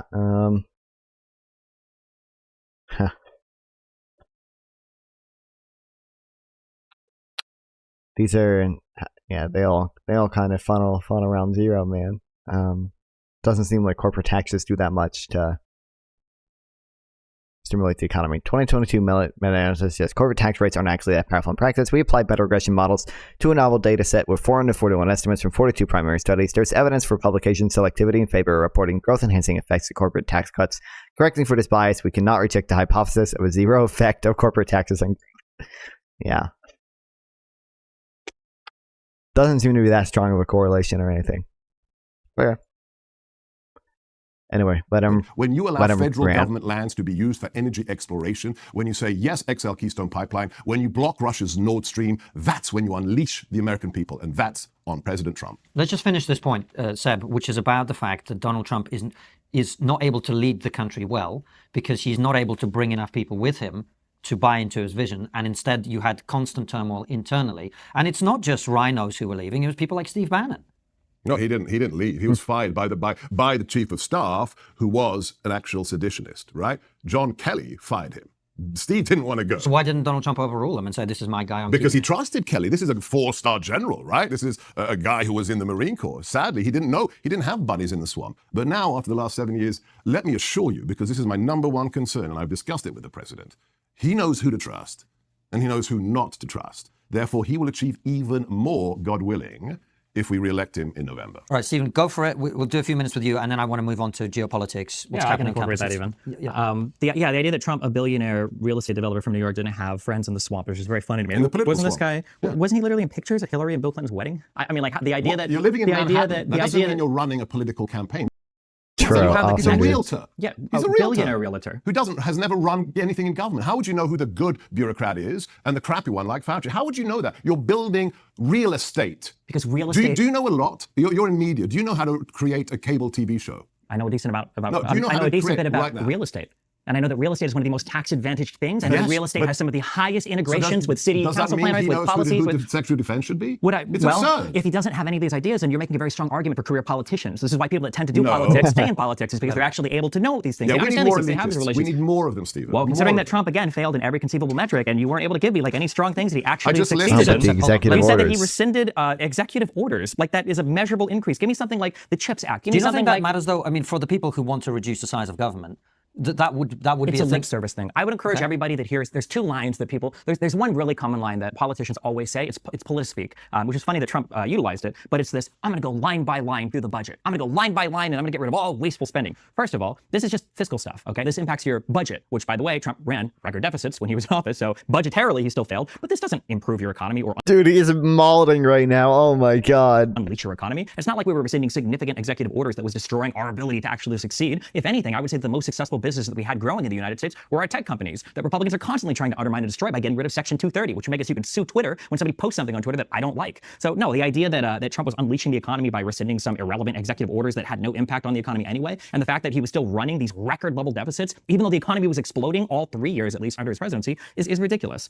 Oh man, if we want to go foreign policy, Jesus. Almost every single decision that Trump made under foreign policy was either a form of kicking the can down the road or it just did nothing. We talk about like the historic stuff that happened with the Abraham Accords. I'm sorry, but the Abraham Accords started because Netanyahu was on the verge of annexing the West Bank, and the Gulf states were like, this is probably not a good idea, and a lot of people are going to be mad. And then Kushner hopped in, and there were official conversations that were essentially facilitated, and then eventually you start getting these bilateral treaties that are signed between Israel and other countries. But these bilateral treaties did something very important that's happened with other treaties with Israel, and that is that they undermined the Palestinians. They didn't include them in any of the conversations. So when you look at what happened on October 7th, and then you look at Biden, you go, man, this must be Biden's fault. It's like, okay, well, didn't we just have a historic round of talks with countries in the Middle East? How is it that the Palestinians were excluded yet again from these talks? You know, and the idea that Trump was some strong partner in the Middle East when in 2019, Iran literally was shooting drones and missiles over into Saudi Arabian refineries, and the United States stood by and did nothing. Or the idea that we're going to stand here and we're going to say, oh my God, in Afghanistan, we pulled out and we abandoned our people. One, that timetable was sent by Donald Trump. He had a round of talks called the Doha talks that happened with the Taliban, and the Afghanistan government was completely excluded from those talks. When Biden came into office, we'd already been drawn down to historically low numbers in Afghanistan. We had almost no military presence left over there. When Biden came into office, basically the only thing left to do was to follow through on Trump's timetable, which was to pull us out of Afghanistan. But hold on a second. Yeah. Just on that particular thing, didn't you just say that if you're managing a restaurant and your boss comes in and sees a messy table, that's on you? And yet in this situation, you're saying it's Donald Trump's fault, even though it's Joe Biden that did it. Nice. It's not nice, and I'll explain why. If you take over I'm just trying to be fair. No, that's fine. It's a good question. It's a good question. If you take over a restaurant and you're the manager of a restaurant, you've bought a business, and somebody comes in and they say, hey, I'm going to sit here with me and 20 friends, okay, because that's what we're going to do. And I go, well, no, that's bullshit. And they go, well, actually, you bought this restaurant and we signed a contract with your last boss that gave us the right to do this for a year. Well, if you buy a business, generally you also inherit, along with the assets and liabilities, prior agreements you've signed as well, or the previous owner did. With the Doha agreements, we were on a timetable to leave. Now, could Biden have increased the troop presence and fought against that withdrawal? He could have, but then at what cost? Remember, it only takes 1 or 2 attacks against U.S. soldiers by the Taliban to have the United States thinking like, well, shoot, do we need to stay there for another 10 or 20 years? I agree that the pullout could have gone better. I think that there were people that should have had the opportunity to leave that country that worked with us, that should have come out, that didn't get that opportunity. But like compare that to say, because remember, this is done under a Trump timetable. What is Trump's excuse for abandoning the Kurds that we fought alongside in Syria to a Turkish onslaught? There was no excuse for that. There was no reason for that. But he did that with, I don't even know, because he said, well, I don't want to be in the Middle East anymore. And then he obscured all the information relating to Yemen drone strikes that we were helping Saudi Arabia with, as opposed to Biden, who said we're no longer going to participate in the Saudi-led coalition in Yemen, which was, I think, an improvement. We axed the Iranian. And Biden, Trump greatly obscured information about even the number of drone strikes we were doing. Whereas Biden, I think, rescinded a lot of those and stopped doing a shit ton of drone strikes. There was the one really good article read, Biden nearly ended the drone war and nobody even noticed. Biden nearly ended drone strike. Yeah, Biden nearly ended the drone war and nobody noticed. Yeah. I don't have the graph in here, but he did significantly less drone strikes than Obama and he basically did none.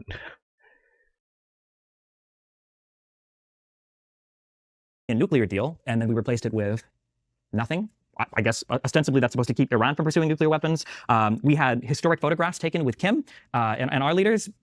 for nothing, I guess. I've heard Sebastian claim in the past that they stopped ballistic missile testing. That's not true. That you can literally go on the Wikipedia and read test after the dates. Pence and I believe Tillerson were both complaining about those talks because literally nothing got done in North Korea.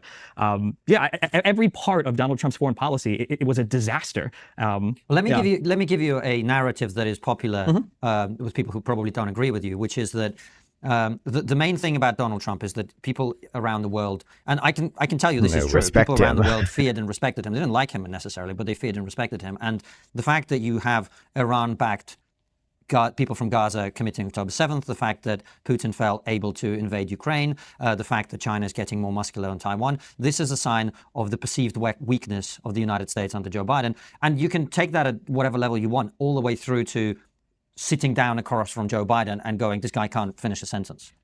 If we want to say that the United States has a weak foreign disposition right now, I think I would probably agree with that. Okay. But I don't think it's because of Biden. I think it's because of how divided we are internally. And I think when you look at a country and you see that they're like fighting with themselves, like okay, well, let's come over here. I wrote a whole book about that, so I definitely agree with you. Because like when I look at any of these particular issues, and it's easy to kind of like paint a story if you just like name some things, you don't really dig into them. Like we talk about Iran, right? And we say, well, October 7th, Iran was bold enough to, do foreign proxy training for troops in Hamas. Okay, well, Iran physically, literally attacked Saudi Arabia under Donald Trump, and nothing happened. So why would we imagine that they wouldn't back Hamas as well? It's not like Trump destroyed. Also, October 7th happened on the 50th anniversary of the Yom Kippur War, right? Like, it probably would have happened regardless of who was president. So it's not about imagination. It didn't happen when. Well, no, that attack did happen. Iran attacked Saudi Arabia, and Trump didn't. Which is bolder than October 7th didn't happen. Sure, but from an Iranian perspective, that attack was bolder than October 7th. What about Ukraine, etc.? Yeah, for Ukraine, Donald Trump didn't.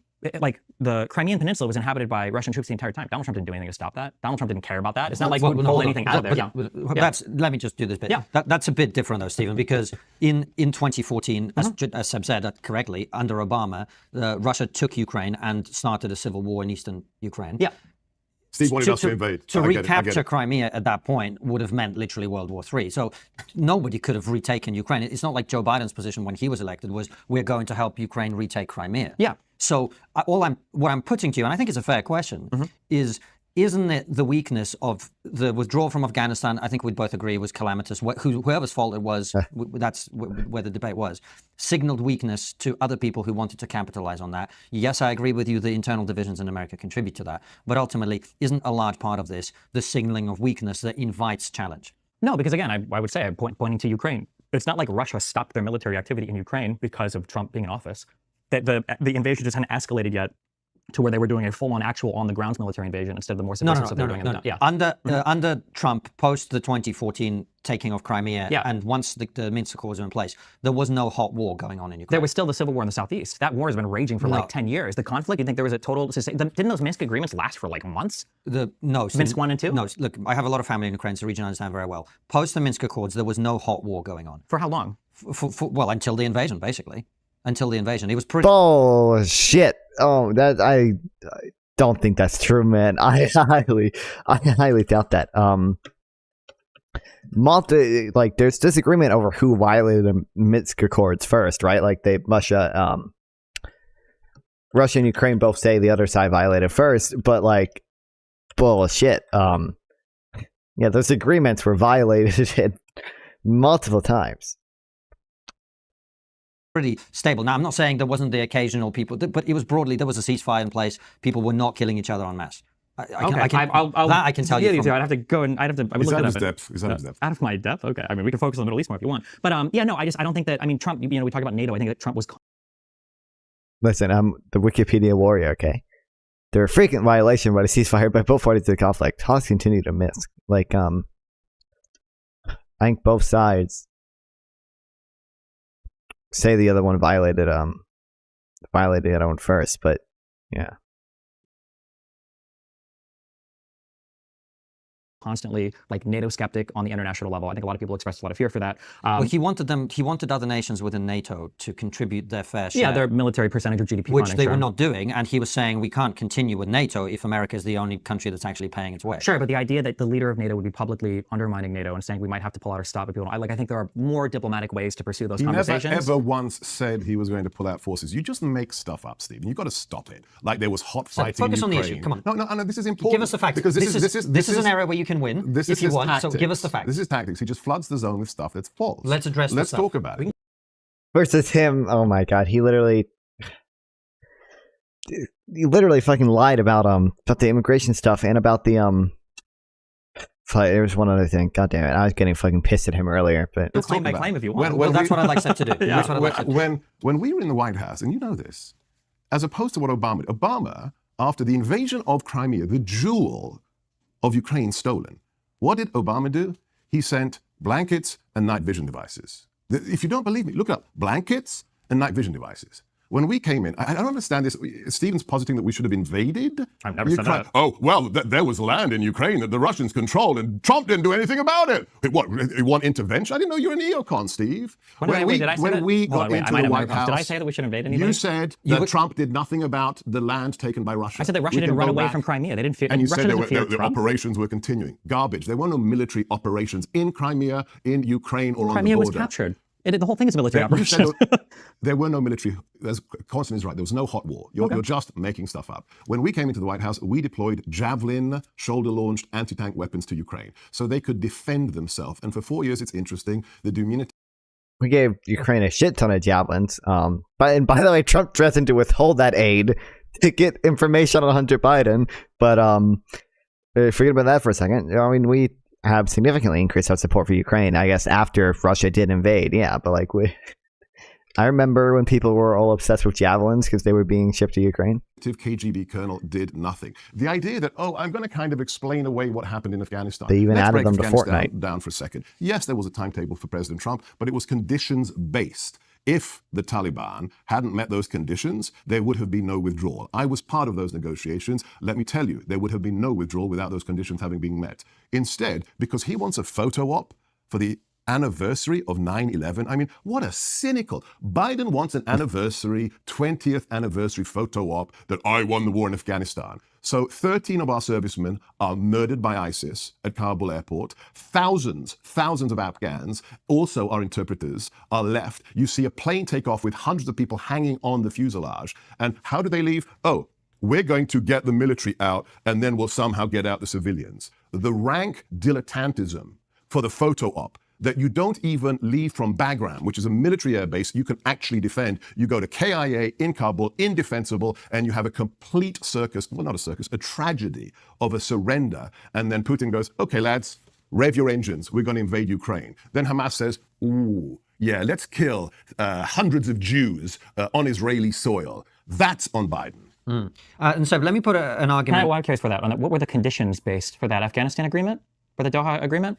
What were the conditions that you feel like the Taliban? Name a couple. Control of Wardak province had to be stabilized. We had to have Herat have less Iranian influence. I'm not going to go into any more details because they're classified, Stephen. Okay, what you're saying is just not true. One of the big reasons why that pullout was so catastrophic is because the Afghanistan army wasn't. You can read all this. There's a huge report that was done by the United States analyzing the failures for why that fell so fast. And part of it was because the United States had negotiated away some of the land that was previously controlled by the Afghanistan government to the Taliban. And we didn't even tell the Taliban about that. So the Taliban would roll into cities and say, by the way, we agreed to this, and the United States said we could have this. And at some point, the Afghanistan army was like, screw this, and they just started to end whole retreat from these areas. So, but let me put a challenge to you, Seb. You mentioned giving javelins to the Ukrainians, etc. I mean, as you well know, and by the way, it's interesting that even though we're all three from different kind of ways of seeing the world, actually on Ukraine, there's quite a lot of agreement in this room, ironically. But there are a lot of people on your side who have bought this idea that this is Ukraine. The reason the war in Ukraine happened is that Russia was provoked. It was provoked by the expansion of NATO. It was provoked by the giving of weaponry to. Oh no, please say he at least has a good Russia-Ukraine take. I don't even care if you blame Biden, but please don't say it was provoked. Please have a good, reasonable Russia-Ukraine take. To Ukraine. So what would you say to the people who say, well, yeah, Donald Trump gave stuff to the Ukrainians and that's why Russia invaded? I don't think we need to go down, a kind of a rabbit hole on this. You know my stance. There's me, Dennis Prager, and Klavan and Mark Levin. That's about the three conservatives who are strong on Ukraine. We reject the Tuckerite isolationism, the neo-Buchananite isolationism. But the whole, you're the expert. You're the guy who translates Putin's speeches immediately when they're given. By the way, isn't Trump pretty isolationist? Like Trump is isolationist, right? This hoary canard for the most part. We encircled Russia, or that U.S. presidents have provoked this great champion of Western, Christendom called Vladimir Putin is asinine. I mean, you know better than anyone. For 22 years since he became premier, Vladimir Putin has been giving speeches on the fact that Ukraine, Poland, the Baltic states are all legitimate and need to be parts of Russia. He's been planning this ever since he, walked into the palace in Moscow. Can I ask a personal question? I'm curious. Or not personal politics. Last year, I was introduced to monetary metals. What? Don't care. Second ad? Really? God damn it, guys. Imagine not only being able to protect your They're savings selling investing in gold against inflation, crediting interest on monetary metals. My mom came from Cuba, and my mom and dad were in the Air Force. When I grew up, my parents hated China and Russia for understandable reasons. My mom flew on the Looking Glass mission, looking for basically nuclear missiles, doomsday, end of the world type stuff. And yeah, the fall of the Soviet Union, the Iron Curtain was a monumentous thing in the world. And it sounds like you have similar feelings about Russia, which I'm happy to hear. Does it bother you, or does it give you pause that so many fans under Donald Trump, that so many people that support him seem to be so either skeptical about supporting Ukraine or fallen in support of Russia because they see them as a stronger, better country that champions Christian values better or doesn't submit to the woke mob better, and that maybe it is their right to own Ukraine and the U.S. provoked that? It bothers me that there are such voices on the putative conservative right. I have come to the conclusion they're not numerous and they have nothing to do with my former boss. Let me tell you a story about that. We've heard for 7 years still, Hillary was doing it a few days ago, that he loves Putin and Russia collusion. One story. It's so amusing that there are people who are such experts on the Wagner Group now, right after the fake coup. We were experts on the Wagner Group in the Trump administration. We informed President Trump very early on that there are 300 Wagner Group special forces guys running around the Middle East destabilizing the region. We weren't neocons. He's not an interventionist, but he's not an isolationist. He's the perfect balance between the two. And he said, what? Putin's got hundreds of guys running around the Middle East? That's not good. I'm not going to invade the Middle East. I'm not an interventionist. But he told Secretary Mattis, kill them now. 4 hours later, every single member of the Wagner Group Special Forces deployment was red mist. What did Vladimir Putin do? Nothing. He crapped his pants. He didn't even hold a press conference because he was afraid of what President Trump would do next. That's what President Trump understands is the use of force. Not intervention, but when you cross a line, when you destabilize regions that are already destabilized enough. In Syria, when we informed him, this is now declassified, that there was a second chemical weapons attack being prepared by the Assad regime, what did he do? While Xi Jinping was having chocolate cake in Mar-a-Lago, he dropped 52 cruise missiles on that airbase and turned it into a sheet of glass and whispered into Xi's ear, I think you should know what I just did in Syria. That was a message for Xi, for Putin, for Kim in North Korea, for the mullahs in Iran. That's why for 4 years, no new wars. I don't understand why you aren't happy that for 4 years, we had no new wars under Trump. And now you think you can blame October the 7th on Donald Trump? You can blame the invasion of Ukraine for a second time under a Democrat president on Donald Trump? It's actually an insult to intellect. For 4 years, the world was safe. And now we have a world on fire. But yeah, the guy who's in court today in Manhattan, it's his fault. It's laughable. Anything you want to say? Both the situations are just completely and totally misrepresented. The attack on the Syrian airfield, they had advanced warning of that attack. There were no soldiers there. They did chemical weapons. Trump said, we're going to bomb your airport. This is the one we're going to bomb. We'll give you a little bit to get out. And then we bombed it, and that was it. That was like business as usual. The idea that was some huge, strong show of force is hilarious. No chemical weapons were used again. And the Wagner Group, I mean, this operates as a paramilitary organization. Of course, Russia is not going to claim direct responsibility, at least prior to the Ukrainian war, for any activities that they do. That's fine, but Russia's not going to claim, Putin's not going to claim personal responsibility over any of their... He didn't even hold a press conference on 300 Russians being killed. Of course he's not, because it's the Wagner Group. That's the whole point. Also, the people that were eliminated, the people that were eliminated, was that Obama? The conditions for the wars were being created. But the Wagner Group the Wagner members that were destroyed in the Middle East wasn't Trump saying there's people in the Middle East, let's get them. It was them attacking a U.S. position in Syria and then getting destroyed by U.S. air support. We didn't have That's any what wars. happened. Constantine, this is exactly what I feared would happen. Oh my God. Is Alice in Wonderland, through the looking glass. Donald Trump is not responsible for anything good he did for 4 years, and all the awful things that happened in the last 3.5, those are his culpability. It's insanity. It beggars critical thought. Okay. I think that, like, just real quick, just on one thing, okay? Because it's frustrating because, like, the analysis is childlike to defend Trump, right? Well, there were no wars, right? Wars don't just come out of nowhere. There's a buildup for how these things happen. So we've talked very specifically just on one event. Also, keep in mind, when you say, like, I don't want to go into the weeds or get into a rabbit hole, it feels like it's because you know you're wrong if you actually get into the details of things. When you look at October 7th, what are things that Donald Trump did to signal how October 7th would have gone? Well, when Iran attacked Saudi Arabia, he did nothing.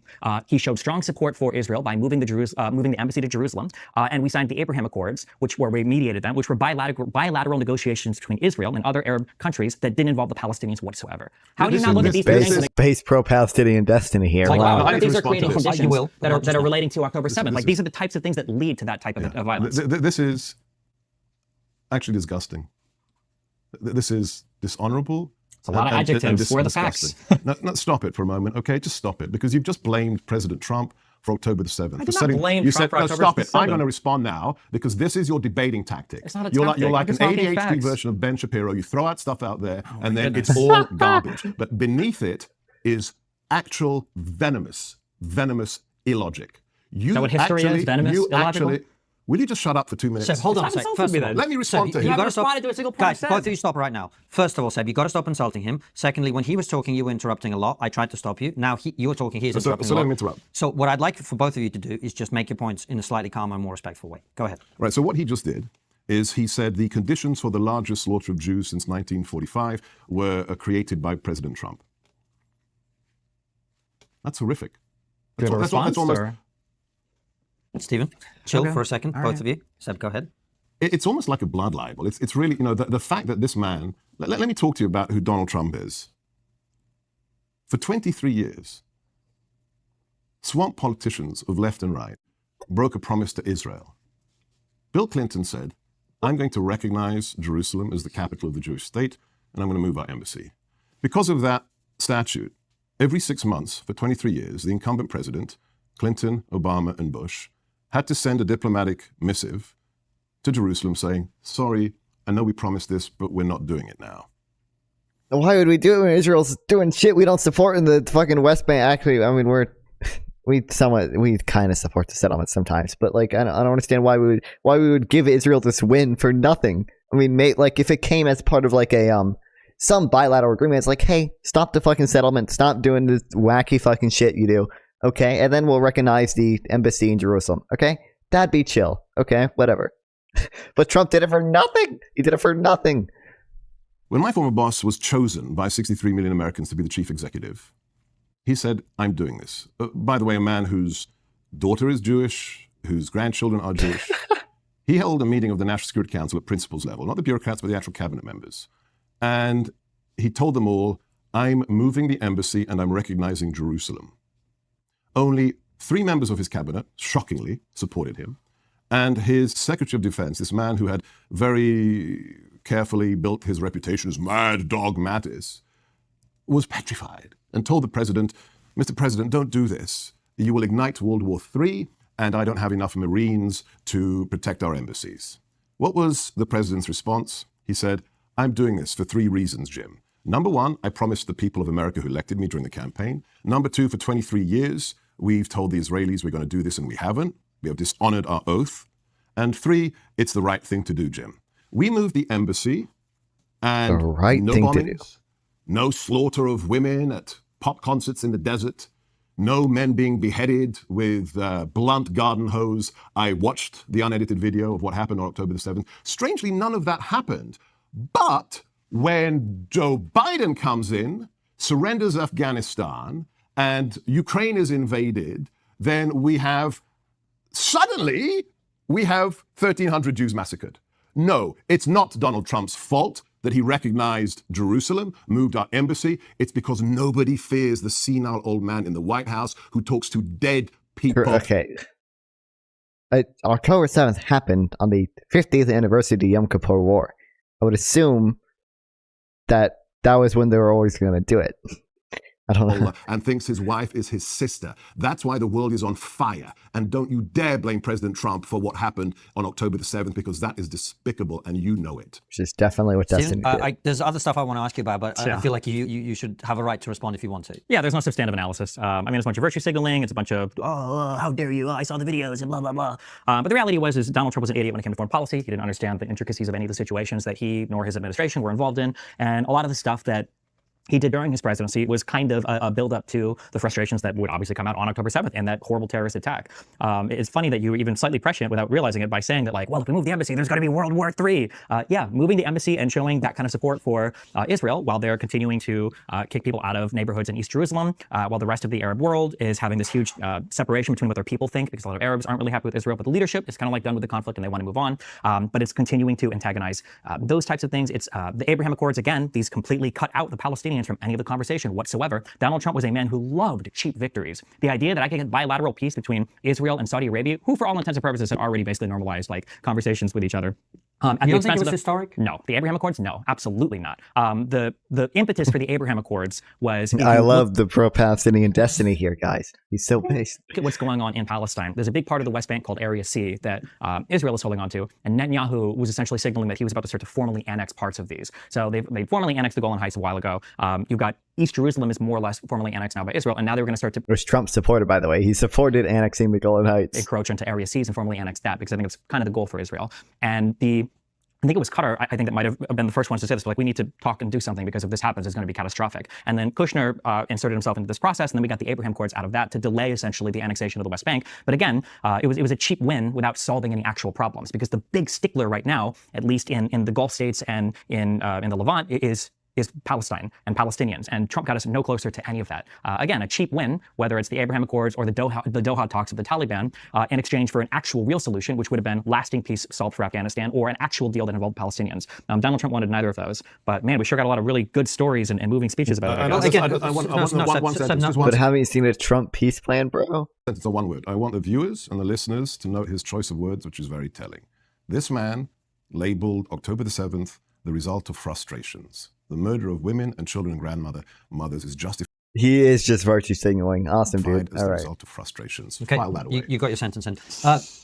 I didn't mean it in a dismissive way. I'm just trying to make sure that you both have the right amount of time and being fair. So the one question I think that we ought to be thinking about in terms of the geopolitics side of things is, Donald Trump could be reelected, or Joe Biden could be reelected.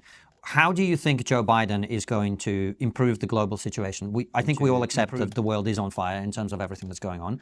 The conflict in Ukraine, the conflict in Israel and Gaza.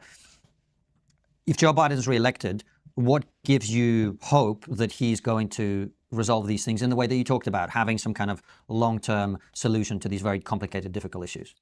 How do you think he'll solve that? When I think of the three hotbed spots right now, in my mind, I'm thinking China and Taiwan, I'm thinking Ukraine and Russia, and I'm thinking Israel and Palestine. I think of the three hotbed foreign policy things right now. When I look at Joe Biden's behavior for Ukraine, I feel like it was about as well as it could have been, in that we were able to gather a wide amount of support across Europe. We were able to energize our allies. We were able to add to our NATO roster. We were able to raise a lot of money and send stuff to Ukraine, while at the same time drawing like a very clear, like, listen, we're supporting them, but we're not going to have troops on the ground. We're not going to do no-fly zones. We're not going to do anything crazy. Nothing that's going to set us on some road, that we can't turn back from to go to World War III, but we're going to support them as much as we can, basically. I wish the support would be a little bit stronger. I understand the hesitation, though, in that they don't want Ukraine to be able to strike into Russia because there's concerns about escalatory stuff there. I wish the support was a bit stronger, but I think for the most part, I think Biden's handling of the Ukraine-Russia situation was May I pause you just there? Because it. on that issue, my perspective is slightly different in that I understand the hesitation about offering more help, and it's a lot of money, and it doesn't enjoy as much domestic support as it did at the beginning of the conflict, etc. But I can tell you what's happening on the ground now is, even though these bills are very controversial in America and they're hard to pass, that $61 billion, it's not going to make any difference on the ground. Ukraine is losing. I'm sad to say this. I was a very keen advocate of us helping them. I don't know that I would agree with you that that strategy is going to be effective going forward. What I'm saying is, if the current way of dealing with that situation continues, what will happen is Ukraine will keep losing hundreds of thousands of men, as Russia will. Ukrainians will lose and lose territory, and eventually they will get a worse deal than the one that they might have done a year ago when the Ukrainians made huge advantages thanks to the weaponry and the support that the United States provided. So how do you think Joe Biden is likely to resolve that situation going forward? Because I will put it to you, what's happening now is not working. Okay, I haven't heard the same, but maybe we talk to different people or see different things. I've got a lot of friends that go back and forth from the front lines, and I've heard there were huge complaints relating to amount of shells available or what they thought the support would look like. So, for instance, sometimes you can't advance, not because you don't have the weapons to advance, but once you advance, you don't think you have the supplies to maintain that advance. Well, that is what's happened, right? They retook territory, and now they've been sliding back. Now, I'm not saying the artillery shells they're going to get now are going to make no difference, like in small situations, but on the big picture, it's not going to make any difference. Well, F-16s are supposed to be online, I think, by the end of this year, or maybe even in the next few months. I mean, I'll be honest. I mean, I'm not going to be delusional. Ukraine winning, I think, is still probably like a less than 50% chance thing of happening. And when I say win, I mean like at least take back Donetsk and Luhansk. But I think there's an important question to be asked about, like, honestly, I don't understand how, like, it just doesn't get better for Russia. Like, I don't know, PPG, who's now been banned from Twitch, keep talking about this, how like Russia's on the verge of regaining a ton of territory in Ukraine. But like, I just don't understand.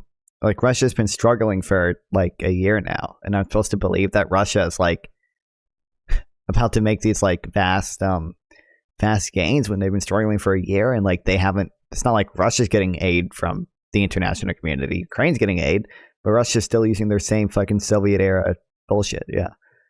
who's to tell Ukraine not to fight? Like, if we have the ability to supply them with weapons, and if we want to stand by them for as long as they're willing to fight, doesn't that send an important message to, say, China, where we would say we would support Taiwan, or we would support them in whatever capacity that we feel is responsible until we feel like the fight is completely over, rather than like, well, we're a democracy, so if you can make the war last for a couple of years, it's probably going to be unpopular, we're going to pull out, which is historically like a strength or a weakness that democracies kind of have. So I think that showing support for Ukraine is important in two ways. One is the moral way, that if they want to fight, they should be enabled to. It's funny, I hear foreign people express more concern over people dying in Ukraine in this war than I've ever heard Ukrainians express. Like, I'll hear people all over the world be like, oh my God, these poor Ukrainians, they're dying, we need to stop supporting them. And then I hear Ukrainians say, we want to fight, Russia is taking our territory. Look, my wife's Ukrainian, my mother's Ukrainian. I'm very concerned about Ukrainians dying because I have family and friends on the ground. Now, at the same time, I've always said from day one, as I think you both know, is that Ukraine needs the support that we were giving them to get the best possible deal, because they were always going to lose territory. So I guess what I'm saying is, how is this conflict going to come to the best possible end for the Ukrainians, which is what I care about, right, under Joe Biden? How is he going to, in your opinion, resolve that? Because throwing some artillery shells at them when they get desperate every now and again doesn't seem to me like the route to what we might want for them, and also for the interest of the West. Yeah, I mean, I think that the path forward is to supply them as much as and as long as they're willing to fight, and then once it seems like the fight is done, or Ukrainians lose the will to fight, or it's basically positioned itself into a war where no gains are being made or lost, then at that point you look for some kind of off-ramp or some kind of peace deal. So Ukrainians would Telegram notification. I don't ever want a Telegram notification again. What the hell? But I mean, that's basically all you can do. But I'm not sure. I don't know significantly more, I guess, what the U.S. could do in that case. Well, I guess what American people, I imagine, would want to know is, like, if we vote for Joe Biden again, how is he going to make this problem go away? I guess that's how most people would just be thinking about this. Well, I mean, unfortunately, it's not. I'm going to ask him all the same questions. No, yeah, I understand. Yeah. I don't think there's anything the U.S. president could just make it go away. We could tell Ukraine, like, we'll stop fighting right now. But I mean, what we could say to them is, look, we've come to the end of the road. There's clearly the domestic situation is such that we're not going to be able to give you much more. It's time to start looking for the deal. Do you think is it the U.S.'s place to say that if Ukraine wants to continue to fight? Well, the U.S.'s place is to decide whether the U.S. is going to provide weapons or not, and then Ukrainians can make their own decision. But I'm saying, like, if Ukraine wants to fight, should we say, well, we don't want you to fight anymore, we're going to pull that?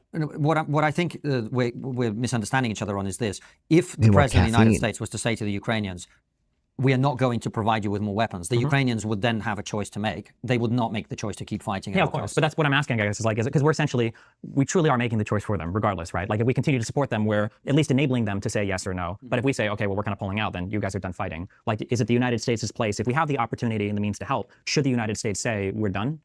Well, that's what I'm asking you. So I guess I don't think we should. Just I don't think Biden would. So what I'm hearing from you is, if the United States votes for Joe Biden, he will continue to give them support at the level that he can muster in order that they can keep fighting or not, depending on what they want. That would be my assumption. Yeah. Okay. I don't see that changing. And on this side of things, is there anything more you want to say before I go to Seb?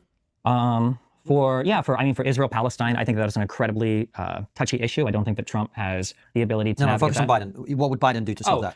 For Biden, I think that Biden has done a good job at providing support for an ally, which I think is always important, because the United States needs to be seen as supporting people they say they'll support, while also trying to rein in Israel a bit. So I think we were saying that, I don't know how true these conversations are, but as of recently, I think Biden was telling Israel that, like, if there's a huge drop rate, if a bunch of people start dying, like, we're going to start to condition some of this military aid. I know that initially when they announced their invasion on the 7th, I think that we encouraged them, like, you need to wait and chill for people to actually move out of northern Gaza before you guys start attacking. I know we've pressured them a lot to allow more humanitarian aid in. That Eretz crossing opening, I think, was a really good thing. The port, the humanitarian aid port that's being built by the United States, so the Navy Corps, Engineering Corps. I think that was a really good idea. I would hope to see more of that, but I also imagine that this conflict is probably going to be mostly done by election season. The Rafah invasion is happening, and then after that, I don't know what else there is to do in the Gaza Strip, but I feel like whatever that situation looks like afterwards, whether that's Israel occupying Gaza for some short period of time or whatever, I think it looks better under Biden, because I think Biden is more likely to tell Israel, like, hey, like, you're not going to start building settlements here, or hey, you're not going to do this or that, because he's already sanctioned some people in the West Bank who are building outposts. I think that Biden would have a better handle on controlling Ukraine there, rather than Trump, who I feel would give a little bit more unconditional support. Controlling Israel, I think. I don't know if I just said Ukraine. Yeah, you meant Israel. Yeah. Okay. Seb, if the people of the United States vote for President Trump in 2014, how is he? You said the world's on fire.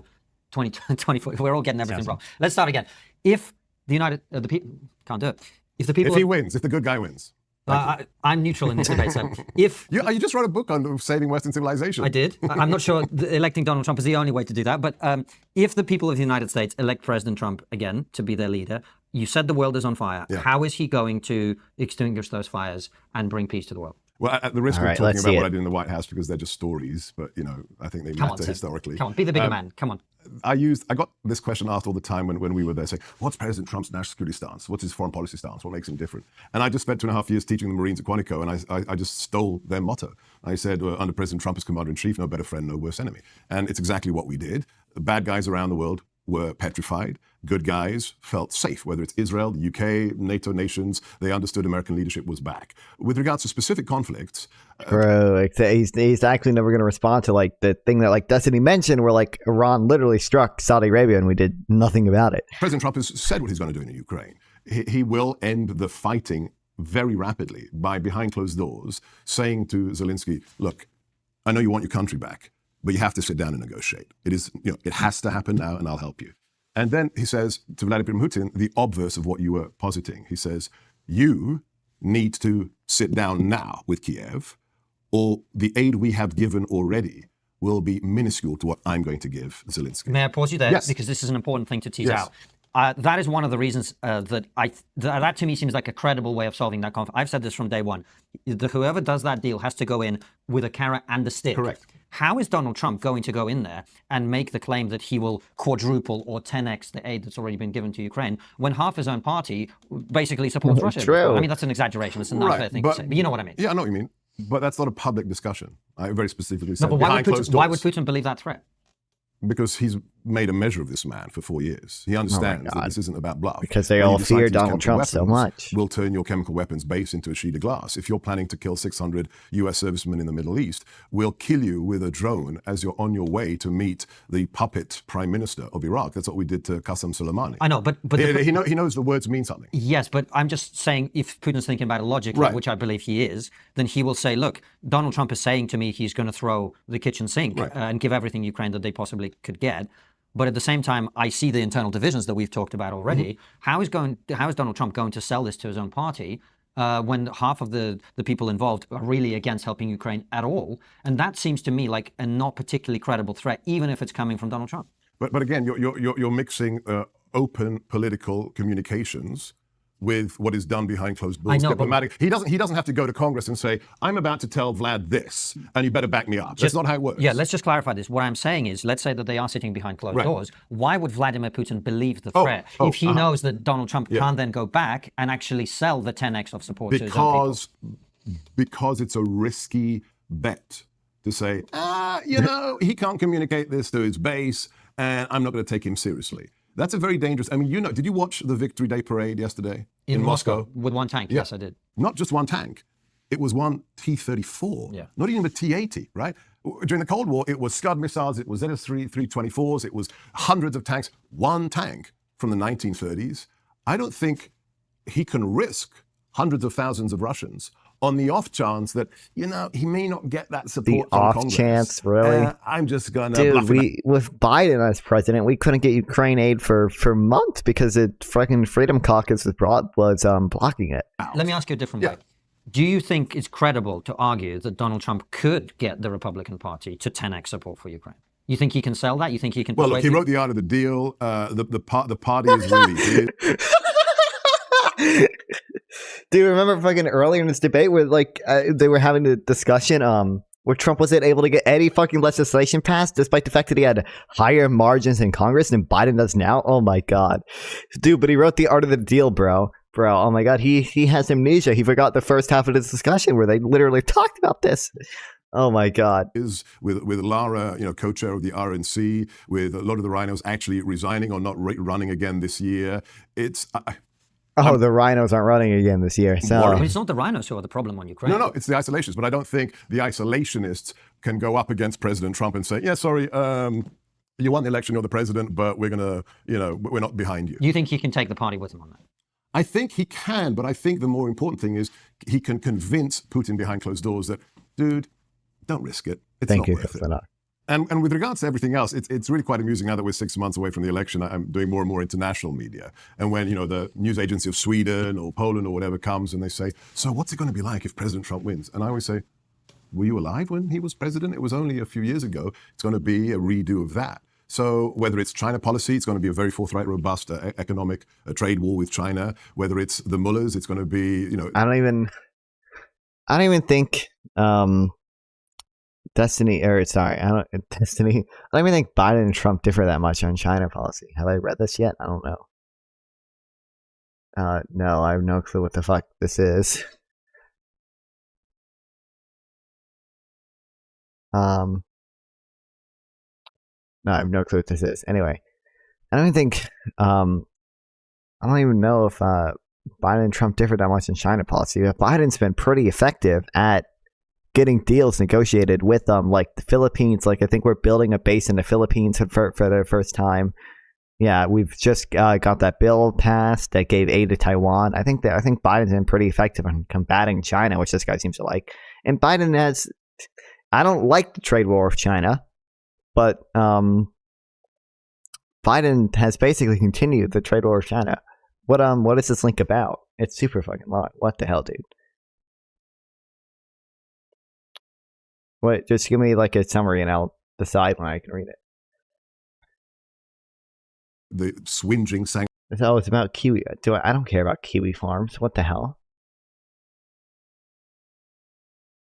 Regime we put in place that almost had the whole of the economy of the ICC on its knees by the end of the Trump administration. With regards to NATO, we'll be back to what the current Secretary General Stoltenberg, who is a former left-wing prime minister and minister of the environment, said is absolutely what it should be, with increased spending and every member meeting its 2% of GDP target force goal. So if you want to know what it's going to be like, it'll be like the Trump administration the first time around, with the special addition of the deal with Vladimir Putin to scare him into negotiating. And then with regards to Israel, it's pretty obvious. This is the most philo-Semitic president since 1948 in the rebirth of Israel. And I expect President Trump to give Israel everything they need.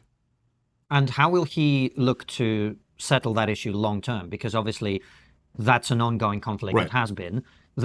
I feel like the world has come to a point where everyone is horrified by what they're seeing, irrespective of what their political position is. The fact that conflict is happening is horrific, and it has reached horrific levels of mass killing. Right. Right, but we also have people on U.S. campuses who are chanting from the river to the sea. God. So they may be horrified, but they're actually on the wrong side of that conflict. Look, with regards to the Middle East, we'll try and revivify the Abraham Accords, but with regards to Gaza, we have to be very blunt here. They have to kill every single terrorist responsible for October the 7th. But if you look at every poll, there's been 3 significant polls taken since October the 7th of Gazan residents. And between 72 and 78% of the residents support what happened on October the 7th. That is not something that is militarily soluble, right? You have an environment, you have a population that supports genocidal murder of women and children. I think the long-term solution, it's an un-American answer because it's not really a solution. We tend to think we can solve everything. It's a far more European one. Israel, after October the 7th, has to kill everyone responsible for that attack, and then they will be responsible for the security of Gaza for the foreseeable future. Not Hamas, not anybody else. Israel. Do we then not go back to square one, where essentially Israel is living? Yeah, I don't understand. Okay, I hope Destiny gets to respond to this, because I don't know. Even Israel's own defense minister, who is like literally just charged with war crimes by the ICC, even he doesn't want Israel to maintain control over Gaza after the war. And he came out and said, "Hey, Netanyahu, please don't be a fucking dumbass. Please don't annex Gaza. Please, Netanyahu, please." With a population who are being badly treated or feel that, let's just use neutral language, who feel that they're being very badly treated, they're oppressed, they're going to rise up against it, and we're just going to have more terrorism. And all of this horror is just going to continue. Look, I'm not saying I have a better answer, by the way. But this was my thing for 20 years, was counterterrorism policy. Effective counterterrorism is about attacking 2 things. It's like any enemy, really. You have to attack their capability to hurt you, and you have to undermine their will to hurt you. The Israelis have been very good at the capability thing, right? We take out their chief bomb makers. We interdict their supply of arms from Iran and elsewhere. The question is the will thing. Will you create more terrorists? There's no really good solution to that. Why? Because the Arab states of the region don't want any Gazans. I mean, Egypt does not want any more Palestinians. Jordan is full of Palestinian quote-unquote refugees. If the Arab Muslim nations don't want that problem, Israel has to contain it. It's not neat, but it's the best thing they can do given the conditions that you have more than 2/3 of the population are pro-terrorism. Well, gentlemen, we've had a great hour and a half. We've got one segment that we still have. Are you kidding me? Destiny doesn't get to respond to that? Destiny should have been able to respond. God damn it. Okay. I don't know. I guess he got the last word, whatever. Haven't covered, which is what's happening on US college campuses. I imagine you see that very differently. That ties into the election because of Biden and Trump and how they've I don't understand why he thinks an Israeli occupation of Gaza would address Palestinians' will to fight Israel. Responded to that. We're going to go to locals to talk about that and answer questions from you guys, which I will be putting to both Stephen and Seb. Head on over to locals right now for the rest of this debate. The locals? I don't know.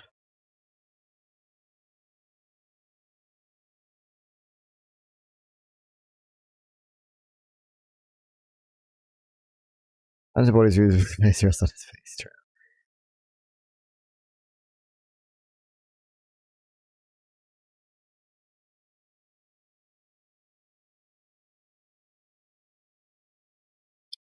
Wait, what do I watch the rest of this debate? What? I don't know if I can.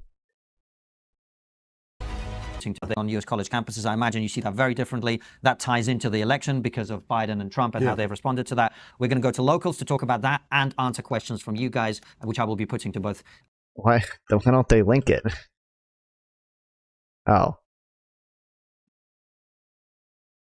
I'm assuming it's paywalled, but if it's just on Rumble, then maybe we can watch it. I don't know for sure if we can. But I'm not signing up for it's paywalled. Okay, I'm not. No, fuck it.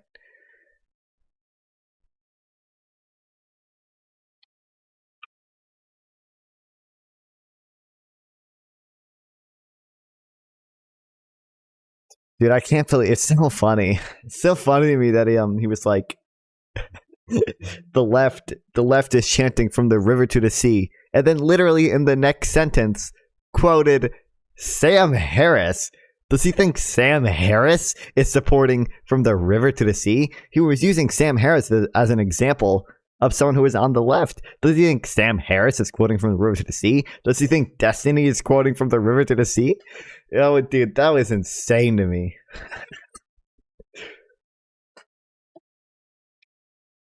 Who knows, man? Maybe. Dude, this article, see, I don't know if I want to. I don't know if I care about this. This is so long, and I don't care. What it. 17K followers. I don't even. This just looks like some random internet drama that I don't even know. I don't even know enough about to.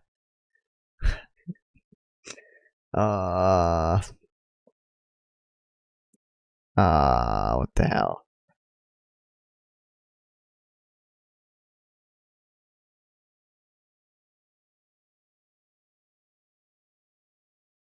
Some of the stuff on Wikipedia might be good, but I don't know if I trust a random article on X to give me the stuff on Wikipedia, my man. I'm not gonna lie.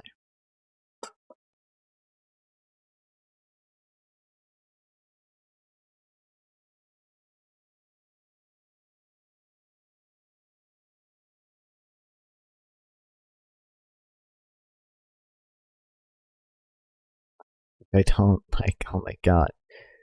This looks like actual schizo posting. This is actual schizo posting. They have all the sources at the end of it.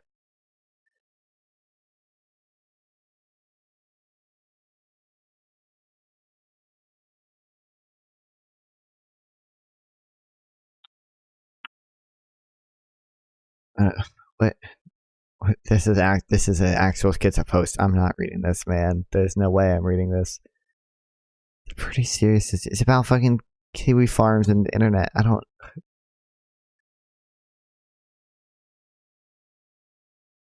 You take posting.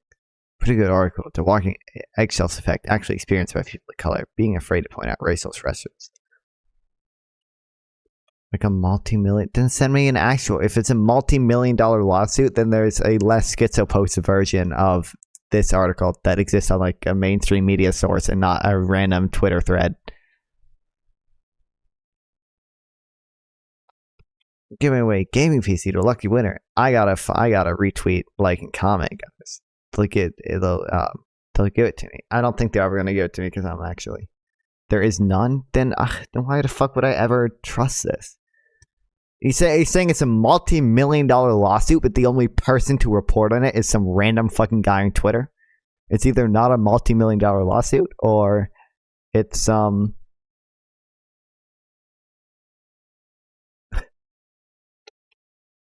How many subs for you to read it? Well,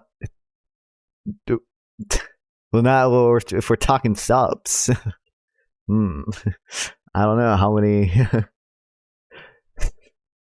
That depends. 1,000 gifted subs. How long is it?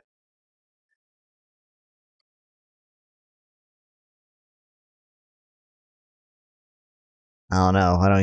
Why don't you make an offer?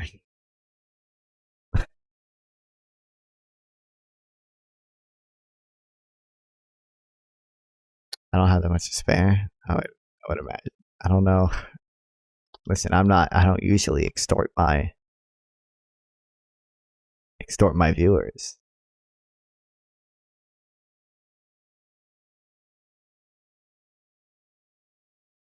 But this just looks like an actual schizo post. I'm so confused how it's a multi-million-dollar lawsuit, but apparently the only person to report on it is this one guy.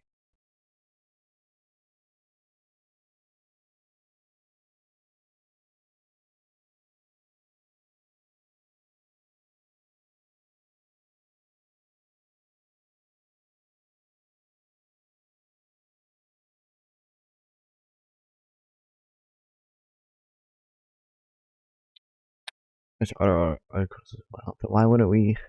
I understand he cites articles, but I'm saying like, what to do? Like, I literally have never heard of any of that. This actually looks like schizo posting.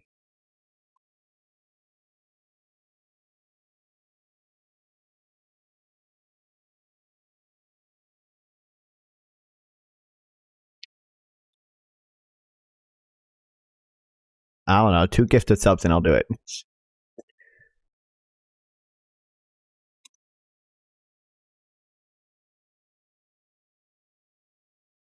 See, oh, it's a new one because the day just started. Sierra Leone to Botswana. Oh man. Oh no. I'm never gonna get. Okay.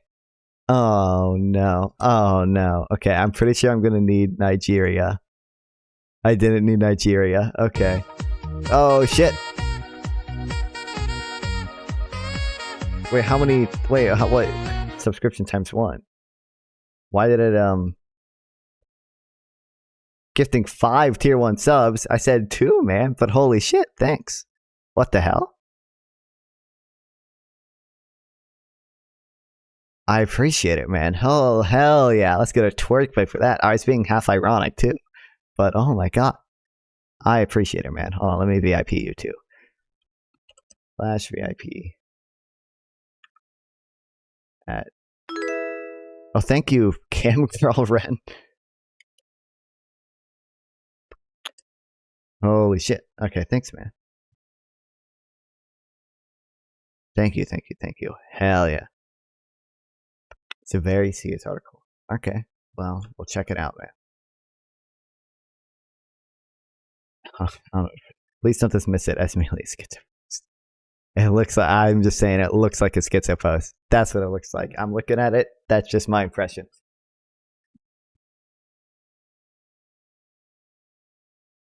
I have to make a new goal.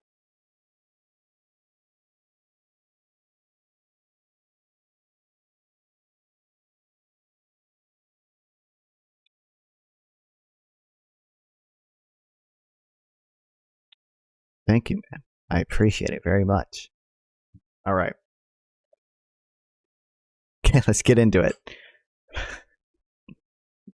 A person's most valuable party parent. Oh, the emote didn't work.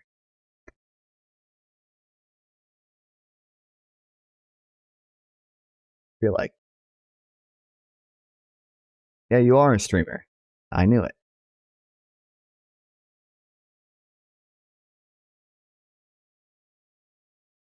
Lewd gaming and skincare. Hell, wait, hold on, I gotta check these videos. No videos found. Damn.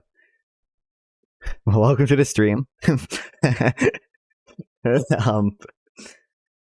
I feel like I recognize your name, so I feel like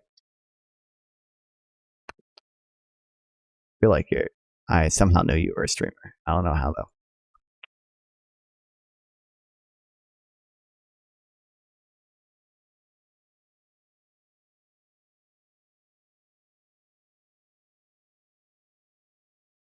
All right. Online censorship, institutional power. A person's most valuable asset is their reputation. There's no better place to build one's cash than online. For this reason, there's a convergence of extreme wealth, power, and influence being built up around the backbone of an internet like a cancer. With that, this is confirming my suspicion that this is a schizopath, by the way, just saying. Without immediate organization and reaction from the atomized groups considering themselves anti-censorship, we will soon live in a less free world with a less open internet where rich and influential people can dictate their own trustworthiness and slander their opposition with impunity. In the 11 years I managed my own forums, the Kiwi farms, I have seen firsthand the power allowing people to talk about people. Anyone who is permitted to freely share what they'd like about another person is enabled to punch far above their own weight. When a forum organized like the Kiwi farms hosts stories, media documents that never go away, it can become a permanent blight on diligently maintained reputations belonging to surprisingly important people. When that demerit is on someone rich and well-connected, they may dedicate years of their life trying to erase it. Liz Fong Jones is a transgender multimillionaire, formerly employed by Google, but now involved in at least 2 San Francisco tech startups, Honeycomb and Talpoppy. His resume and portfolio has been leveraged. By the way, is this article misgendering though? Because listen, from the stuff I've heard from Kiwi farms, that would not surprise me. His resume and portfolio is leveraged to try and deplatform the Kiwi farm since 2017. Yes, it is. Okay, so I kind of do I have to unmisgenerate? Listen, the things I've heard about Kiwi farms are not good at all. Okay, so it doesn't surprise me that like the guy who fucking owned Kiwi farms or whatever, fucking moderator or whatever he said it was, is misgendering someone. Okay, then I'm a trans warrior, guys. I will not stand for the misgendering. What started with a single email has expanded over 7 years into conspiracy targeting the most sensitive and important components of what makes up the internet.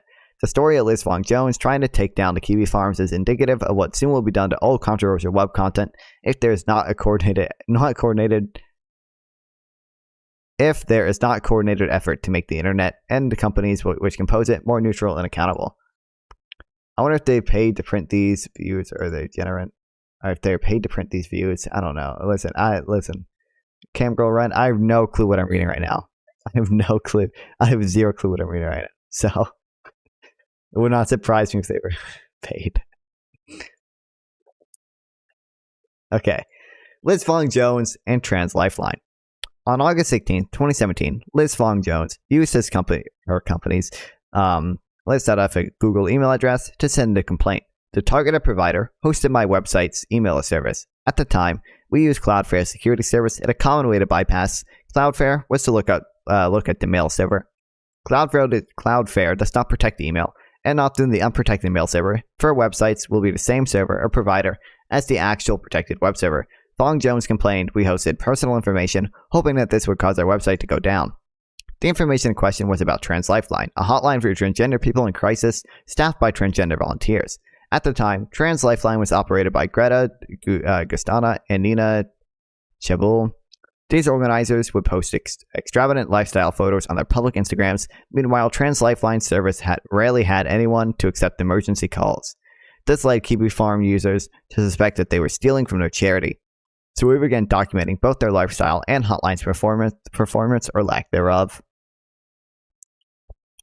Documents leaked to us by people who had worked with them show that there was almost no organization, no internal support structure, and no training. Transgender people recruited by TLL to be call agents would then be put on lines to deal with immediately at-risk suicidal transgender people with scant information on how to actually help.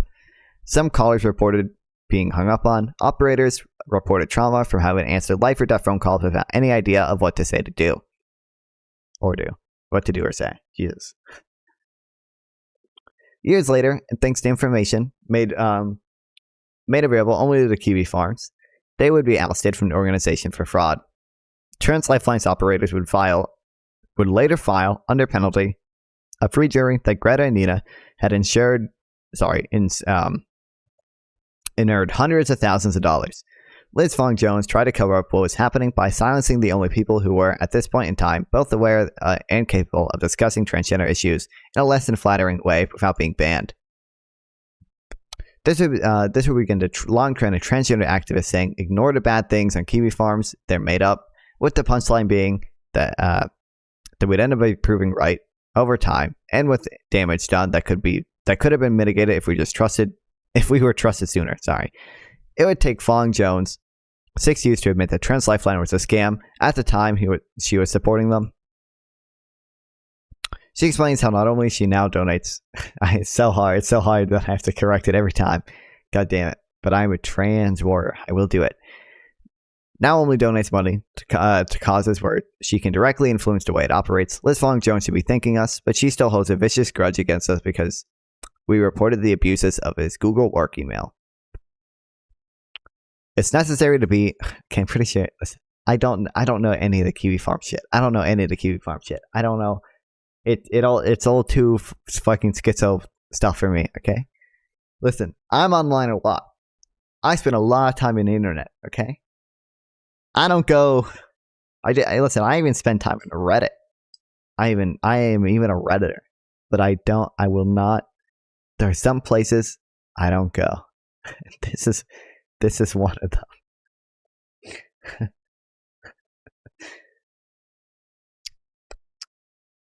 But for 2 gifted, it was more than 2 gifted subs. Thank you, by the way. Appreciate it very much. Thank you. It's necessary to be non-anonymous to organizations that immediate your giving in order to seek to get a seat at governance table and to ensure that funds are being appropriately sent. That was a very painful lesson I learned from the fiasco. That was the early days of Trans Lifeline, where the inexperienced initial board did not meaningfully keep the founders in check and insisted on audits, and major donors, including myself, didn't think to ask for board seats to provide oversight, leading us all to get defrauded. You never hear the stories how Kiwi Farms identified fraud in a charity because it was not written about. There was not a single article from a supposedly trustworthy media source about the scandal. No journalist in the world can catalog that Kiwi Farms was right because the truth is a secondary concern. Sitting under was politically expedient. Liz Fong Jones from Google to Honeycomb. Fong Jones would continue working at Google for another 2 years. Anonymous reports regarding internal politics with the company where Fong Jones worked paint a picture of continuous menace, always looking for new victims to cause problems for. Fong Jones even finds himself named in a famous James Damore discrimination lawsuit against Google for discriminatory paste made on internal Google forums. This is an extremely good article about the walking edgeless effect as actually experienced by people of color of being afraid to point out racial stretches for fear of being jumped as oversensitive and in need to phrase things to be palatable and not trigger offensive. Sugar-coated language of white fragility. Jesus, this is the cringe part of leftism though, okay. Shouldn't that a white person's viewpoint comes from a racialized reference? Effect on white identity. Challenge to objectivity.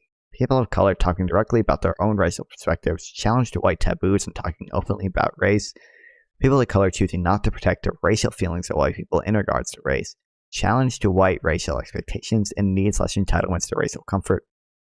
People of color not being willing to tell their stories or answer questions about their racial experience. Challenge to expectations that people of color will serve white people. Bro. She claims to have resigned in 2019 after the Google walkout protest helped organize. Insiders reported that Google does not give severances unless you were asked to quit. This indicates that Fong Jones was likely paid to leave as opposed to having claims she resigned. Trying to fire a person is such a politically protected category, especially when they're as litigious and disruptive as Fong Jones is, would cost more than $90,000. She was given just to go away. I don't know. I'll trust that. During his employment with Google, she had acquired cryptocurrency and stake in the company. It is assumed that Fong Jones' net worth is in the millions. Indeed, Fong Jones stated that she has an interest. Honeycomb also makes UV lights like the ones burned, like the ones T8. Did you mean the THT burned those guys and I the NFT? Oh, awesome. Hold on, this is another thing. I don't go on this side of the internet, man.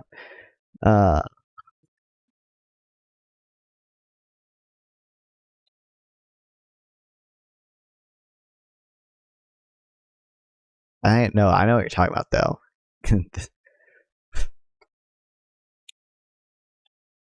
The one that burned people's retinas at the concert, yeah. Or the NFT rave, yeah. After leaving Google, he joined Text on it. Wait, we read that. Oh no, we didn't. Okay. Fong Jones has stated she indeed has interest in finance and wants to make wealth building part of her career. After leaving Google, he joined a tech startup Honeycomb as a chief field company officer. Honeycomb is a business-to-business software company that sells solutions directly to major tech companies such as Dropbox, Slack, video game companies including CCP, EVE Online, Behavior, Dead by Daylight, and finance companies like Vanguard, which is one of the largest investment firms in the world. Honeycomb is extremely progressive and has stood by Liz Fong Jones for years, even after she inexplicably announced to the world in November 19 that she had been credibly accused of sexual assault, which she chooses to refer as a consent accident. True. Consent accidents do occasionally happen. It's part of the risk-aware consensual kink. What the fuck? And I think that when they do, we need to be able to understand what happened rather than lashing out or blanket just denying that anything happened, both of which suck.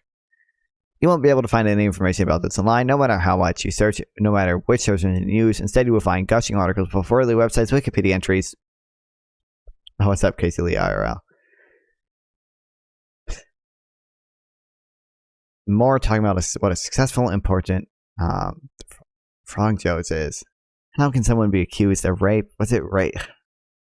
Dude, this is such a schizo part of the internet for me.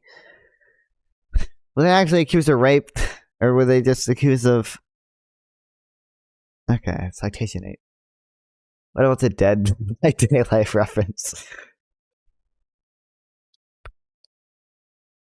How can someone accused of rape simply walk away without any progressive organizations around them? Okay. What? That's citation 8. Oh my god. Consent accident. No, this is just a tweet. What was she actually accused of? Because, like, if she's phrasing as a consent accident, honestly, quite frankly, a consent accident to somebody on the far left could just be a dumbass term to refer to, remember the, George Not Found allegations when, he was tickling her or whatever and she didn't want to be tickled. That's what consent accident. That maybe, I don't know. I disregard all criticisms of this person, but actually just using the term consent accident is inexcusable in my opinion. I don't know what the actual allegation is though. I don't know.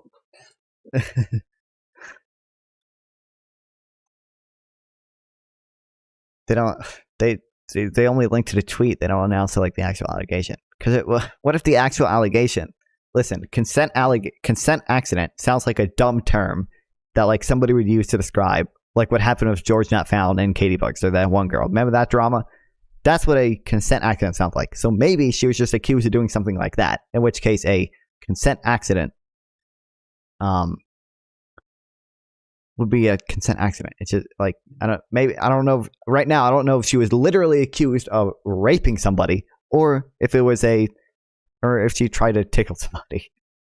I don't know. Oh man.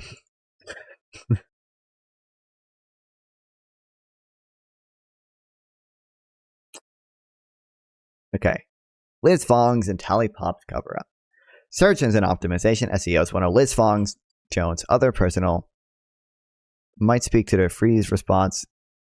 Sorry, it might speak to the freeze response and others not seeing it as revoking consent. It might be. It was rape? Okay. Hold on. She genuinely believes that I have sexually assaulted her and I considered her a friend. This is sexual assault. Are we... What is this? Okay. This was needed for seal deliberate. She communicated, but how she feels that way. This could be the whole. This making it seem like the Joyce Not Found thing. I don't know. That doesn't seem like. What was she actually accused of. Oh, wait, okay. Lives with a dog. Lives clothing. Has dog hair in it. Lives had consensual sex with somebody. That person has a phobia of dogs here, and I didn't say so. That person thinks Liz deliberately maliciously got dog hair in her. She accuses Liv of sexual assault. What?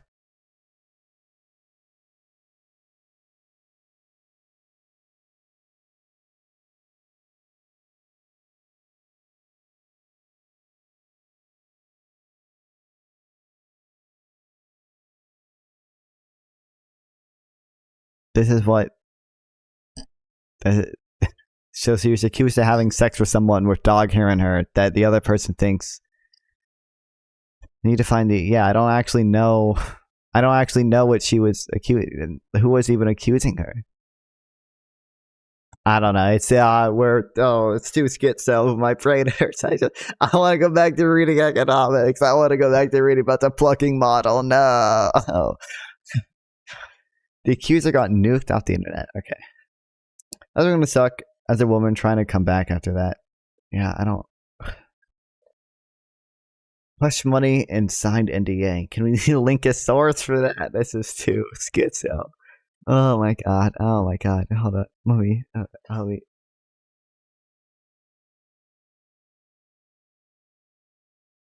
The thing you were reading has site X. What's the source? This is literally a Twitter article right now, bro. I was paid in gifted subs to read this, so that's why we're reading it. I appreciate the gifted subs, by the way. Thank you very much. This is a fun schizo read, to be fair. I'm having fun reading all this schizo shit. I don't know. Oh yeah, there's a works site at the bottom, but like you see where like it links to it says Honeycomb is extremely progressive. It mentions the like credible sexual assault thing. This thing here 8 only links to the tweet. Do you want us to tell us to the accused? Yeah, I want statements by the accuser because right now all I've seen is it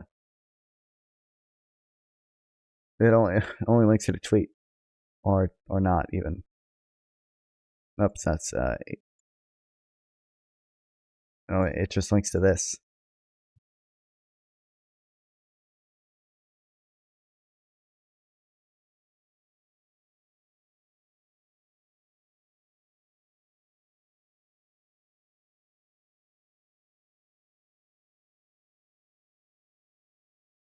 I wish that we had easy communicator circumstances, but there's nothing I can do about the damage it's done.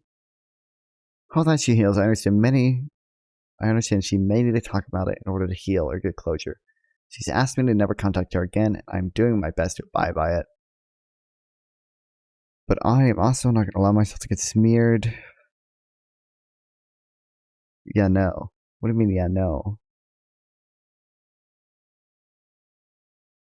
You're literally saying that she was accused of rape and you can't provide a statement from the... Rape is a strong claim to make. If you want to contact the accuser, you have to go find out yourself. I guess it does not matter. This is supposed to be about censorship or something. This may or may not be relevant. I guess I don't know, man. I don't even know. It's just they use 3 different words: consent, accident, sexual assault, and rape. Rape is a very strong claim. Sexual assault is a slightly less strong claim, and then consent, accident. Like the only I don't there's information I'm missing here. That's all I'm saying. I don't know. My brain hurts. Oh man.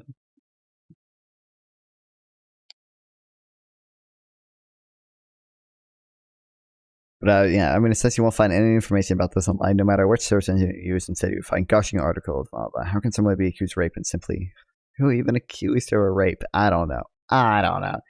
Who fucking knows?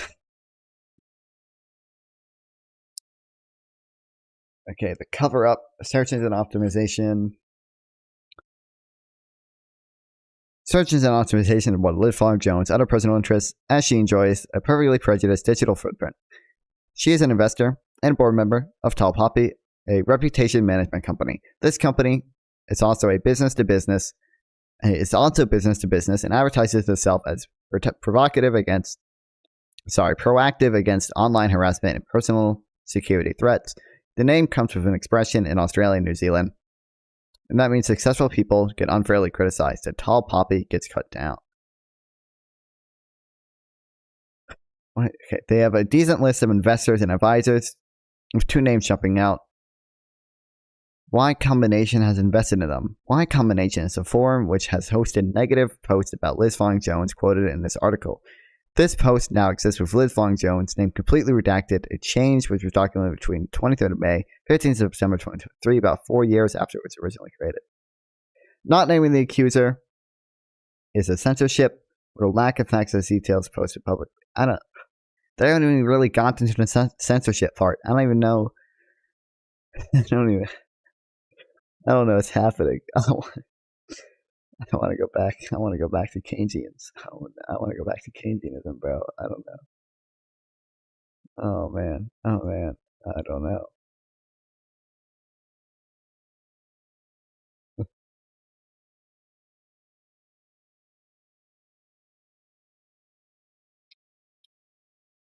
Interlude Capital is also interesting, as tall poppies outside the usual scope of their portfolio. They list on their website that they invest in digital infrastructure, which are generally low-level companies silently contributing to how the internet runs. These infrastructure companies will be relevant later. Tall Poppy boasts its customer list, which includes large companies like Spotify, viciously litigious associations like Science Fiction and Fantasy Writers of America, NGOs like Global Disinformation Index, and Amazon's extremely influential streaming platform Twitch. No way. They received glowing endorsements from Ellen Pao, a former CEO of Reddit, Anita, I don't know, of the Gamergate fame. Gamergate, no. Catherine Mayer, former CEO of Wikipedia, and Liz Lee, who has been involved in Twitter, and Morgan Stanley, one of the most powerful wealth management organizations in the United States. Ellen Pao was an interim CEO for Reddit in 2015. She was the head of the company when it decided to ban r/fat people hate. Reddit traditionally had a policy of tolerating free speech, even when upsetting. It may be hard to believe considering the state of Reddit is today, but this was a very unpopular decision. Ellen Pao was forced to couch these reforms in language like, "We're banning behavior, not ideas." There were many changes she made, all unpopular. Her stay in Reddit was very brief. She removed Reddit she was removed, and Reddit apologized, saying that they would make things right. This never happened. It was clear that Pao was hired to make sweeping changes, setting the stage for new Reddit moving forward, then step aside during the outrage so that she would take the fall. Not a single policy Ellen Pao implemented was ever reversed by Reddit corporate, and they have since have been compounded and expanded upon. Listen, as a Redditor, I know a little bit about this. Ellen Pao married an openly gay black man, but has been going through a divorce since 2019. Details on the divorce are hard to come by online. It raises questions as to what exactly Ellen Pao has been paying for. Catherine Mayer is a former Wikipedia CEO and current CEO of NPR. She is an avid ideologue whose reputation is so incredibly poisonous that her position at the Signal Foundation has raised serious concerns if the beloved privacy app Signal is fundamentally compromised. The direct connection helps explain how Liz Fong-Jones is able to generate significant positive press for himself and is permitted to craft narratives on Wikipedia articles. She is directly affected by and has incredible conflicts of interest with, including for her company Honeycomb and the Kiwi Farms. Her contributions are made by suggestion only via the talk pages, but since she is direct friends with Wikipedia admins who manage these pages, they are always included as favorable, him as in a favorable light as possible. Oh my god, my brain hurts. Wikipedia is supposed to be free and open. It's supposed to be a free and open platform for cataloging the knowledge of mankind. Catherine states here that this is no longer useful and that free and open perpetuates a white male westernized conflict and is exclusionary to communities without rich tradition. True. These ideas of racial openness did not live up to the intention. I started by talking about the idea of free and open as some of our founding principles, sort of free and open source, coming from the idea of the open source community. Well, I have come to the opinion and the perspective that free and open was a way of looking at the world that was inherently limited relative to what we were trying to achieve. Free and open has the best of intentionality, but in the end, what free and open often ended up doing, particularly in the case of Wikipedia, was really recapitulating many of the same power structures and dynamics that exist offline prior to the advent of the internet. And so what we ended up seeing was Wikipedia really rebuilt this idea of knowledge as a whole around the Western canon. You see the exclusion of communities of languages because of the ways in which Wikipedia is based on reliable sources. The idea of a written tradition is something that is particular to many, the idea of a written tradition, which is particular to some cultures and not to others. The ways in which we ascribe notability often. Okay, I mean, cringe take, whatever. I think Wikipedia. Where's the Wikipedia for oral tradition? Okay, where we all write down our. I mean, you couldn't make that actually because you'd be ruining the oral tradition by writing it down on Wikipedia at all. Wikipedia is by no measure a free and open platform. You are only permitted to edit Wikipedia using specific IP addresses, meaning anyone concerned about the privacy may not edit Wikipedia. What does this mean? I don't know what this means. What does it mean, specific IP addresses? Does it just mean you... What does specific IP addresses mean? I'm assuming what this is saying is basically you can't use the VPN. That's what I would guess. That's what I would guess. Since Wikipedia admins and Wikimedia C-level executives may be friends of people trying to ruin your life, this necessitates de-anonymizing yourself to hostile actors to even create an account. Then you will discover, Then you will discover that almost every important Wikipedia page is under special protections, especially controversial pages like Kiwi Farms, living people such as Liz Fong Jones, and companies like Honeycomb. Dude, I bet this person's Wikipedia is like 3 paragraphs long. Okay, goddamn. It's not that long.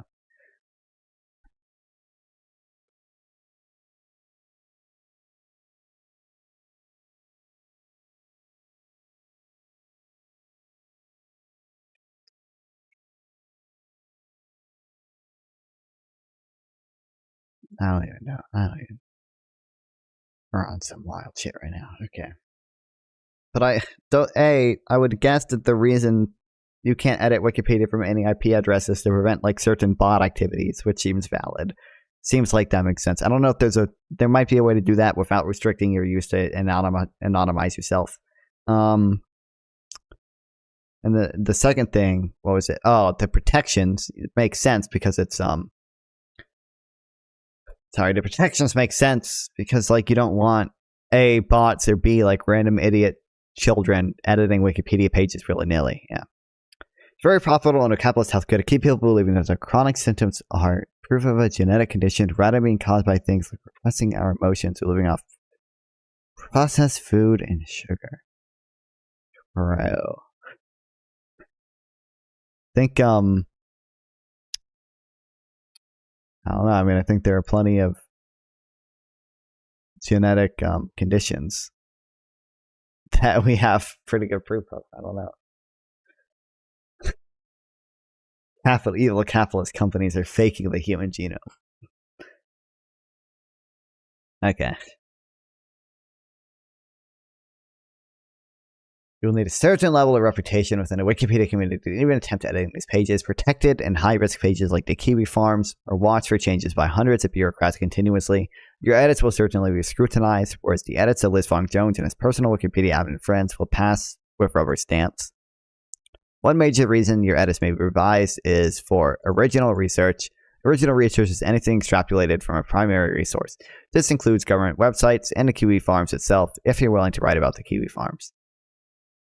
What Wikipedia is like is secondary resources from trusted publications. Trusted publications are explicitly whitelisted news media websites. Kiwi Farms users in 2022 asked Wikipedia to start being impartial on a subject and stop trusting biased news articles. This prompted a 10-year Wikipedia veteran editor to state if Wikipedia had existed on expert consensus that the world was flat, then you would have asserted that position as fact. The men who buried Leonardo Bruno at this stake for discrediting geocentrism now write for Wikipedia. True. At least Bruno's executioner got paid. This guy's 38,000 edits were made for Wikipedia for purely self-satisfaction and ego.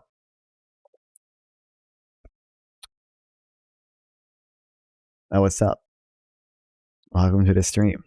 I don't know what I'm doing right now.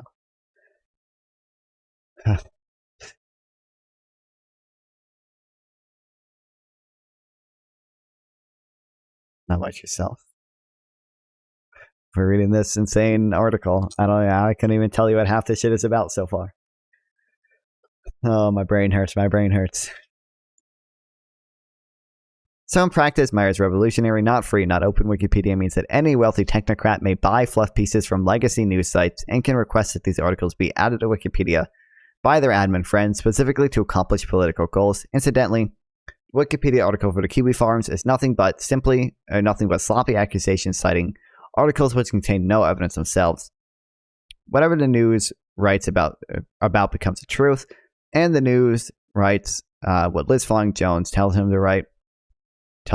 She has often directly contributed to news articles or is the subject of favorable interviews with these publications, which she personally passes through to the Wikipedia admins to get compliment and grow articles in the direction she pleases.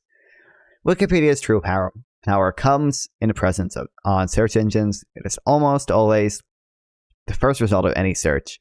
Its contents are fed into the info box summaries found on search results, and its data is accepted uncritically by AI chatbots.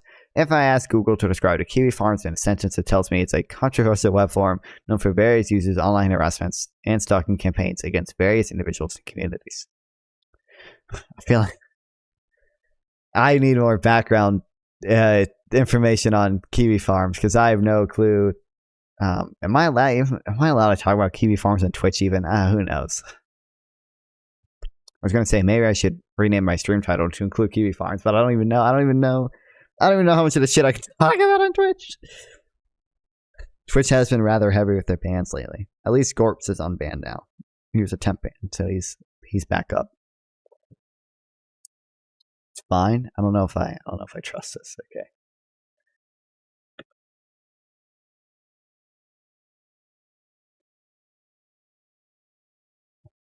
Who knows? Having explicit enforced rules against contracting people off-site to harassment to the average person, Wikipedia is the truth, and whatever is written on Wikipedia is what to believe. There's a real bad place to be. Never visited myself. It's like 2000s internet. It's the best way to describe it. Yeah, that's what I've heard. But like, I've really only heard Kiwi Farms used as an insult against other communities. Is like really, I've only heard like Kiwi Farms used as an insult to people. Like I don't know shit. I don't know shit about Kiwi Farms, and I don't know shit about Liz Fong-Jones, and I don't know anything. I don't know, guys. Old 4chan is what I've heard. Yeah, I don't know. It just, oh man. I don't know shit about Honeycomb or any of these other or Gamergate. I was like little baby boy for Gamergate. Okay, I was like 10 years old when Gamergate happened. I don't know stuff about Gamergate. You expect me to know about Gamergate?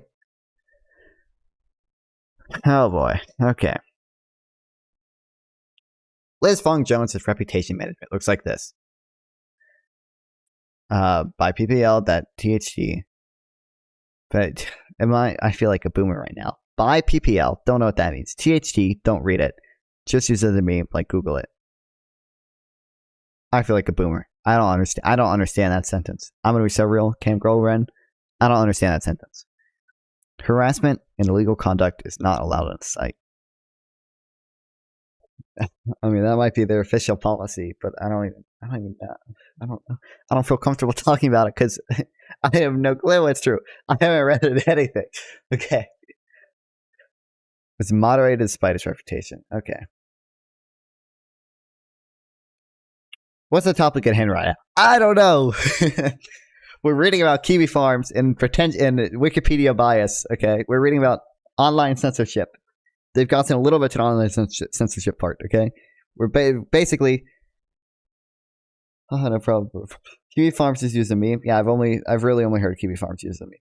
We're reading about Kiwi Farms and a person that was accused of being or has accused Kiwi farmers of harassing them, and what they do to Wikipedia to make it seem like maybe they weren't, to make it biased towards them. But I don't know, because I don't have enough background information. But yeah, I don't know. Who knows? Who knows, chat? I don't know. By the way, we're 2 followers away from 100 followers, which would be really cool. Anyways, appreciate you all watching. Just saying. Just saying. Nice following Jones' reputation. Oh, thank you. Shit, that usually doesn't work. Thank you, friendy. Fun. I don't know if I pronounce your name, or I don't know. Fun 3R4I, whatever. 1 follower away. 1 follower away, guys. By the way, I don't like. I notice it's hard to read the thing. I know followers. Don't worry. Oh, really, Kaio? Oh, is this your first stream? Is it? Oh, wait, shit. Oh wait, was that? I don't know if that person was already following. Because I'm still at 99 followers, but I think that. Oh shit! Oh no! Oh, thanks, Casey. Thanks. Appreciate it. Oh, let's go, chat. I need to make another. I made a 50 follower special PowerPoint. We'll have to make a 100 follower special too. Can I add like a stroke? I don't think I can. Whatever. How to be here for 100? Yeah, chat. Let's get a twerk break for this, chat. Thank you guys very much. Stick around. Tomorrow we'll do that. Maybe not. Tomorrow or 2 days from now we'll do a 100 sub special. Not sub, follower special. I'm used to YouTube. Yeah, boy. We're almost at 700 YouTube subs too. 696. Almost there. If these stupid shorts that I uploaded would get views, I don't understand why these shorts, all the other shorts have gotten views. These shorts just have not. They've just stayed stagnant. 2 views with like typical performance, 360 views. Who knows? Whatever. Okay. That dislike ratio, that's because, well, yeah, that's because, I mean, it's political, so some people are going to dislike it, but that's because what YouTube does is, YouTube pushes it to their seed audience, right? So it's people who probably have never seen me before and probably don't enjoy my style of content. You get more folks that subscribe to you with long form. I mean, the thing with shorts is that like YouTube pushes them to that seed audience, so all of them get like 400 views. So like if I make a short and get 400 views, usually that leads to like 2 subscribers.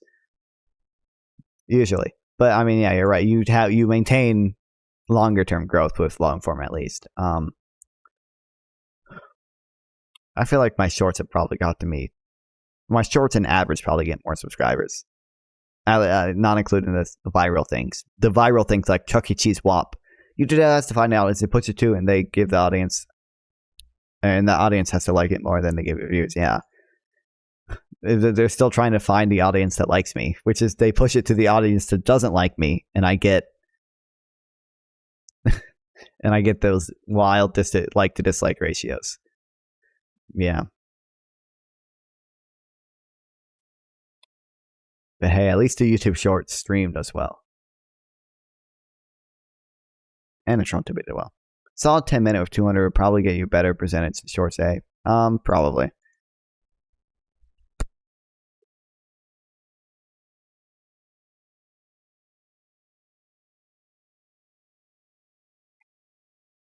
Okay. Liz Fogg's Jones. Reputation management looks like this. 1. Craft media narratives with context in the press. 2. Submit this narrative as publicly held truths using Wikipedia context.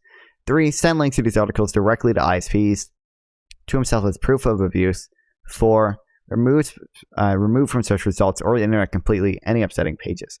I really like when YouTube uses me as a test audience for 8-year-olds. Yeah. 8-year-olds that found their mother's Google account postings. Yeah. YouTube has definitely been doing that. It's awesome, dude. I love getting I got one of those pretty recently. I'm not going to be able to find it because it was it was a bit ago now. Damn. Yeah, it's been too long. Damn. Ignore the whatever shit's in my history.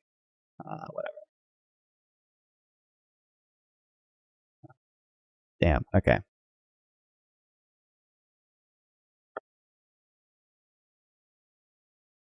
In this way, he can prove criminal behavior through a line of reputable sources despite no actual evidence for criminal behavior because no criminal behavior exists. This works to both harm websites like mine and benefit him, and to benefit hers in crafting his and his company's reputation to his liking. Saw so much Coomer ASMR in history. Yeah, bro, I love it so much. It's not Coomer ASMR. It's not the weird ASMR. It's we can go through it. I'm not ashamed. I'm not ashamed of who I am. Okay. Yes, I do put ASMR in the background when I edit shorts. That is what I do. I do put ASMR, strawberry spa treatment, layered sounds, whispers, personal attention. I do it. I'm not ashamed. I am not ashamed of who I am. Okay? Okay, guys? I will say it. I do occasionally put ASMR in the background while I work. Why can't you listen to podcasts like normal people? Because I'm editing stuff, okay? When I edit stuff, it's better to have like ASMR than stuff that I actually have to pay attention to. We also have Elijah Wallace Fendi slide in here. So I think this evens it out. Let's walk through it. Does your camera often point to the ceiling? That might be why. To the left, to the right, find your ride, now put that whip and drive, and do the Fendi slide. Show me how you slide. To the left, to the Thank you, Kyle. I was waiting for you to do it. right, find your ride, now put that whip and drive. Listen, there's plenty of Coomer ASMR out there, but I listen to normal ASMR, and I listen to Tom York Radiohead sped up. Well, no, this is a slowed down version sped up. So you guys want to get it because you're not Radiohead. You're not a Radiohead fan like I am.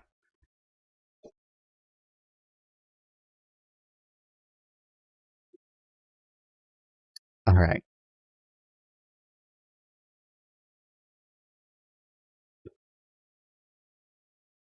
I'm not ashamed of who I am. Okay. Fuck you guys. Fuck you guys. It works especially well because he's very low profile and not known outside of his fields, where there's no political crossfire to hold Wikipedia accountable. Instead, the only voice identifying this behavior is the Kiwi Farms, which has already been thoroughly outlined. Oh, I'm deaf. That kind of make it hard. Oh, yeah.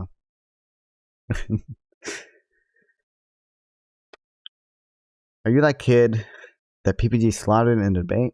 Yeah. Listen, whose channel's still standing though?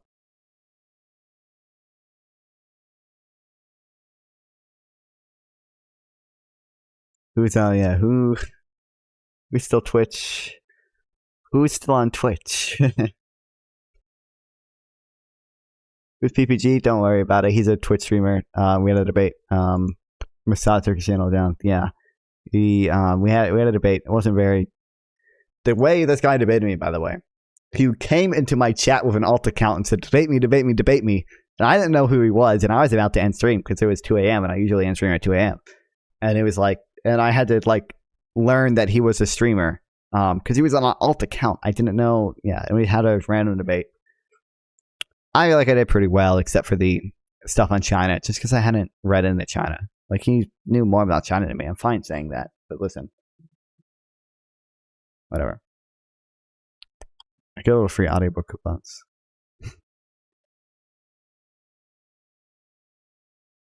He also got banned from Twitch for peeing on the carpet. OMG entrapment, true. He begged for subs and then peed on the carpet when he got them. And he got banned from Twitch. And then he made a new channel. And before he did one stream on that channel and got live nuked. I don't know if his new channel is banned yet. It wouldn't surprise me if it is. Let me check.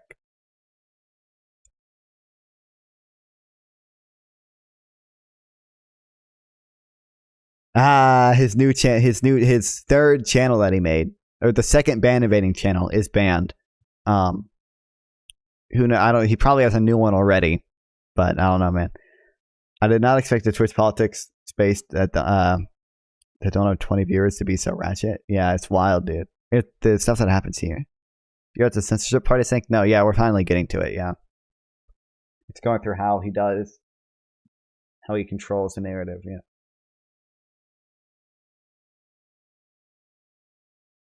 You finished the personal stuff? Good. Nobody's got distracted by other shit. Okay. What kind of non-consensual content creation is this? I mean, I agree to. I was under no obligation to hop in a call, but usually, when I set up a debate with someone, it's like either they're doing a panel and I hop into the panel, or we set up a time to talk and he it was wild, whatever. But you know what? It doesn't matter because it got views on YouTube.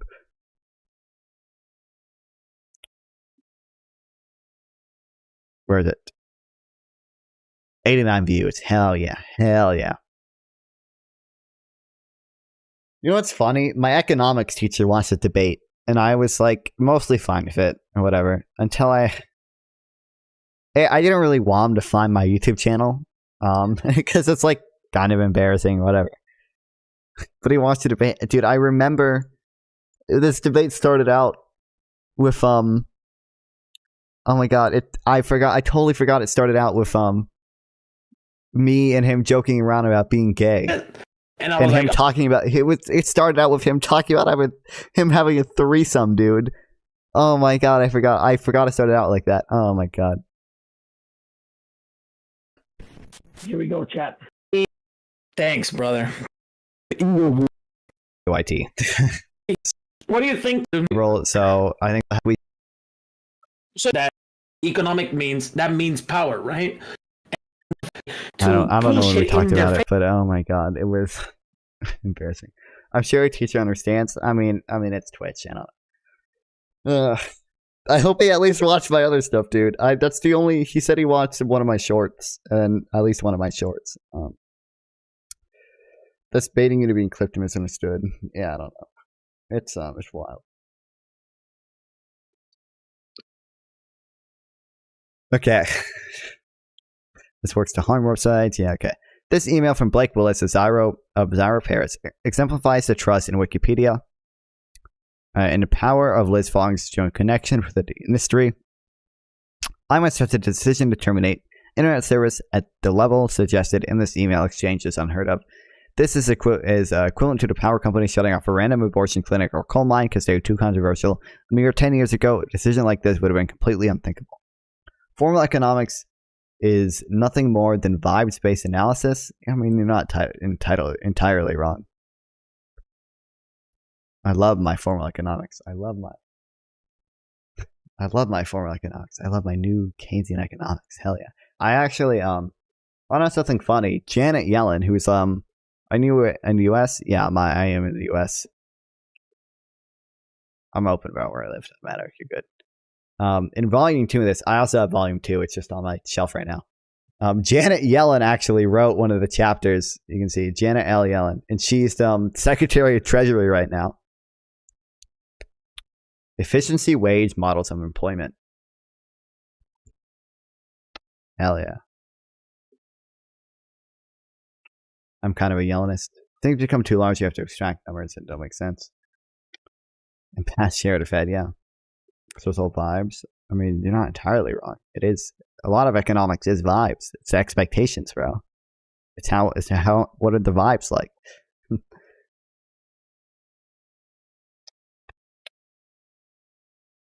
Okay. I have some more stupid economics up here. Oh, yep. What Money Can't Buy, The Moral Limited Markets. It's a good book. Same economics teacher actually told me about this book. And then we have 2 Paul Krugman books. I love my economics. Hell yeah. Okay.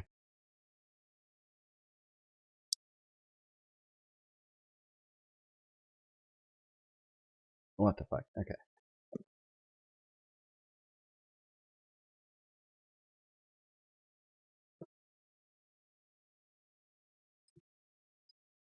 It's all vibes, bro. Bro, both the Keynesian business cycle is just vibes, okay? That is what the Keynesian business cycle is. It's the animal spirits. It's the vibes.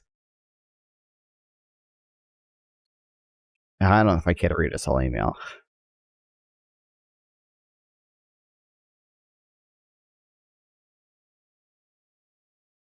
Someone with official swimming access to follow up Lindsey Gray's post that were in parallel.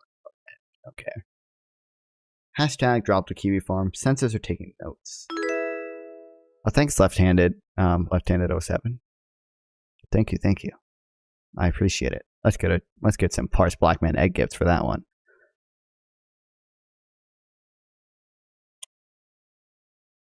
Okay. Well, by the way, when is this posted?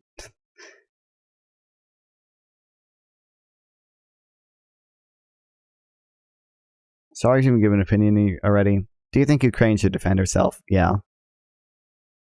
We went over that a little bit today just because we watched the Destiny 17th. Okay. We watched the Destiny Biden versus Trump debate that came out like yesterday. Oh shit, wait. We skipped a section. 2 seconds. What the fuck was that? What's what? With the Parse Blackman egg gift? What's wrong with Parse Blackman egg gift? You have an issue with it, bro? What's your issue? What's wrong?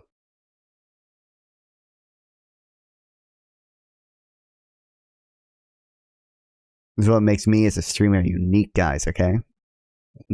It's Parse Blackman egg gift.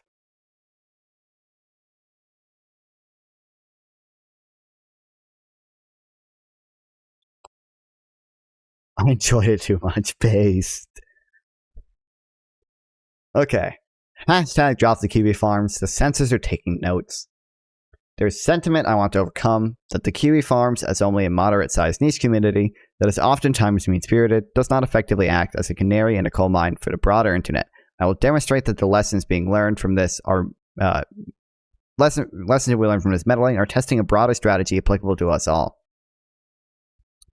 In 2022, disgraced fraudster Clara Keffels. No. I haven't read any of the Keffel shit. I don't want to touch anything Keffels. It makes my brain hurt. She's been accused of so much for so long. I don't know what's true. I don't know what's not true. There's so many. She's been in so much drama. I don't care. I don't know. I'm not dealing with it. No comment. Not dealing with it. We're reading this. No comment. No clue. I don't know what a Keffels is, okay? I don't know. I don't care about the Destiny Manifesto on her. I don't care about the Mutahar drama. I don't care. I don't know anything about her. I don't know a single thing about her. Okay. Unironically, I'm never looking into the Keffels things. Too many. I don't care. When you have this much shit, I don't care, dude. I don't care. It's such a better use of my time to go do anything else, okay? Than talk about Keffels. Okay, anyways, let's read about Keffels. As a disgraced fraudster, Clara Keffels, Sorrenti, would falsely claim that Kiwi Farms had orchestrated a swaddling of we're Michigan and Keffels too, hell yeah, of her domicile in Canada. Liz Fong Jones would lend her talents to try and finally destroy the Kiwi Farms. This included Liz Fong Jones appearing in person at Sydney to protest Cloudflare, which provided security services to us. The idea was that getting our security service to abandon us, we would be open to illegal cyber attacks that would bring us down. It worked, very powerful. People took notice. Liz Fong Jones helped to achieve total censorship of a community made of tens of thousands of users. Her efforts and her achievements are now being used as a proof of concept for academic research. If Liz Fong Jones succeeds, the model she is constructing will be applied to easier targets in the Kiwi Farms.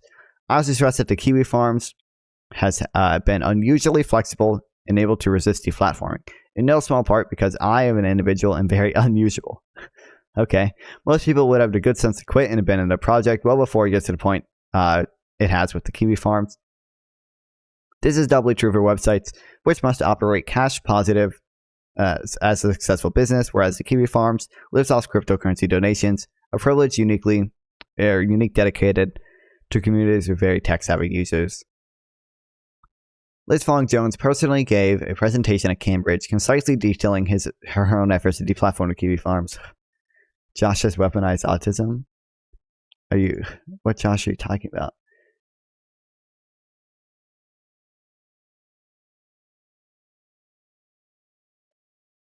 A lot of Josh's I know. I don't.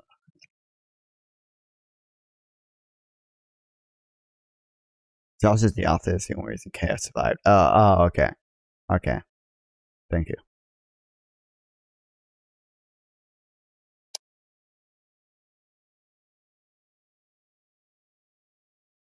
Liv Fong Jones first gave a presentation to cameras, concisely detailing her own efforts to deplatform Q forums at every conceivable technical level. Shockingly, the most effective targets were the most important to the broader internet, such as T1 Internet Backbone Company Congen, based out of DC, who to this day will block any of their customers who allow Kiwi Farms to use them.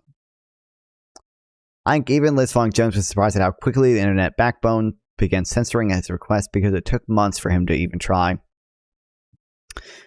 Once she realized that they would do what she asked, it became her go-to strategy.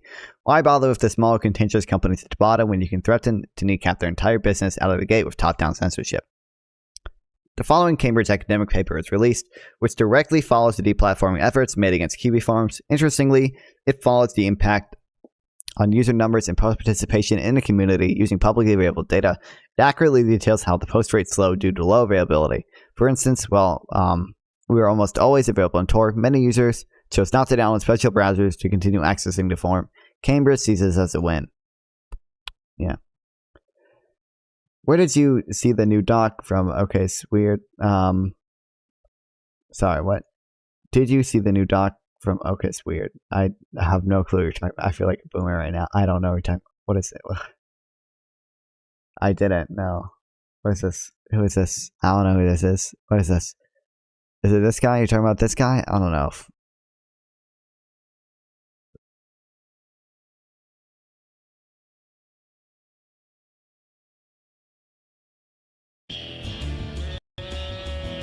Two hours long. Jesus.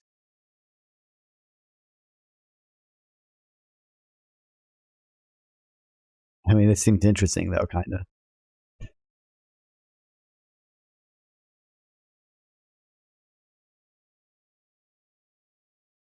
This is what the second minute was meant for.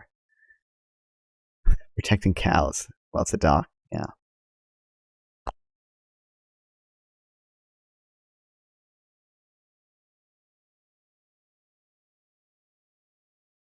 Are you Russian? I'm not Russian, Eggy Toast. 2 hours kind of normal A. Kinda. But he's not a real documentarian, okay? He's a YouTuber. I'm joking around. I respect YouTube documentaries a lot. I enjoy them.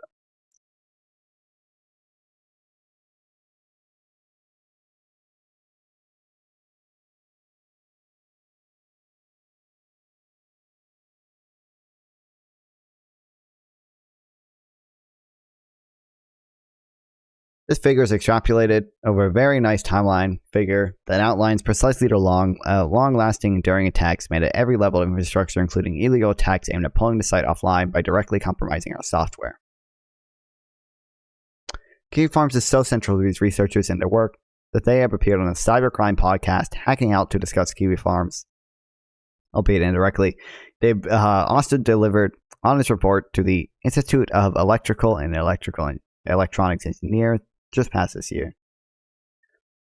It's incredible. He talks about how ranching and how it does things. I give it a watch if you have any time. Maybe. Would it be good to watch on stream? It might be good to watch on stream, actually. I don't know. Listen, reaction content is always easy. I love farming the content. Maybe we'll watch it as I do my Fallout 76 daily task. We're playing Minecraft. Minecraft server up, by the way.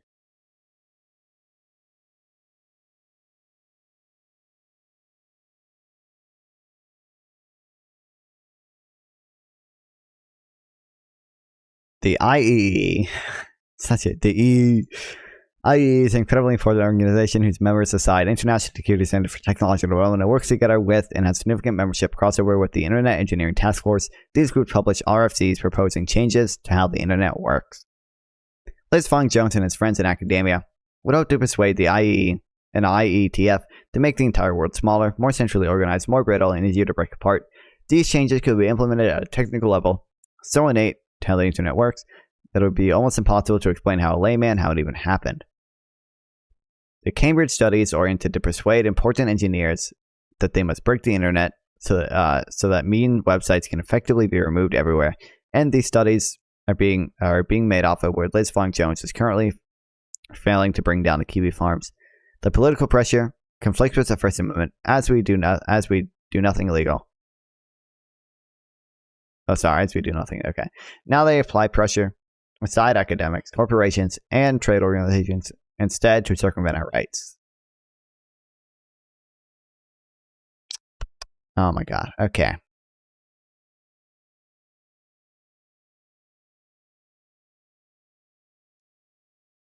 Liz Fong Jones sued Vincent Zen, owner of the Flow Chemical, in Australia, for $400,000 for defamation. To demonstrate how insane this is, I will chart the distance between Vincent and the post which Liz Fong Jones alleges to defame him.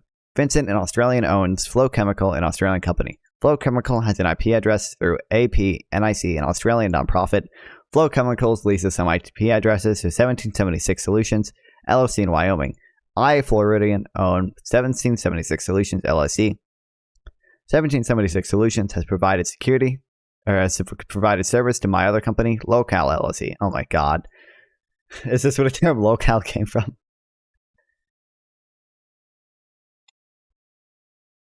Users of the Kiwi farms, who are mostly American, made posts about LFJ. LFJ alleges these posts were untrue and defamatory. Yeah, that seems a little unhinged. Okay. Therefore, the court believes Vincent personally owes $500,000. I know Vinny and speak to him maybe four times a year on average. We live in different continents and completely different time zones, and it's hard to maintain a friendship over that sort of distance. As a result, Vincent knows almost nothing about Kiwi farms or what I do, and has no say in how I use my IP address I pay for. Neutral Locale came first, then they incorporated it. Oh, okay. Dude, that's awesome.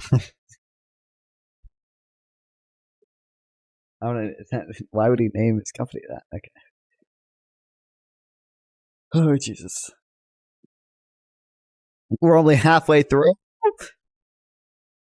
Okay, I guess a lot of it is the sources.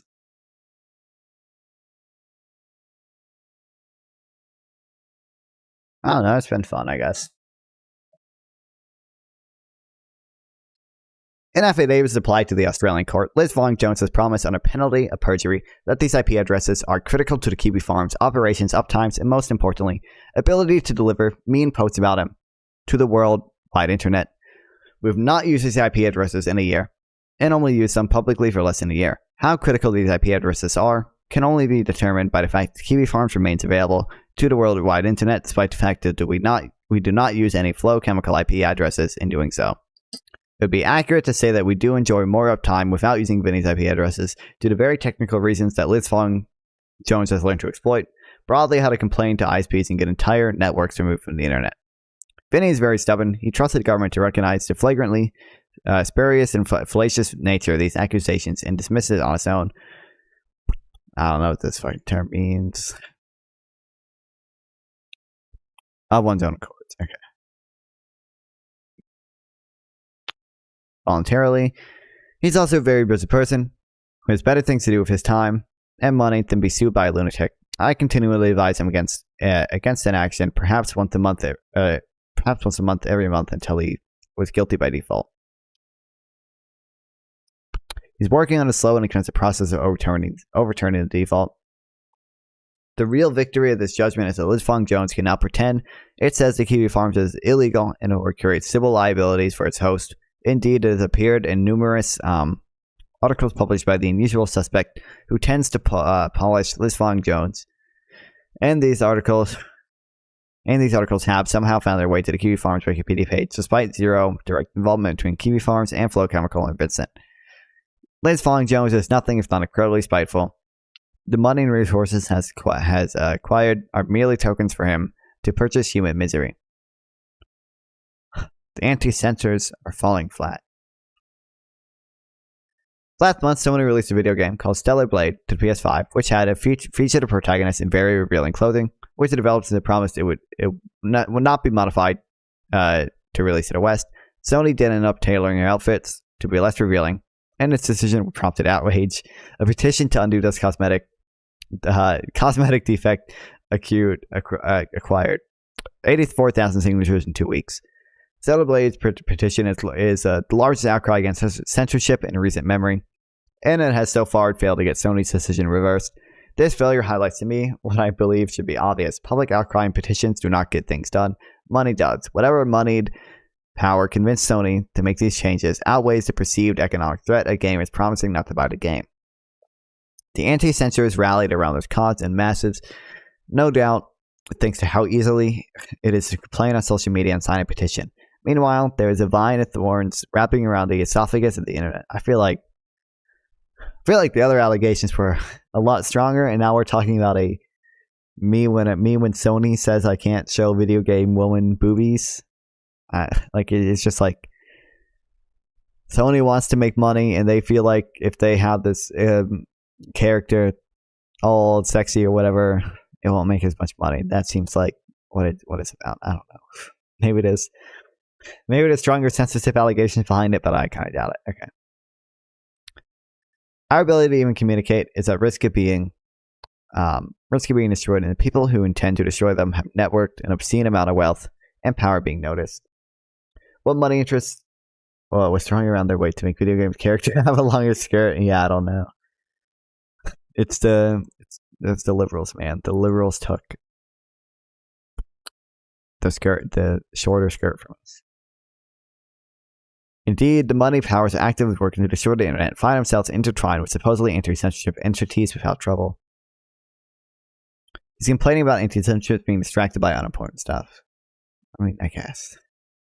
For instance, the closest thing to institutional power online for anti-censorship is Rumble, which has recently started a cloud service that consists of a single data center, single ISP, and a single security service.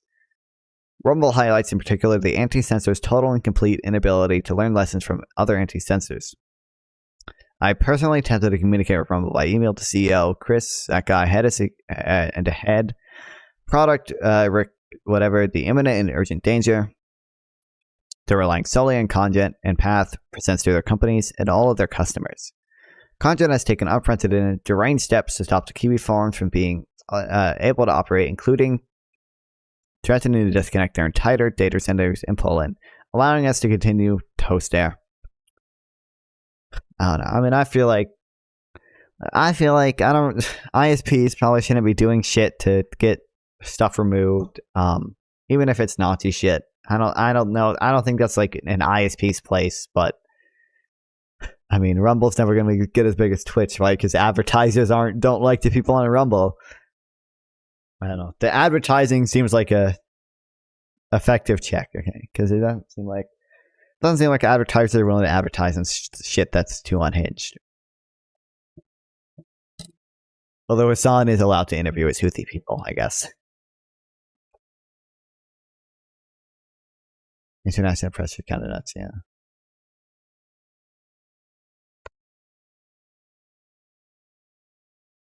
Frogan is allowed to say a word that I'm not even allowed to say in Twitch. Doesn't really make sense to me, but whatever. The decisions to provide the new Kiwi farms and my company 1776 Solutions for operating in Content networks come from the very top. 2 separate sales representatives from Content have confirmed to me that a C-level decision was made to stop me from acquiring a hookup with them. I've attempted to call Content investors meetings during public Q&A and was screened out of the caller pool. I stressed that even a few years ago, a T1 ISP making waves to try and censor online content would have been international news, a terrible blow to the reputation within the industry, and no company would possibly trust them with supplying transit. Path CTO, don't care. A pedophile, okay. Glory is on record admitting to watching a 9-year-old girl be sodomized. His company Paths attempted to illegally seize my hard drives by sending fake Canadian court orders to my data centers. Path proudly advertised that they were the first ISP to disconnect the Kiwi farms at an ISP level and boasted about this directly to Liz Fong Jones. We were ahead of the trend. We bought Kiwi farms and ASN advertising in 2021. Yeah, whatever. Okay. Despite this, Rumble still uses them. What's worse, Rumble's video site apparently uses Path for application level mitigation as well, which means Path, a mismanaged, near bankrupt security company currently being evicted from data centers for missing months of payments, is probably an SSL endpoint for Rumble. If true, it means that Path and Coney Barnhill can intercept and read all communications to Rumble's websites. I have warned them about this for months. At a very basic and fundamental level, the key point is that anti-censorship are being fractured and isolated from one another. They do not have a cohesive goal. They do not have cohesive goals and frequently allow irrelevant persons' issues to divide them. At best, their efforts are split and duplicated, and at worst, they are openly hostile to one another. No such issues exist for the pro-censorship crowd. Drowned in capital from mega corporations, which they share between friends like bottles of wine. They plot a web of academic journals, media publications, and presentations at important international organizations to achieve their goals. They live in penthouses outside of San Francisco, callously deciding which small, atomized, defenseless component of anti-censorship they will tie up in litigation and defame next. There is no equivalent for anti-censorship. No one stands at the IEEE or IETF and discusses how the internet is about to collapse into dystopia. That seems a little harsh. I don't know about that, man.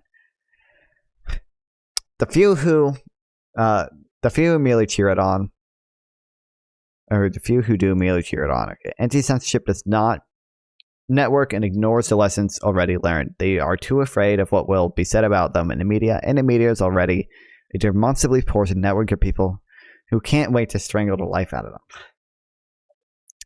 The most important anti-censorship organization was the Electronic Frontier Foundation. The one time EFF tried to write in defense of the Kiwi Farms, they had to anonymize their authors because the two women who wrote it were threatened by a transgender mob. Okay. To this day, the EFF will take the sides of the mob who threaten them and hates them over any organization in genuine need of defense which may lack a favorable Wikipedia article. Is China's internet a dystopia? Dystopia? I mean, they have the Great Firewall. Kiwi Farms are trans people. What do you mean? Oh man, this is a tough one, Copenhagen. China's internet kind of somewhat dystopian. That's literally their fucking government. It's the Great Firewall shit, man. This is just ISPs. Thank you for VIP. I love Israel. Oh yeah. Well, someone gifted you a sub. This person gifted me a gifted sub, so I would read this article. Gifted 5. He's definitely. Hey, you and me. Every time I reach a follower goal, I just hit 100. I did it at 50. It made like a PowerPoint. Oh, it's a sub. Yeah. I made like a PowerPoint of the top 5 non-font ops and the top 10 non-font supporters. Listen, you'll definitely be in the top 10 non-font supporters. You and me. I was saying. Thought you made me a VIP. Well, I probably should make you a VIP. Previously, I've just been using VIP as an incentive for people to sub.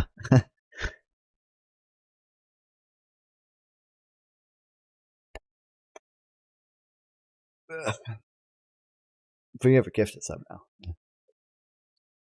I don't care about the top 10 non-font supporters. I want to be the top 10 Israel supporters. What's the difference? They're the same thing. Every anti-Israel person is on the non-font ops. Every pro-Israel person is on the non-font supporters. That's how it works. That's how it works. No wonder when they're staffed. Oh wait, do we read this? Hasbro better. True. Starting to show cracks in the internet backbones, the EFF launched a petition, a website called Protect the Shack, dedicated to trying to preserve the neutrality of the internet. They've never contacted the Kiwi Farms directly to learn about where the stack is in danger, and as a result, they have accomplished nothing. Despite the size, prestige, and financial support from the EFF, Protect the Stack accomplished nothing. Israel has no fans, and I'm no longer concerned. It is no wonder when they are staffed by the likes of Cooper Quinton, a senior security researcher with the EFF, whose hobbies include wishing death on the users of a website who have openly supported the EFF for years. Quinton is proof of concept that anti-censorship wastes its breath trying to involve itself with the existing rotting structure of past anti-censorship. Those organizations have devoted and only new ones with renewed purpose can work. Thoughts on the death of the Iranian president? I mean, I don't know. I don't think there's any conspiracy thing about behind it. If that's what you're asking, but I don't have it. I don't have many thoughts on it. It'll be interesting to see what happens in Iran with the new elections that they hold, I guess. Actually, I wanted to read about The Economist did an article about it. I wanted to read the yeah, we'll read this after this.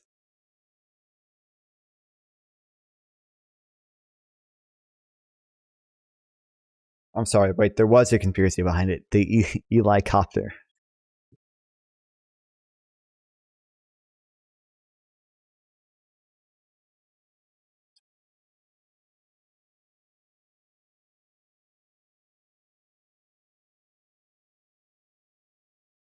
Where is it? Oh. I don't know where it is. God damn it. I don't know. You got money in crypto? I don't. You're almost done with the article, I know. I think it will be out until it's sun. Oh, probably. Okay, in conclusion, I like to end this article with a call to action. Here's the problem, here's the solution. While I would generally encourage intelligent cooperation between anti-censorship movements, I have no hope for that. Anti-censorship is inherently individualistic, as those types benefit from freedom the most. Some cohesion is necessary. The anti-censorship crowd is mostly preoccupied with lining their own pockets. Every anti-censorship startup seems hell-bent on being the first person to solve the censorship issue without any cooperation from others so that they may take all the glory. There's no conservative think tank doing what the pro-censorship camps do every day, combining intelligence, power, and money. Average kick chat, I can go 2 messages without mentioning crypto. Yeah. Instead, we run our own race and make less progress overall, falling further behind in our endeavors every day, winning only superficial victories with video games and local jurisdictions. While pro-censorship wins the big stage and behind the curtains of the international organizations who actually make decisions. There will be no particular participation trophies at the gallows. For those with resources, I emphasize the Confederation is required to survive the next decade. There will be companies. Oh yeah, you should all thank him, by the way. Companies making for the internet which are toxic and needing to be scraped out, and companies which are principled. Oh yeah, you can use those now. Texas Man. None of you guys are there for Texas Man. Texas Man is early non-fawn. Companies which are principled and need to be built up. The good is out there, and good people are trying, but they don't get the attention they need. A serious person with serious aspirations could be a pro-free speech trade organization or coalition, but it needs to be done in earnest with resources out the gate, and it cannot exclude members in what they would bring to the table simply by the negativity of their Wikipedia article. For the average person, instead of asking you to do a specific thing, I ask you to consider something. Every day, Liz Fong Jones wakes up and dedicates the whole of her existence to making the world a worse place. She decides how she's going to enrich herself. Dude, just from the optics, okay? I understand this guy doesn't like trans people or whatever, but just from the optics, I'd be willing to grant this guy way more charity if he just for the purpose of this article correctly gendered them, okay? Kiwi Farms after me, yeah. I don't know what shit we're at Koftanak. I don't think you were here when we started reading this. I don't know what shit we're reading now, man. I don't know. You physically can't, yeah.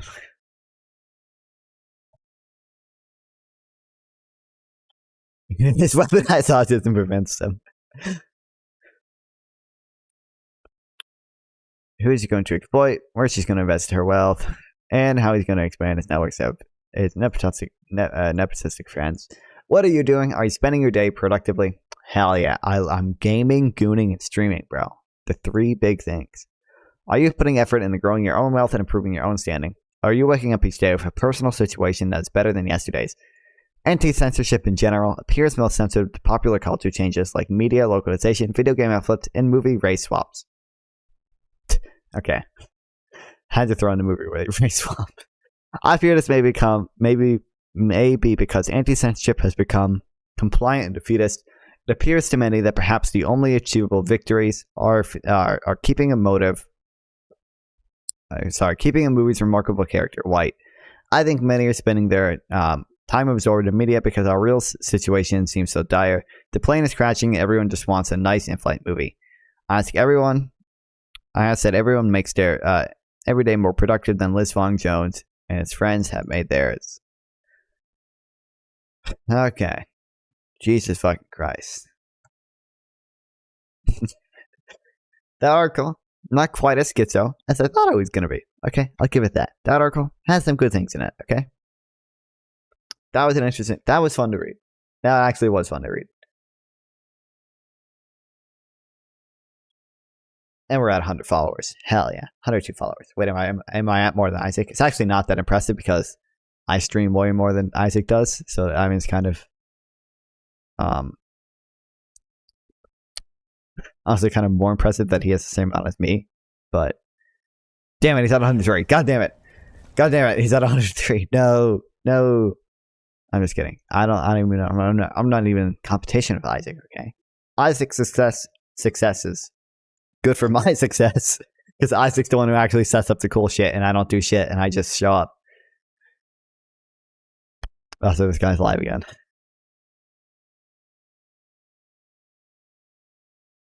Man, this guy's awesome. So if you can't hear him. Awesome. Okay.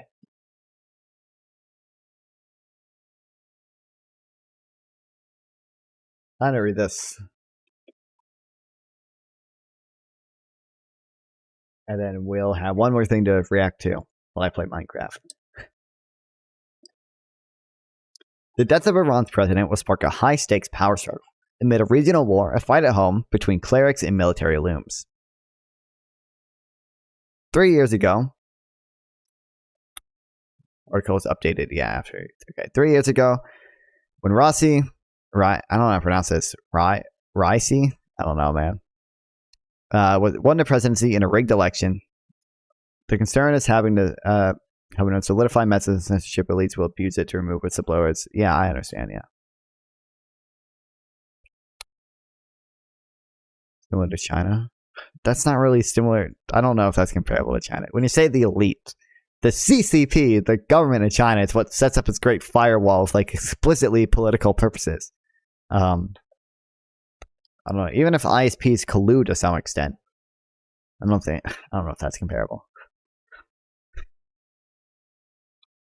Some Iranians thought it was stepping stone to bigger position. Ali Khamenei, the ailing supreme leader, did not have a long time to live. When he died, Mr. Raisi would surely aim to replace him. But history has a sense of irony. Instead of catapulting him to the job, winning the presidency cost Mr. Raisi his life. The result is the same. What's the difference? I don't know if the result would be the same. Because, like, it would still be, even this guy's whatever fucking scenario, it would still be entirely possible for me to start an ISP company that doesn't do the thing he's doing. That would still be entirely possible for me to do. In China, a person can't just start an internet company that doesn't obey the Great Firewall. Well, May 19th, you can't? What do you mean you can't? Right? He's complaining that like ISPs are like deplatforming people. If I want to start something, if I want to start my own ISP and it doesn't do that, I have the total freedom to do that.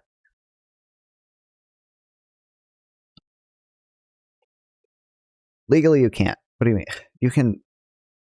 What do you mean legally I can't? There might be some restrictions for who can start an ISP, but like...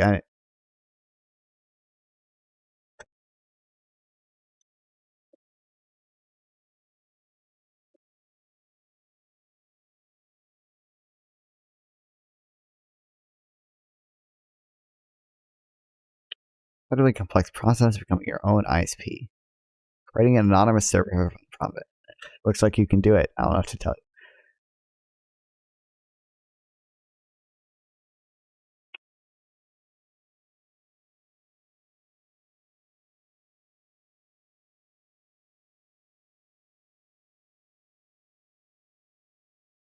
I mean, it's I think it's complex, and he has to I don't know. What do you mean by legally you can't?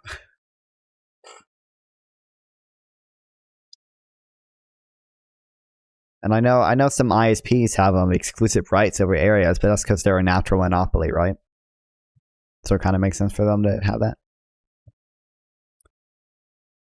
It would be non-compliant, so it gets him down. What do you mean non-compliant? Non-compliant to what?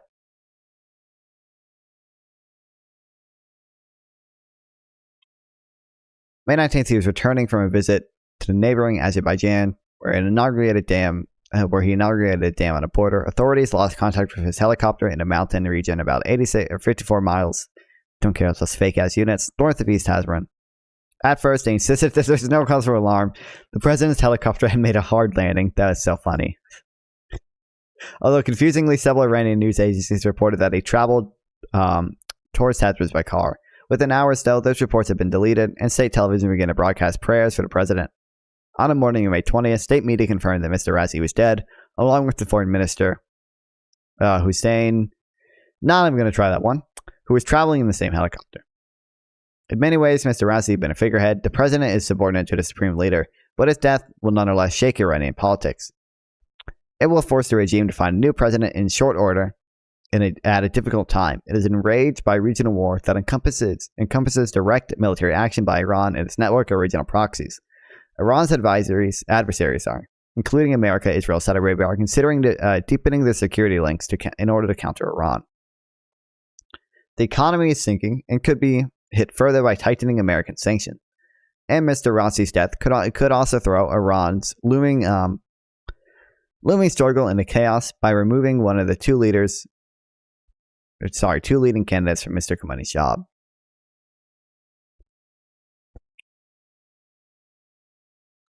Much is still unclear. Starting with why Mr. Razi's helicopter crashed. The official story is that it's bad weather. It was rainy and foggy during the flight, with visibility said to be just of a few meters. Conditions were bad enough that rescue workers could not fly in to look for the president, and even drones could not fly in the crash site. The Red Crescent reported to sending search teams on foot. Mother Nature could well be the culprit. Nothing is ever as it seems in Iranian politics, though, as many Iranians have begun to speculate about the more nefarious explanations. I feel like if there was a nefarious explanation, Iran would have every incentive to call that out, right? Like, I feel like they would be pretty willing to say, we think the Mossad did this. Mr. Razi has a long list of internal enemies, from the relative moderates he has marginalized to the fellow conservators who think he has been an inept president. It is not unforeseeable to wonder if domestic foes conspired to kill him. Unsurprisingly, some Iranians have also wondered if Israel had a role in the crash. Oh shit! What I click on? Nope, go back. No, I don't care. Oh shit, what's happening? The two longtime foes came to blows last month after Israel assassinated an Iranian general in Damascus, and Iran retaliated with a volley of more than 300 missiles and drones aimed at Israel. The Mossad, Israel's spy service, has a long history of assassinating its enemies, including in Iran, where it has killed prominent nuclear scientists. Allegedly killed this nuclear scientist. Can't prove shit. Israel would never. Israel definitely did. I think technically still alleged, but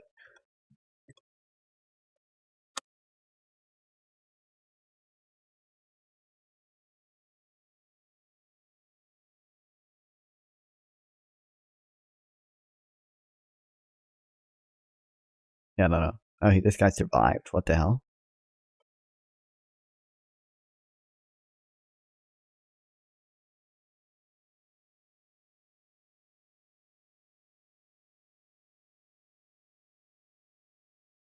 Israel did nothing wrong. They would never.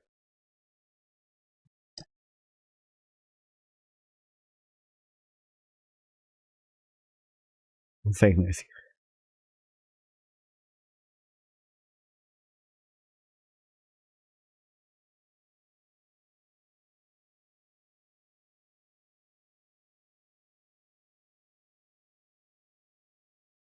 Oh, Times of Israel. Iran kills. Is just citing the New York Times. It's definitely not impossible that they were behind it, though. I don't know exactly how likely it is. I'd have to do more reading into it, but definitely not impossible. There are strong reasons to doubt Israel's involvement.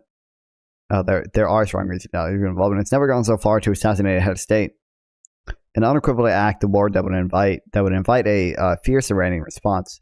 It would be foolish to risk such a consequence to kill Mr. Rassi, a deeply unpopular politician who does not actually have a final say in many of Iran's most prominent and important decisions. Yeah, that's another thing.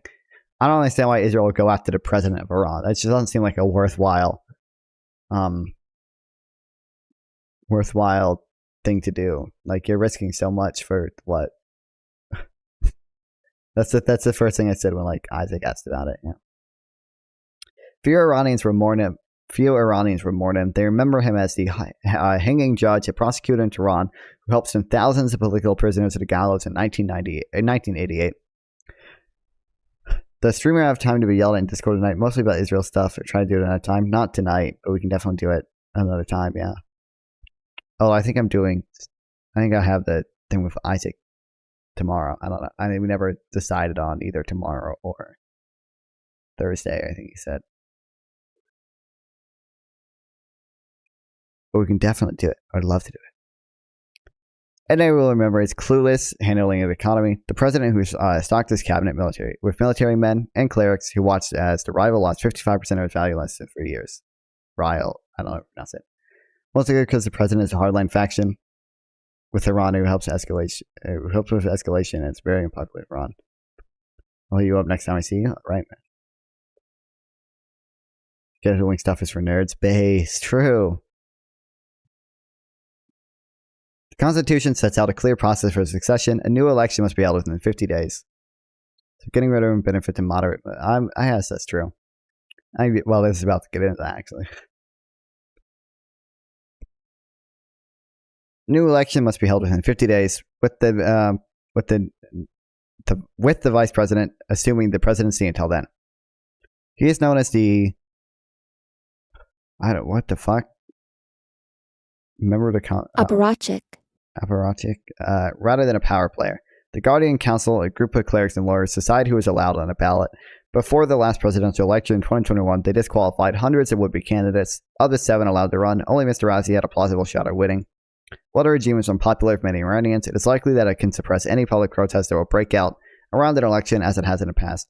Remember within Iran when they were kind of on the brink of civil war? Yeah, I remember. Mr. Rassi has been an ideal consensus candidate for a factious regime. No one could question his hardline credentials, but he lacked the power. He lacked a power base of his own. Religious conservatives had hoped to use him to advance their interests. So they had military men. So had the military men of the Islamic Revolutionary Guard Corps. It is not clear who else could fill that role. The IRGC appears to be in a political ascent. Its belligerent influence explains Iran's recent unprecedented attacks on Israel. However, that does not necessarily mean it will want to be seen to be appointing the president, partly because the holder of that position gets blamed by the public of Iran's miserable economic position. The more important succession, though, lies a bit further in the future. Mr. Khomeini turned 85 last month. In recent years, Iranians have thought there were just 2 leading candidates to take his job after his death. One was Mr. Khomeini's second son, who has been sculpting his religious credentials in recent years and is committed to a longevity regime. The other is Mr. Rassi, though other clerics are mentioned as a dark horse candidate. It's hard to imagine them winning enough support.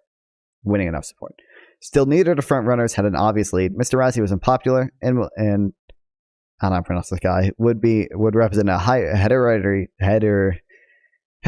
transfer of power in a regime that came by overthrowing a hereditary I can't read anymore. I've reread too much nonsense today. Hereditary monarchy. With Mr. Rassi's death, that I'm just going to call him M. His son M would seem to have a clear path to the top job. He would rely on the IRGC to weather any backlash. Oh, what's up, Angel? In case he might have left. What do you mean, what's Casey doing? Me and Casey are best buddies, okay? I've talked to him one time. And that in turn can strengthen the IRGC's role within the regime. Iran might evolve from being a hybrid military clerical regime to being even more of a military one. That could mean less religious conservatism at home and even more antagonism abroad. Hey, this is Casey. I was telling you. I think so. Yeah. I mean, everyone in the neutral water server shares viewers. I was telling Link to not fun clipping my Discord. I ended up here. Oh, wait. What? Wait. People are clipping me and sending stuff to you. Oh no. Oh no. What did I get clipped saying? Oh no. For years, hard learners had tried to ensure a smooth succession. They installed Mr. Razzie as president and a crop of conservatives in parliament. Fight. Fight. Maybe tomorrow. Maybe Wednesday. I don't know. They have to find a new president on short notice. And some politicians wonder if the other politicians orchestrated a helicopter crash to advance their interests. Still being nervous days ahead for the regime.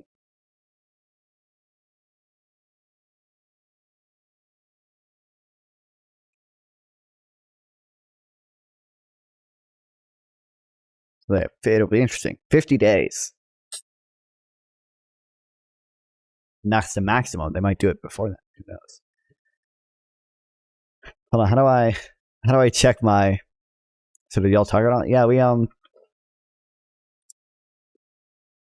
talked once on a Twitch panel with Fan OK Life. Okay,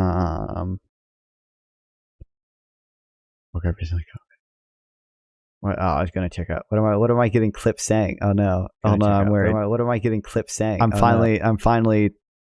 What am I finally popular enough that I have to worry about being clipped? And okay, is a nerd true?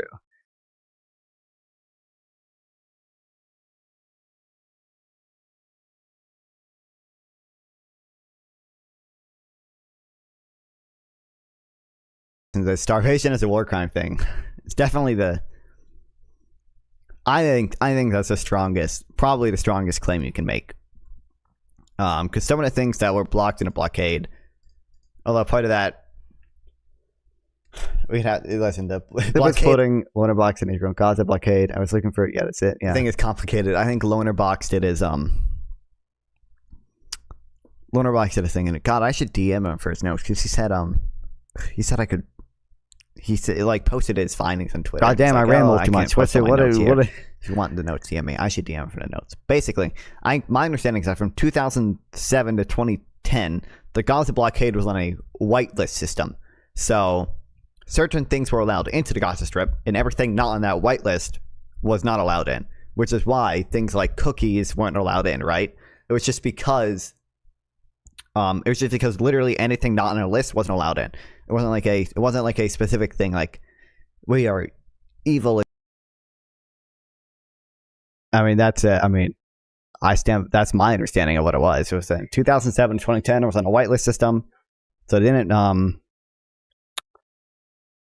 ban cookies because they were evil and didn't want the Palestinian children to have cookies. They just wanted to blockade Hamas, and they went about that in a bad way on the stupid ass whitelist system.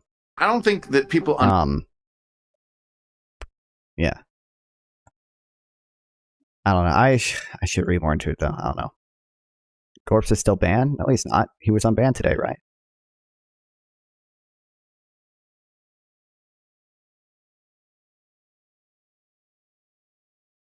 Because used to make nations clearly, bro. It wasn't. Yeah, but the reason cookies were banned weren't because of a security threat. It was just banned because Yeah, no, he's back. Yeah. It was just a whitelist system.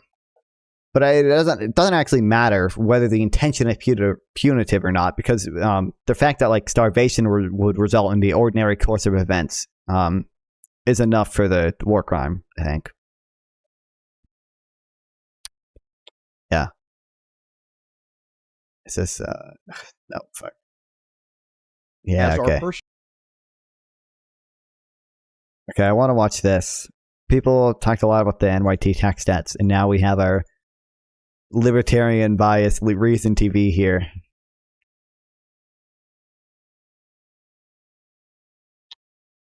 To weigh in.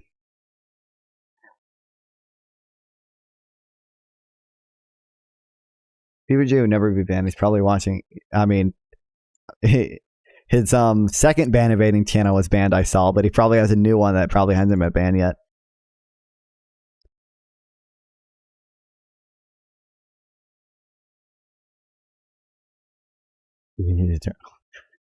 PVG is dead. Did he make a... Tell him to lie low? Yeah. I saw his one channel, I think it was the second channel that he used to ban evade was banned. Has he made a new one?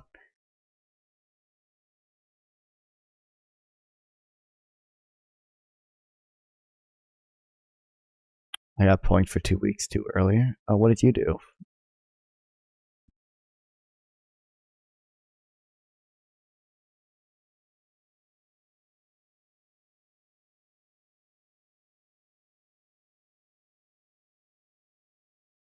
He actually ended up banning me for a channel. I'll play this video. I quoted the Quran. Questions. A show for inquiring minds on reason. How much do billionaires really pay in taxes? Just asking questions. I'm Zach Weissmuller, senior producer for Reason, joined by my co-host, Liz Wolfe, Reason associate editor and author of the daily Reason Roundup newsletter. Hey, Liz. Hey, Zach. Today, the super rich control a greater share of America's wealth than during the Gilded Age of the Carnegies and Rockefellers. Those are the words of Gabriel Zucman in a recent New York Times opinion piece entitled, "It's Time to Tax the Billionaires." Zucman is an economist at the Paris School of Economics and UC Berkeley and a frequent collaborator with superstar economist Thomas Piketty, author of the extremely influential book on wealth inequality capital in the 21st century. But hold on a second. Today's guest, Phil Magnus, says the work of Piketty and his circle of inequality-obsessed colleagues is deeply flawed and sometimes outright deceptive. Oh wait, by the way, guys, this is my ViewBot in my Minecraft server. I can put my own YouTube videos here, and then they get watch time, baby. Hell yeah! Billionaires do pay taxes, a lot of taxes, and that the inequality literature, he says, is riddled with errors and bad stats. Magnus is an economic historian, author, and the David J. Thoreau Chair in Political Economy at the Independent Institute. Phil, thank you for joining us today. Thanks for having me. Let us start by looking at this first claim made by Zucman in the New York Times. Let me bring that back up here. There we go. So this graph purports to show the effective tax rate for the 400 richest Americans plummeting from 56% in 1960 to 23% in 2018, which incredibly appears lower than the 24% effective tax rate on the bottom half of income earners. So in other words, the poorest Americans are paying more of their a larger share of their income in taxes than are the richest. And you say this is misleading. Why? Absolutely. Well, this chart, which was tweeted all over the world and celebrated by Elizabeth Warren, pushed out by Gabriel. I did see the Waterfeld guy declaring war, and Waterfeld his declaring war on the internet and challenging everyone to debate. I don't know why anyone would take him seriously though. He seems pretty wild from everything I've seen. Manipulates the numbers to get the results that he wanted.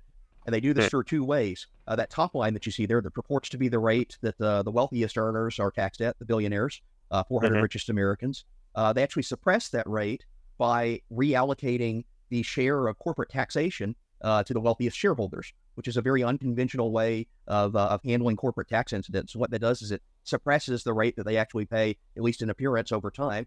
And in the meantime, for the bottom half, the Wait, wow. It says in here 400 richest Americans. We need to demolish Vosh. Well, Vosh is Vosh, dude.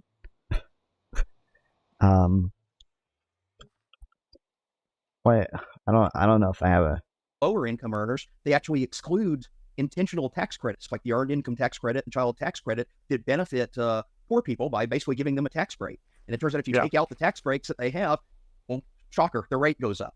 So basically these two statistics are inaccurate, unrepresentative of reality, and yet they're being touted as a basis for tax policy.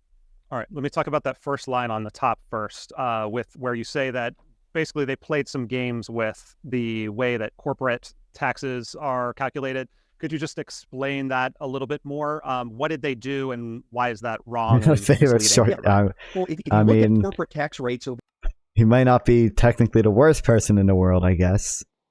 That's about as much as I can give him. over time, they've generally gone in a downward trend. You go back to the mid-century, 1950s and 1960s, corporations are taxed at a higher rate, as are personal incomes. But that downward trend, you see a succession of tax cuts that occurred mainly starting in about the 1980s and continuing to the present day. And what it's done is it's reduced the rate on taxes that corporations pay. Now, how do you allocate the burden of corporate taxation to people? This is a tricky and very complex area of economics called tax incidence economics. And we have a robust literature going back to the 1960s that say the people that actually end up paying or shouldering the burden of corporate taxation are not necessarily the direct shareholders themselves. Shareholders do pay some of the burden of it, but it also allocates onto other sectors of the economy through the distortive effects of taxation. Really? So there's several studies that have shown, for example, that workers, laborers, incur some of the incidents of corporate taxation, whether they own the shares of the company or not. Some of it also spills over in very complex ways onto competitors. And when you do these adjustments, you do tax incidence calculations for corporate taxation, you have to impose a set of assumptions upon how you want to allocate those numbers.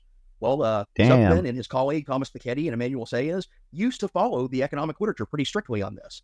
Very conventional literature where they'd allocate a share to corporate tax to corporate shareholders, but they'd also allocate portions of it to some of these other people that incur incidents, and you get a really even distribution of the way that corporate tax incidence is incurred, basically spread across different sectors of the economy that economists have theorized. Well, what they did when they produced this new chart is they engaged in what I would call outright statistical trickery. They only assigned corporate tax incidence to the physical shareholders, which happen to be the rich, happen to be the wealthy. Really? Wealthy Americans own a larger share of corporate shares, basically, than any other American. And as a result of that, it tilts the entire trajectory of this upper line. So basically now it follows the succession of corporate tax rates. Wait, hold on. Wealthy Americans own a larger share of corporate shares, basically, than any other American. And as a result of that, it tilts the entire trajectory of this upper line. So basically now it follows the succession of corporate tax rate cuts, whereas previously, if you actually distributed the incidence in a realistic way, it would be much more flat, much more level. Why didn't they use the same methods that would be in keeping with the methods they used to use 10, 20 years ago? Well, that's the trick. I argue that Zuckman tried to pull an academic sleight of hand. That's a really big accusation. It is, and I think the evidence is there for it. So their commentary is if we go back to 2018, Zuckman and his colleagues published an article in the Quarterly Journal of Economics, which is a really well-regarded, high-end academic venue. And this article used conventional allocations of corporate tax incidence. They followed Arnold Harberger's approach that goes all the way back to the 1960s and has been updated by some subsequent literature. But it was a very standard way, and they state this outright in the article, that we are following the conventions of the field in the way we allocate corporate tax incidence. Well, this gave them a result that was at odds with their political story. Because remember, they're claiming that tax burdens on top 0.001% of earners. Cuts in the 1980s to the present have caused inequality to soar. But when you look at the results, and you can see the chart there, I pulled this directly out of their data set, the incidence of taxation, the effective tax rate on the rich, so this is corporate taxes, this is income taxes, this is everything that they could measure, between 1962 and roughly today. So they took this all the way up to the mid-2010s, which is the data they had at the time. Now, this is the top 2014. Yeah, top 0.001% of earners. This is roughly 1,200 to 1,400 tax filers, so the billionaires. It's the elite of the elite. And you can see the tax rate over time. In 1962, the effective tax rate on the ultra-wealthy was about 44%. We'll go all the way forward to 2014. Where is it? It's just over 40%. So it had gone down, and of course, there's some fluctuations over time that have to do with business cycles and some other events, but it had gone down by basically about 4 percentage points since the 1960s. That story does not fit their narrative about inequality. So their narrative, in short, is inequality has, massively increased over the decades that we were just reviewing. And in part, that's due to the slashing of taxes on the rich. And you're saying, wait a second, no, using their own methods that they used to use to calculate this, we're seeing a very, very similar, very consistent tax burden from the 60s until basically today. Exactly. Okay. It's very slightly gone down, and this comes from streamlining the tax code. But the wealthy are still shouldering far and away the largest share of the tax burden. But that doesn't. Well, let's compare it to the 2019 data. The graph and fuckery and stress graphs can be calculated with pure fuckery nonsense. Easy. What do you mean pure fuckery nonsense? I mean, it might be hard to calculate the fucking like incidents burden of taxes, obviously, but apparently I don't know. They used to use it. I don't know. We'll read more into it later because I don't know. I also don't trust these guys, to be fully honest. But yeah.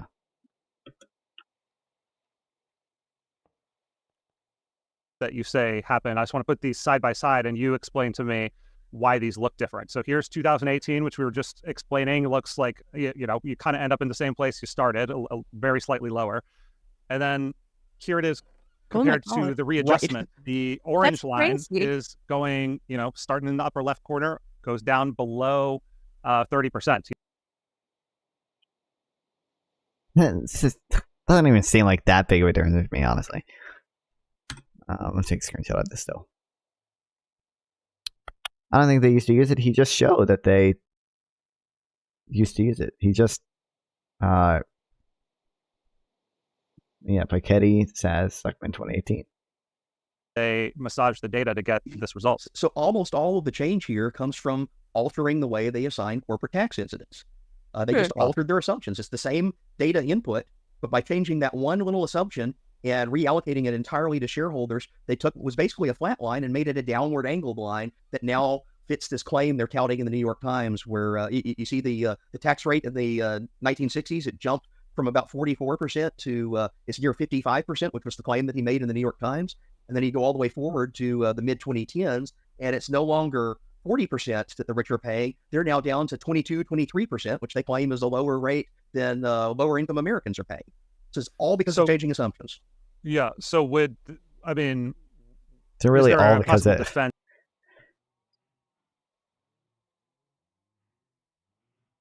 There's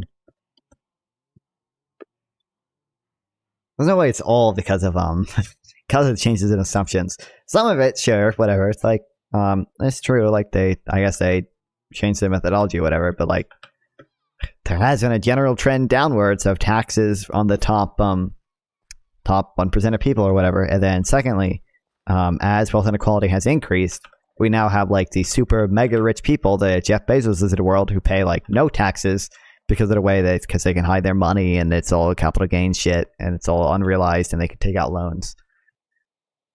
Of changing that way of calculating. Yeah, was there any credible explanation for why that it actually is, the fact that wealthier people own more stock. That is a better way to calculate where the taxes are falling. Because let me pull up like one slide in there that they might make in their defense. Yeah. This is also from the New York Times article that says taxes on wages has increased as corporate taxes have decreased. So the green line, you can see the payroll tax going up, the corporate income tax going down, and they would just argue we need to capture the fact that this means the tax burden is shifting between different levels of earning potential. Right. So Zuckman himself offers a defense of doing this, but he doesn't do so until after he's caught, which is the really interesting giveaway. Another way to think of this, they published in a top economics venue, the Quarterly Journal of Economics. This means that you have to make airtight arguments that go through rigorous peer review, often multiple rounds before top experts in the field of economics. And in doing so, when they adopted the conventional way of assigning corporate tax incidents, they met 60 plus years of academic literature that they had to go through basically a screening on to show that they were doing the methods consistent and the right way with that literature. So that's how they got it published. But then Zuckman does something really interesting when he realizes he has this problem, and this is around 2019. Randomly one day, he removed his data replication file from his personal website for this already published article that had come out. Well, so that's the smoking gun, That's right? the smoking gun. It just disappears. And, several people noticed this. Does he know about the Internet Archive or like the Wayback Machine? Well, that's what caught him. Because Phil knows about that, unfortunately for him. Exactly. He puts this new file up, and the old one disappears. And I was involved in when this originally broke. But it was a couple of other economists. I think Jeremy Werpedahl, who's he's wonderful. Yeah, sometimes co-author with him. He also noticed it about the same time, and posts on Twitter. Wait a minute, here's a side by side of the before and after of your website. Where did your data file go? And he really doesn't have any answer. And then Zuckman sees all of this and kind of panics. And this is after I've called them out. I pointed out that the two charts no longer align. Jeremy and a few other economists had pointed out that his website had changed. And he panics, and suddenly he reposts the old file. He puts it back up. And then a couple months go by, and he releases a new, like a white paper, a working paper that tries to retroactively justify all these decisions. And what he comes up with is this extremely heterodox viewpoint that says we need to discard the last 60 years of corporate tax incidence literature and adopt this new way that I'm proposing, which assigns the entirety of the burden directly onto shareholders. This would be a more compelling argument, I would imagine, if that is the work that he had been doing prior to releasing this. But now it looks a little bit like he's attempting to salvage his own reputation, and like he was caught doing something pretty deceptive. He was he genuinely thinks it's better. Caught in this, web of deceit. And now he's trying to figure out a way to retrofit the data onto a new narrative. But it's like, well, wait a second.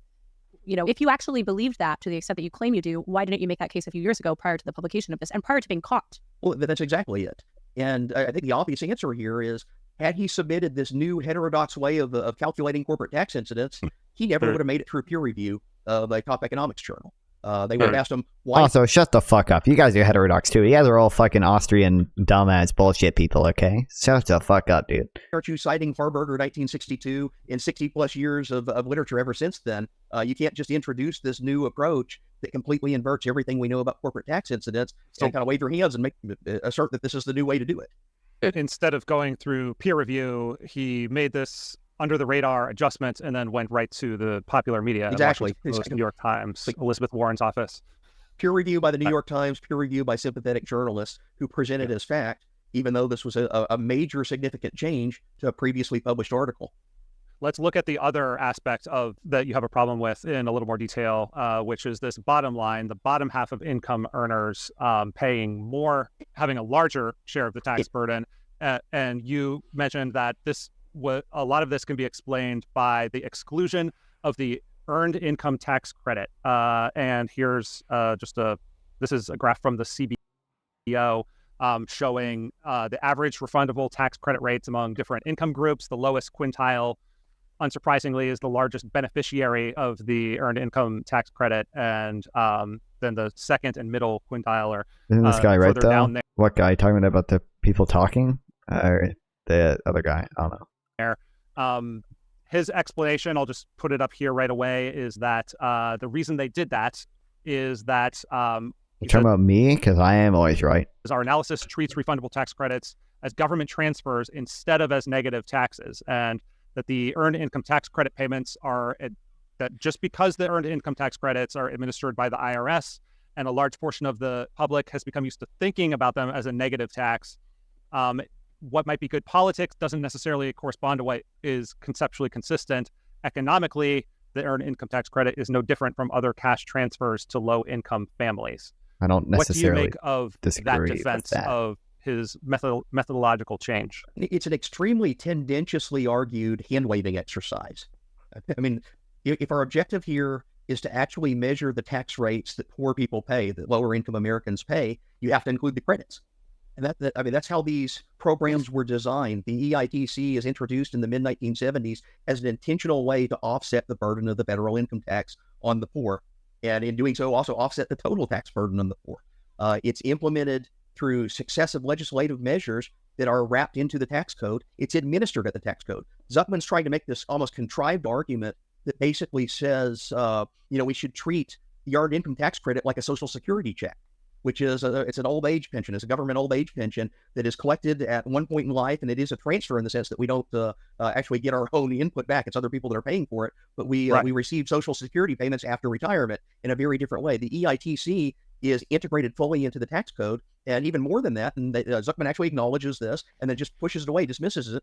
The way that the Congressional Budget Office and the IRS and federal agencies have always handled the earned income tax credit is to integrate it into tax incidence, integrated into the tax code. The CBO has been doing this since the late 1970s. They calculate, as you saw in that chart, the distribution of the earned income tax credit across income quintiles. And they also calculate tax burdens. They integrate them in together. And what it turns out is instead of like 22, 23% that Zuckman's showing, the tax burden on lower income earners is more in the neighborhood of 11 or 12%. So it's almost half of the actual number is almost half of what Zuckman is saying. And it's all just by this accounting trick that he's doing because he wants to tell a political story that makes it look like the poor are paying a much higher rate than they actually are.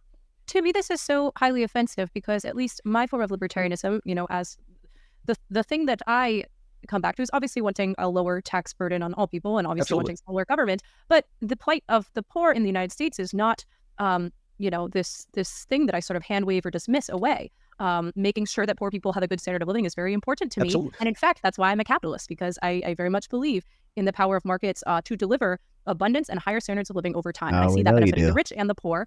That's why I'm a libertarian. That's why I oppose government redistribution. I think that capitalism is the best means to doing all of this. So therefore, it is especially important to me to have an accurate sense of what life as a poor person in the United States is actually like, what the tax burden looks like, in which ways the government makes your life harder or easier. I'm amazed at my ability to design this in the most inefficient bullshit way possible. Dude, this is so fucked. And so I'm not totally sure. I mean, I guess it's just classic good old fashioned politics. It's politics as a team sport that's leading to this distortion here. But I mean, really, why is he interested in misleading people as to what the plight of the poor in the United States actually is? Well, the end game for him is making the case for a national wealth tax. It's making the case for higher income taxes. And if the tax system that we already have is in fact using things like the EITC to reduce the burden on the poor, his entire argument for the policy he wants goes away. And notice if you read the New York Times article, he does not disclose that he's doing either of these statistical tricks. He doesn't say I'm using an unconventional corporate tax incidence accounting for the top. He doesn't say that he's excluding the EITC and other tax credits for the bottom. He just presents it as is, as if this is the actual tax rate that rich people and poor people experience and pay in their real lives. And it turns out we have policies that are actually offsetting the tax burden on the poor in very, very substantial and intentional ways. So by leaving that out, he's almost like fomenting a case to try to get lower income people to agitate for higher taxes on the wealthy to argue for redistribution.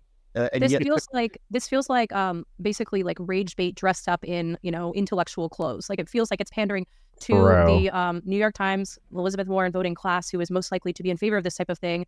But it's very much designed to get people angry about the state of wealth in the United States without necessarily having that reflect reality. Yeah, he's claiming that our tax system is unfair. But any other objective statistical analysis says we have a tax system that is extremely progressive and has been basically since its inception. There's this, I pulled this from the Tax Foundation to try to attempt to discover, well, how much do the wealthy pay in taxes actually? And I'm curious if you think this is a more accurate picture or not. They say that half of taxpayers paid 97.7% of federal income tax. And then when you break it down here, you can see that dark gold there, 45% was paid by the top 1%, and then you can add in another 20%, so we're getting up to 65% paid by the top 5%. Is this American luxury tax is too low? More accurate picture than what I mean, listen, I'm all in favor of some type of progressive consumption taxation, my man. Is but I don't know. Or do you I don't know if luxury tax is necessarily the best way to do it. Well, this is the revenue side, and basically what it's showing is the tax system Depending that on we how you have draws implement disproportionately, overwhelmingly from the highest income earners. So that's clear as day, and it's been that way for a long, long time in the data that Hold on, let me check my notes. the wealthiest are shouldering the greatest. Oh, because it's just hard to implement. It's just not as efficient in the tax system. It's hard to. It makes it administratively difficult to like have a tax code about it. Think about it, income tax is always going to be popular. Yeah, exactly. I don't like income tax. I like some reading I've done on value-added taxes and cash flow taxes is basically where I'm at. I don't necessarily think we should be taxing income in the way we do now. I think we should do cash flow taxes and value-added taxes. Luxury tax is popular, yeah, but it's just not. It's just I don't think it's as efficient as cash flow tax. I think it's probably in this share of the federal government's revenue burden. Yes, 65% of our government revenue, like of what's filling the Factoring government luxury coffers, items comes from more distorts consumer choice and increases level complexity. Is the top 5%. Yeah, you're getting into the several $100,000 range. I mean, these are comfortably in the six figures. As you get above the 1%, I don't know the exact cutoff this year, but you start talking about $1 million incomes pretty quickly. And then when you get to that really top slice, that 0.001%, these are high multi-million-dollar incomes that are coming in. It's really heavily tilted toward the top. But I'd say anyone in the gold and even the yellow categories there on that chart is comfortably upper middle class and higher. So like cash the flow working tax rich is a is bad not idea. What's wrong with a cash flow tax? I like cash flow taxes from everything I've read. They seem pretty cool. what's sometimes referred to in Absolutely. this literature, right? So working rich, I've written about this a little bit in the context of Elizabeth Warren's absolutely batty tax proposals. But working rich essentially, frequently refers to people who aren't necessarily in that 1%, but are more in that top 5%. The coastal city doctors and lawyers, sometimes dual income households, maybe people who will at some point receive inheritances who came from wealthy families, but aren't necessarily set up for life the way that somebody in the 1% might be. Working rich, people who generally, go out to high-end restaurants, but definitely still have to earn money to pay for their rent or to pay for their mortgage. Think about the stereotypical lawyer in Los Angeles or New York as an example of the working rich. Those are the people who are paying for, who are generating the taxes that fill up roughly 65% of our nation's total coffers. That's entirely the case. Yeah. And then, so much of the focus now is on billionaires. I mean, this was the headline of the New York Times article. It's time to tax billionaires, as if they aren't paying any taxes. And by the way, I mean, to be fair, some billionaires definitely aren't paying their taxes. I mean, you're presenting some really damning You're data not messing to counter this, and with SMM, and your larger corporates are pretty much unaffected. What do you mean your larger corporates are pretty much unaffected? My understanding is that cash flow taxes tend to have less avoidance than progressive corporate income taxes. My understanding is that they're usually harder to avoid, and they're just more administratively efficient. I haven't heard anything about that. It's very troubling, and I am just going to openly offer, if Zuckman or anyone else wants to come on this show to defend this methodology, you have an open invitation, because I definitely have some questions based on what Phil's presented here and what I'm about to show also, which is your correction of their long-term projection of what the top 0.0001% is the billionaire class. Right. This is basically combining a study that you did and a study that Auten and Splinter, who isn't a are libertarian guy, right, though? Definitely about the effective tax rate over time. I'm pretty sure he is. I'm pretty sure most of the stuff they said he was right. Yeah, I might not like their other libertarian stuff, but yeah, I'm pretty sure that's why I'm watching them. Because usually, listen, I gotta get this shit from the liberals, and then I gotta listen on tax stuff. I gotta reach out to the libertarians. Yeah, it's less avoidable, even especially for your small. Yeah, but wait, I don't. So what's your argument against it? Just that. What do you mean? Large corporations remain unaffected. Usually, large corporations tend to try to avoid stuff, right? And a cash flow tax, I think, has less avoidance. Usually, right? Not like isn't that a good I think thing? It's a different chart, but because that's still Zuckman. Oh, sorry, this is the wrong chart. Yeah, I think it's this one here. No, that's not it. 1 second. I don't know who's worse, Zuckman or Zach, lying about tax data over here. Oh, here, I think it's 12. Yeah, here. 1 second, bear with me. So let us data here. There we are. There we are. This is from a study by Auten and Splinter. Maybe you could first just explain who they are, because this was a major counter to theoretically it's less avoidance, but in practice, the larger corporates still avoid it. They're always going to try to avoid it. Yeah. So Gerald Auten and David Splinter, they're two economists that work in the U.S. Treasury Department and at the Joint Tax Commission. So they're tax statisticians. And earlier this year, they published an article in the Journal of Political Economy that had been in the works for many years, revisiting the income distribution. Some small businesses already you can see that on the chart not there. avoid taxes as much as large corporations. Side by side with Thomas Piketty. Hold on, wait, I missed what they. Hold on. Gerald Auten and David Splinter, they're just in. Well, yeah, here. 1 second, bear with me. So let us data here. There we are. This is from a study by Auten and Splinter. Maybe you could first just explain who they are, because this was a major counter to have the inequality data that had been coming out from Piketty and Zuckman and this crew. Yeah. So Gerald Auten and David Splinter, they're two economists that work in the U.S. Treasury Department and at the Joint Tax Commission. So they're tax statisticians. And earlier this year, they published an article in the Journal of Political Economy that had been in the works for many years, revisiting the income distribution claims of Thomas Piketty. And you can see that on the chart there. They put their study side by side with Thomas Piketty. So Piketty is, you see, actually that there should be another chart there that has his numbers on there. That's the one. There we are. So Piketty, you see, is the blue line. And that represents the top 10% income share over the century. You can do the top 1%, top 0.5%, whatever segment that you wanted to break it down into. But you see it makes this U-shaped pattern across the century where it's very, very high, then it drops down at the mid-century, and then it rebounds in the 1980s. And what's going on there is they're trying to claim that the tax rates over the century have caused inequality to go down and then go up. So high taxes supposedly cause low inequality, low taxes cause inequality to rebound. But what happens in Otten and Splinter's work, and you can see their main figure is in that that dotted orange line. Taxing corporations would get you nowhere. I mean, I don't so they calculated totally disagree with that. To the present, they went. What do you mean get you nowhere? I mean, we probably should be taxing corporations at least in a like value added way. Like everything uses all inputs use government infrastructure, right? So shouldn't we probably be taxing that shit? But I mean, I would agree. We should probably be focusing on consumption taxes. And they corrected some accounting errors in. So I mean, there are some inequality. They did some further steps. They found that if you actually include post-tax and post-transfer income, so you bring in all the welfare benefits, you bring in the existing progressivity, the line flattens out even further. So that was that previous chart that you had.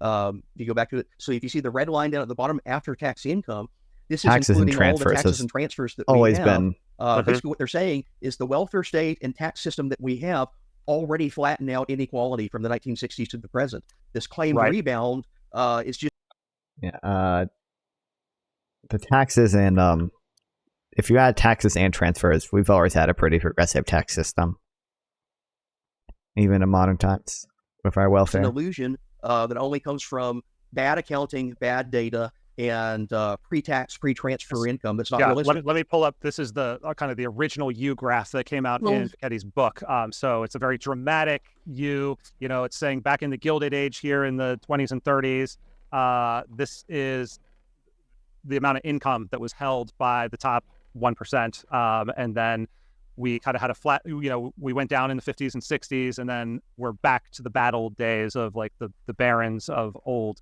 And this then complicates the picture because you are saying that this is a sounder methodology to do it because it gets at what we're interested in, which is like how much money do people have at the end of the day instead of kind of an abstract debate about taxes. And that's exactly, there's a disconnect in Piketty, Sayers, and Zuckman's argument because they're taking pre-tax, pre-transfer data and saying, well, this is why we need to raise taxes, make them more progressive. This is why we need to redistribute income. But then if you look at the redistribution we already have, you look at the tax system we already have, it's already accomplished what they claim that they're going after. So it's like a before and after picture. They're using apples to oranges. Their apples being this pre-tax, pre-transfer version of the income distribution that also has other accounting problems in it. And they're saying this is why we need to adopt all of these policies. But it turns out if you switch to the oranges, the post-tax, post-transfer system we already have. Basically, rich people feel good about spending. So just up luxury taxes and they spend more. They also enjoy it. Yeah, but you can get that with just consumption taxes. Like I would mostly agree. I don't think we should be really taxing saving. Even billionaires saving, I don't necessarily think we should be taxing. I agree what's wrong with billionaires is that what we get upset about is they're like ludicrous amounts of consumption, right? So we should be taxing consumption. I just don't think luxury taxes are the best way to do that. Like they distort consumer choice again because you're taxing that. And they introduce a lot of complexity into the tax system of how you have to tax different goods at different rates. It just seems like I read that fucking thing in a Bradford X tax. Jeez, this is a longer thing I need to read on Bradford X tax too. But on Bradford X tax build, I think. I don't know. Long been an argument that people within the Austrian School of Economics have made that there is a tendency not only to lie with statistics, but for the economists who are most skilled. Wait, what do you mean cash flow tax makes the business less robust? It's not real. What do you mean it makes it doesn't it? Wait, what do you mean by less robust there? What's the meaning of that there? To tell a certain story that flatters power. Are the ones who advance in the field. Is that too cynical a story here, or like do you more or less buy that analysis of what's going on? Well, if you look on Gabriel Zuckman's website, he proudly lower the profit margins a lot less than progressive corporate income taxes lower their profit margins.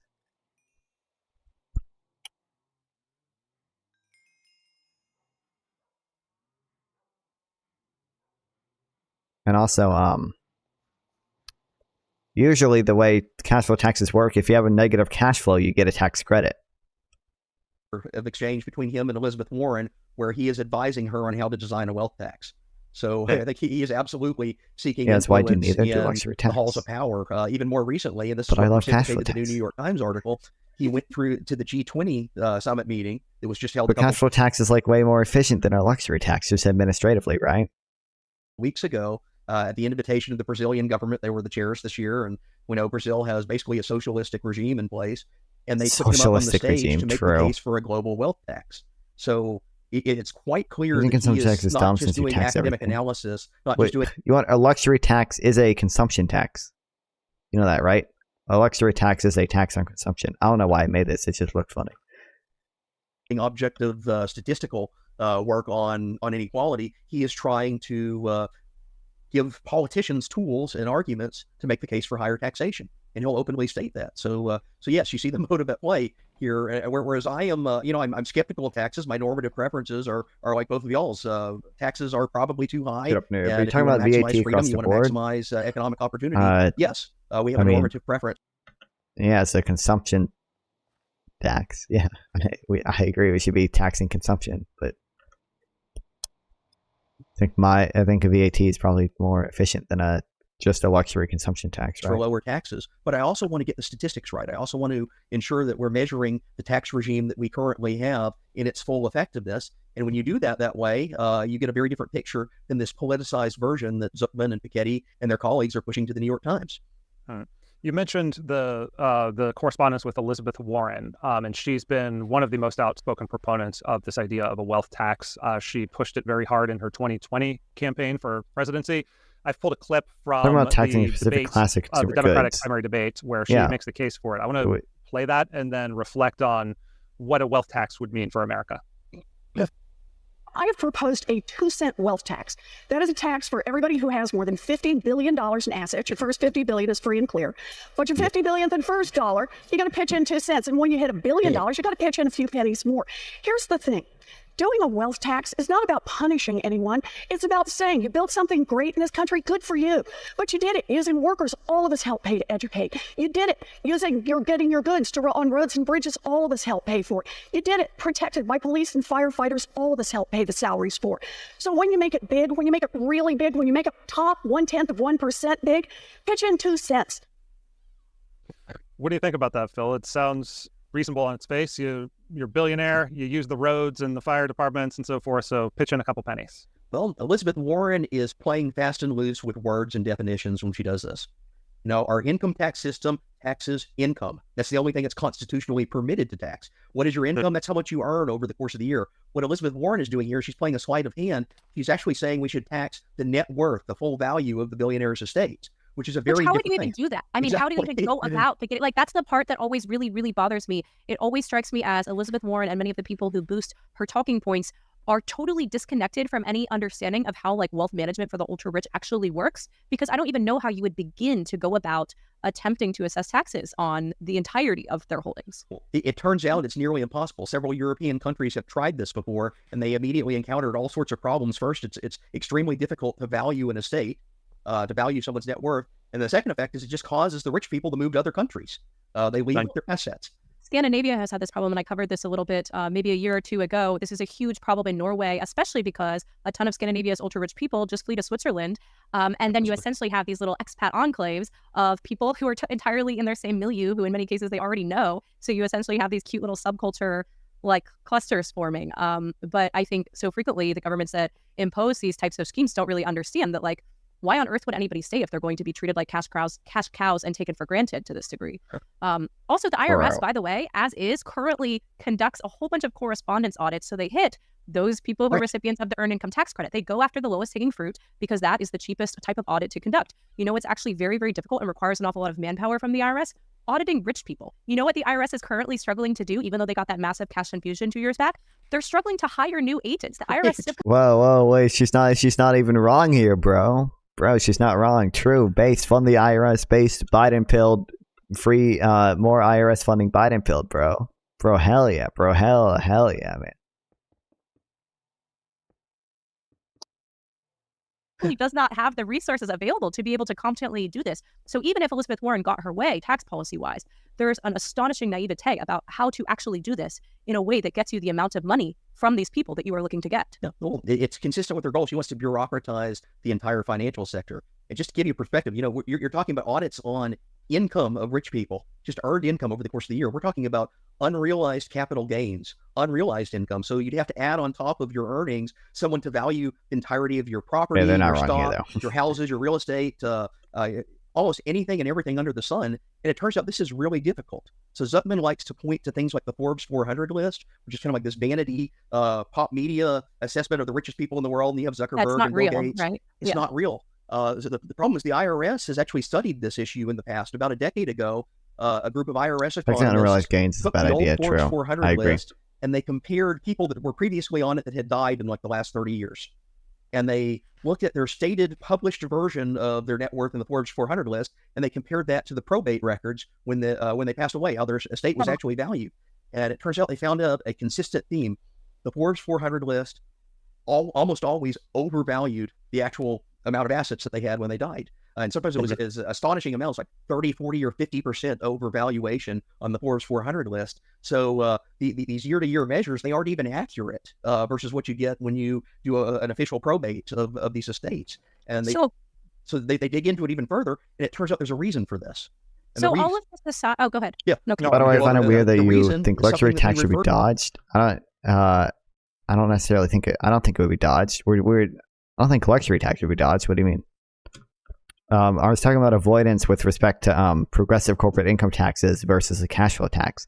I believe a cash flow tax is lower avoidance than progressive corporate income taxes. Pretty sure that's true in general, right? Virtue, and this predates his I presidency. don't necessarily think Donald luxury Trump tax should be problem. dodged. The Donald Trump problem is rich people But it would on the distort Forbes consumer 400 choice. list view it as a status symbol. Which What isn't, do they do? like, When the which recorder isn't calls and necessarily says, how much always is your super real bad. estate It can holding be in downtown New York City worth? a cost worth taking Donald out. Trump has a something, but- tendency to say a much higher price than it actually would sell for. And he's gotten into some trouble with that. But he became so notorious for doing this in the 1990s. Like Forbes even had internal reporters. They would tell each other, be real careful when you're measuring Donald Trump's net worth, because he has a tendency to lie and overvalue it because he wanted the status of it. So all of these status games and calls for taxation and the naivete as to how to actually collect revenue on these people, all of this aside, why is it that there's this entire class of economists and politicians who are so concerned, not with, quality, like standard of living, but with the inequality? They're concerned with the spread between the Donald Trump types and the Liz Wolfe I think it's a types, good or idea somebody even poor than to like, why is distort it that inequality is the thing that really less bothers poor them? buying supreme. Well, I think they've realized that they Honestly, lost that's a on good the point. I didn't think of that conventional one out. argument, Actually, honestly, that's not. basis, Honestly, the case to make tax rates go up. The political Let me left has been fucking 30% arguing taxes since straight. the 1980s to the present that we need to tax the rich more, that we need to raise overall income tax rates, and it turns out it's politically unpopular. It's also economically damaging. It's not the best fiscal policy to pursue if you want growth and prosperity. So they've lost the debate on that margin. They've essentially come revisited their arguments and rebranded them. Now the purpose of taxation is no longer to raise more money for the government for redistribution, even though that's what they really want. Now they're saying it's all about fairness, and we need to go back to a tax system that more heavily burdens the rich, like it may have in the mid 20th century, although their stats don't really show that or bear it out. So it's all kind of like this rationalization game to get higher tax rates, to get tax increases on a margin that they've failed time and time again for the last 30 years. So, I mean, your work has your work and Autzen Splinter, you've sort of flattened out Piketty's U-curve a little bit there, and said that perhaps the inequality is not as great as Piketty suggests. Increase it to prestige luxury goods makes you makes is poor there a less likely to point spend luxury where goods. you would be concerned? Are there Probably legitimate wouldn't be concerns dodged. where I don't think it would be hits a certain dodged. You can't really level, dodge you can't really dodge bad retail economic sales tax. or Like, cultural or social effects that would concern I see no downsides in luxury tax. It's just more it's just more inefficient and administratively difficult. That's the downside. It's administratively difficult because the IRS has to have a bunch of different tax rates for a bunch of different goods. It's hard to set up. It's administratively difficult versus like a value-added tax is pretty simple administratively. And then I mean, you're not wrong about the distorting consumer choice here might be a good thing, but it does distort consumer choice, which generally is a good thing to avoid in general. But I mean, here obviously it might not be that bad. Who cares? Sure, we have flattened it out. If you do a more robust statistical accounting, inequality does fluctuate and changes over time. We know this, and there you see. So the dark red line is my own work with Vincent Geloso, and we've since extended this, and we're working on merging the two series. But if you use the dark red line as well as the dotted line from Otten and Flinner, it's a much flatter curve over the course of the century, but it does change. The question that we need to ask is, why does it change? Well, Piketty's narrative is when taxes go up, inequality goes down, or when taxes go down, inequality goes up. And some of the revisions we've done, they've not only flattened the curve, they've broken that claim of causality. I understand what you're saying with the VAT is already there. It turns out inequality goes up. And already there. It's just an additional tax to increase revenue, popular and beneficial. We don't have a VAT. The U.S. doesn't have a VAT right now. VAT is already there. This is just oh, you say, okay. I don't know if I necessarily disagree with that then. It would just depend. I don't know. It would depend if we were if we weren't raising enough government revenue to do all the shit I want to do, like universal health care, I don't know, good roads, good schools, good fucking other shit, probably some type of UBI. Then, yeah, luxury tax, probably. Yeah, VAT is stateside. Well, that's true, yeah. There are states with VAT, but yeah. Down for a host of other reasons, and the big two, the ones that we know of from time and time again in history, are not good reasons. They're the Great Depression, so they're a financial collapse. That will flatten out the wealthy because they're the ones that lose their shirt in the stock market, as happened in 1929. So if you see on that chart, there is a major drop in 1929 as a result of the stock market crash in the Great Depression, and it plays out over the course of the next decade. The other reason, wars. And just massive. Sorry, just to underscore that, just massive destruction of wealth. Yeah, massive destruction of wealth. Sounds like communism to me. True. Thank you, based MMT, for getting in here. You don't have to worry about the tax policy nerd stuff because you're going to say the government should just print infinite money, monetarily finance everything. That's your position, exactly. An economic disaster. War. Yeah. And the second one. Explain the war point. Yeah. Yeah. So you see the same chart in Europe. They have a U-shaped pattern. And it turns out the leveling occurs, the drop in the wealth in the top 1% occurs when the cities of Europe are being bombed into oblivion during World War II. It's the physical destruction of wealth and capital. And that actually does have a leveling effect on European society. So you've got the two things that are actual causes of changes in this, in the curve's trajectory are things that I would not wish upon anyone. And I think no sane person would. And yet that's kind of the implication of Piketty's narrative. That's just an unfortunate word. I guess they're not wrong because they affect demand. Yeah, they're the new. Reduce inequality is to physically destroy wealth through economic disaster or war. And so how is it that this is able to be branded as like aspirational or like a good thing? Like, is this just some of the fine print that's gotten lost along the way because then Piketty's narrative has been so successful? Well, he acknowledges it and he kind of hand waves it away and he says, but really the thing that we need to care about, really the mechanism is the tax rate. So he's trying to shift attention away from depression and war and onto this policy lever that he thinks he can control. By raising or lowering the tax rate, you can get an inverse relationship in the concentration of income. Oh, that's that too. I forget about that all the time because central premise of Piketty's argument. This is ROG. Let's go. That R is greater than G. R being the rate of return on capital tends to exceed the economy's growth rate, and so therefore the rich are getting richer off of these investments, but the economy is growing at a slower rate, and so they are not actually. The implication there is that they are not actually that's not proportionally growing the economy for everybody. How true is this? How concerned are you about this equation? Yeah, so I'm not terribly concerned. I think at one level it's just kind of an accounting equation and it's value neutral. The way that Piketty uses it, he basically argues that wealth is a product of what he calls a rentier society.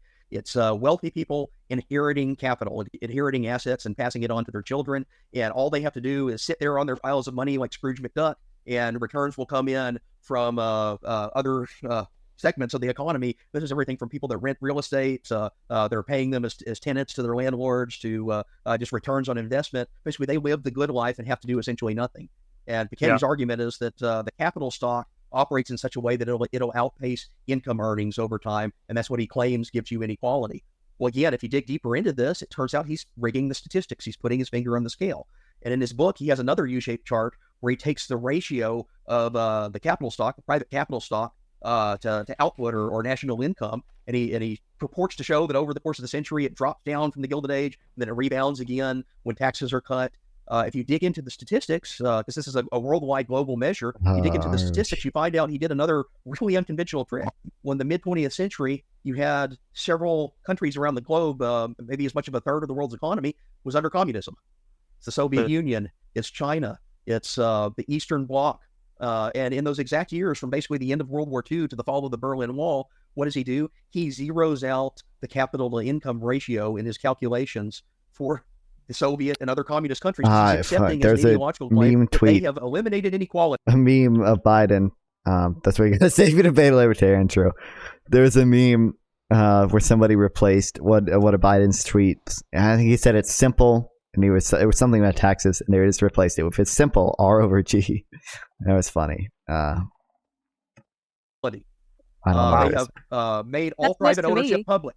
And these perfectly equal Soviet and Soviet-style societies have solved the problem of inequality. Therefore, we can zero out their capital-to-income ratio. Therefore, we supposedly have proven that R is greater than G in the mid-century time. So this is like a recurring pattern for this guy. Whenever he has the opportunity to manipulate the statistics, he puts his finger on the scale in such a way that gives him the result that he wants. And he is now one of the most famous economists in the world. And Liz earlier brought up the idea with the wealth tax that the wealthy can just escape they'll just move their capital to escape the wealth tax. Piketty actually has a solution for that he offers in his TED Talk that I want to play a clip from for a second and then reflect on as we bring this to a close. What could be done? The first thing is that, I think we need more financial transparency. We know too little about global wealth dynamics, so we need international transmission. Oh my God, I don't necessarily agree with Piketty's proposal here, but they literally, because they're all fucking libertarian stuff, they're like, this is a global police surveillance state where the state's going to know everything. They're going to know exactly when you fuck your wife and exactly what sex toys you buy and exactly how far you shove it up her ass. And it's like, shut the fuck up, man. Piketty's French, so he's debunked accurate. Of bank information. We need a global registry of financial assets, more coordination on wealth taxation, and even wealth tax with a small tax rate would be a way to produce information so that then we can adapt our policies, to whatever we observe. And to some extent, the fight against tax havens and automatic transmission of information is pushing us in this direction. Now, there are other ways to redistribute wealth, which it can be tempting to use. Inflation, it's much easier to print money than to write a tax code, so that's very tempting. But sometimes you don't know what you do with the money. This is a problem. Expropriation, is very tempting. Just when you feel some people get too wealthy, you just expropriate them. But this is not a very efficient way to organize a regulation of wealth dynamics. So wars is an even less efficient way. So I tend to prefer progressive taxation. But of course, history will invent its own pathways, and it will probably involve a combination of all of this. Nothing is more scary than having this strange French man telling me that I need to fork over all of my financial information. Just financial transparency, global coordination. Now I believe in one world government. For like total global surveillance of every transaction. Yeah, no big deal. We'll just print more money and also total global financial surveillance. What could go wrong? And he just kind of hand waves this away as like, yeah, good idea. Yeah. No, it's this not. Is where I get really concerned because there's this looming specter of the CBDCs hanging over our heads. I think that is their preferred method of achieving this, because once it's completely every cent in your bank account is completely programmable and trackable by the central bank, then they can have complete financial transparency around the world. And I think that this is something like libertarians need to be really having our antennas up and ready to resist as best we can. It's astounding, and note the circularity in his argument. He's basically taking it as an axiom. Inequality is a problem, but we don't know how much of a problem it is because we don't have full regulation of the world economy. We don't have monitors of the entire banking system. Therefore, we need to enact all of these global government type tracking measures to see every transaction, every exchange that occurs to prove that inequality is a problem. Yeah. So it's kind of like, where do you start on this? Every solution is just reaffirmation of a premise that he's begun with in the beginning. And what it basically means is the complete abolition of any sense of financial privacy, of really any aspect of free and open market exchange, because he wants to subject it all to the hand of regulators. It's command and control economy. To me, this seems strikingly totalitarian. I mean, right? Like, what could possibly be more of a pathway to total control over what we do with our money and By the way, did our you see time. the AI stuff? Than The AI trying to piece institute a is suing system out again. where No, I governments haven't. What's the have new? total control over What's the new AI drama? what our wealth looks like and where we can keep. I mean, to me, this is the entire fundamental selling proposition for Bitcoin. But I mean, what he's saying, it seems so innocuous, and in reality, I think it would be a path to, extraordinary surveillance and ruin. Yeah. And we have to assume that government actors are not going to be these impartial, neutral bureaucrats. That there are bad actors in government, and any type of system of the type that he proposes would absolutely be abused, would absolutely be used to go after political enemies, to go after people that are disliked by the current regime. And he has no concern for that, no care for it. I mean, in fact, this is a guy that touted the Soviet Union as this time of higher equality. It's clear that he has a high tolerance for some very... I don't care about AI. I care about Family Guy. Why is Family Guy trending?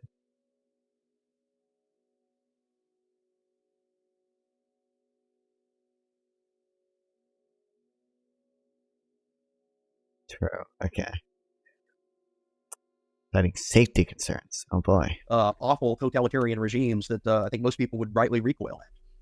There's, this tax policy can be hard to get people interested in, or it's like it can be mind-numbing to the layman.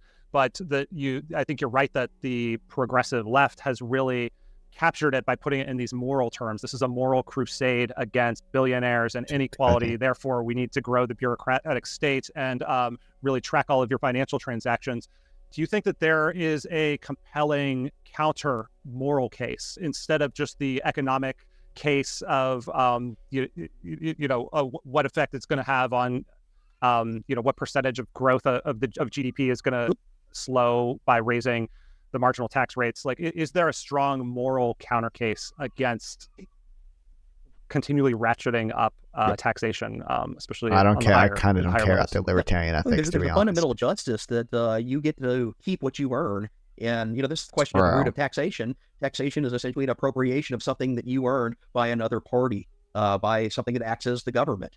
And I think we acquiesce, we accept that taxation is a reality of life, but when taxation becomes too onerous, when they start taking more than their fair share, that is absolutely a moral case as well as an economic one. And I'd point to this, you ask the question, who is a better curator, caretaker of money, of financial resources, the private sector or the government? What do we know of every government that's existed in the history of the world? They're wasteful, they're corrupt, they benefit their friends and their cronies, they give favoritist deals to people that are connected to politicians, and above all, they like to use that money on things that are actually physically destructive. They like to build armies and bombs and engage in war, things that are actually horrific in their in the havoc they wreak on people's lives. So my question is, would you rather have a giant pile of money situated in the private sector where it's put to productive ends, it creates jobs, it creates new innovation, it creates products that people want to enjoy and consume and buy and make their lives better? Or do you give to the government, which puts it into the warfare welfare state of helping out their friends, helping out make people that are well connected to politicians rich, and blowing up other countries? Which is the more moral of the two? Almost every time it's going to be the private sector. Phil, I want to ask you our last question of the show, which we ask all our guests. I didn't prepare you for this, so you can take a second to think if you want, but we want to ask you, what is a question that you think more people should be asking? Oh, that's a good one. I think on that. Well, I think there's a fundamental question that more people should be asking their governments when they're paying their taxes. What am I getting in return for it? How is this benefiting me? How is this benefiting society? There's this assumption that if government spends money, basically make them schizo out about the AI sitting with auto porn. Yeah, public-minded. Unironically, it wouldn't surprise me. It wouldn't surprise me if they were like the same way that Russia has their internet research agency doing shit with like election shit. If they were doing shit about that too, right? I mean, anything divisive they feed on. Russia will have their internet research agency, shoot out troll farms with that shit, right? Like even like Russia had BLM agencies, or like BLM Facebook pages, associated with like their internet research agency troll farm stuff, The reason they did that wasn't because they support BLM, but just because they wanted to sow division in American society. So, like, literally anything that sows division, including AI, they're going to do some shit with, bro. Yeah. Ends. And I would urge anyone and everyone that's ever cut a check to the IRS or seen part of their paycheck taken out and automatically given over to the tax man to ask the question, where's my marginal tax dollar being spent? Is it doing something? Are you pro or anti? I'm pretty pro AI. I don't helping to improve society. I don't have that many fears about like it fucking taking over the world or anything. I don't have any fears of that. And I don't care about the automation shit because like I think we should just tax people and make it like UBI for people. I think less people working is a good thing. We should all want a society where as few people have to work as possible in order to achieve a high standard of living. We shouldn't want a society where all of us are using spoons to dig ditches just so people can feed their families. We should just have a UBI and feed their families. You want to overrate it, right? True. Yeah, it's I don't know. It's always what's the fucking Milton Friedman quote? They should be using spoons instead. It literally is that quote. Milton Friedman spoons quote. I'd love my libertarians right now, guys.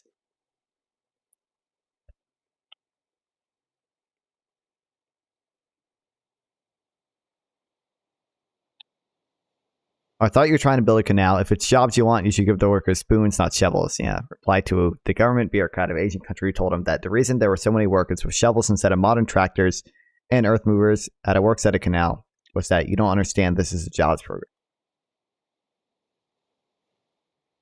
Don't think we should be restricting ourselves to spoons. And I think the answer to that question is it's much more ambiguous than the government would like you to think. Phil Magnus, thanks for coming on the show. Absolutely. Thanks for having me.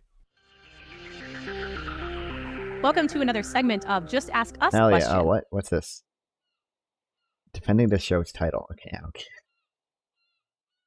All right. Well,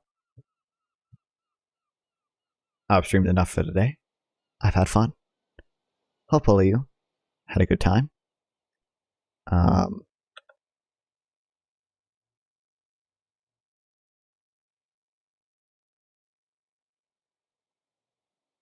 Is no one I know streaming? What the hell? Literally no one? I can't rate anyone? None of them are streaming?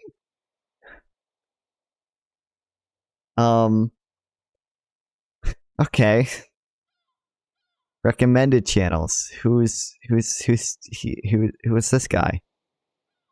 Something sort of similar a few days ago. Is this?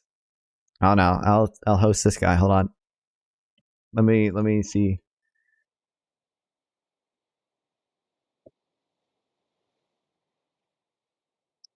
Guys, no one leave.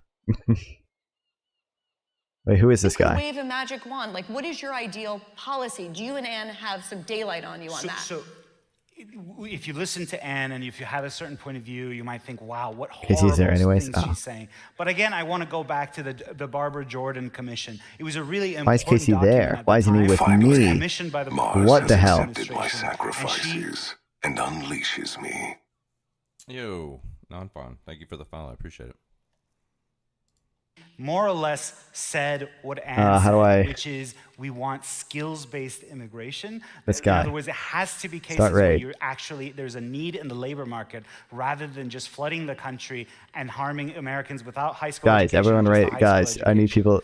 And she mentioned the reunification methods, right? Where she said it has to be limited to the nuclear family. And that's what Barbara Jordan said, to prioritize the nuclear family if you're going to have reunification rather than like cousins. Guys, we got 2 people right now. Guys, what the hell? Guys, I had 4 viewers, guys. So I actually think a lot of what there we go, 4 people. I would sign up for as well.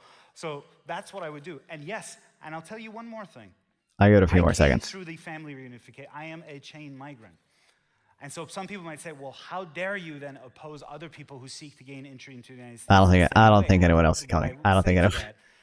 I think it was a failed gambit. All right, we're rating. See you guys.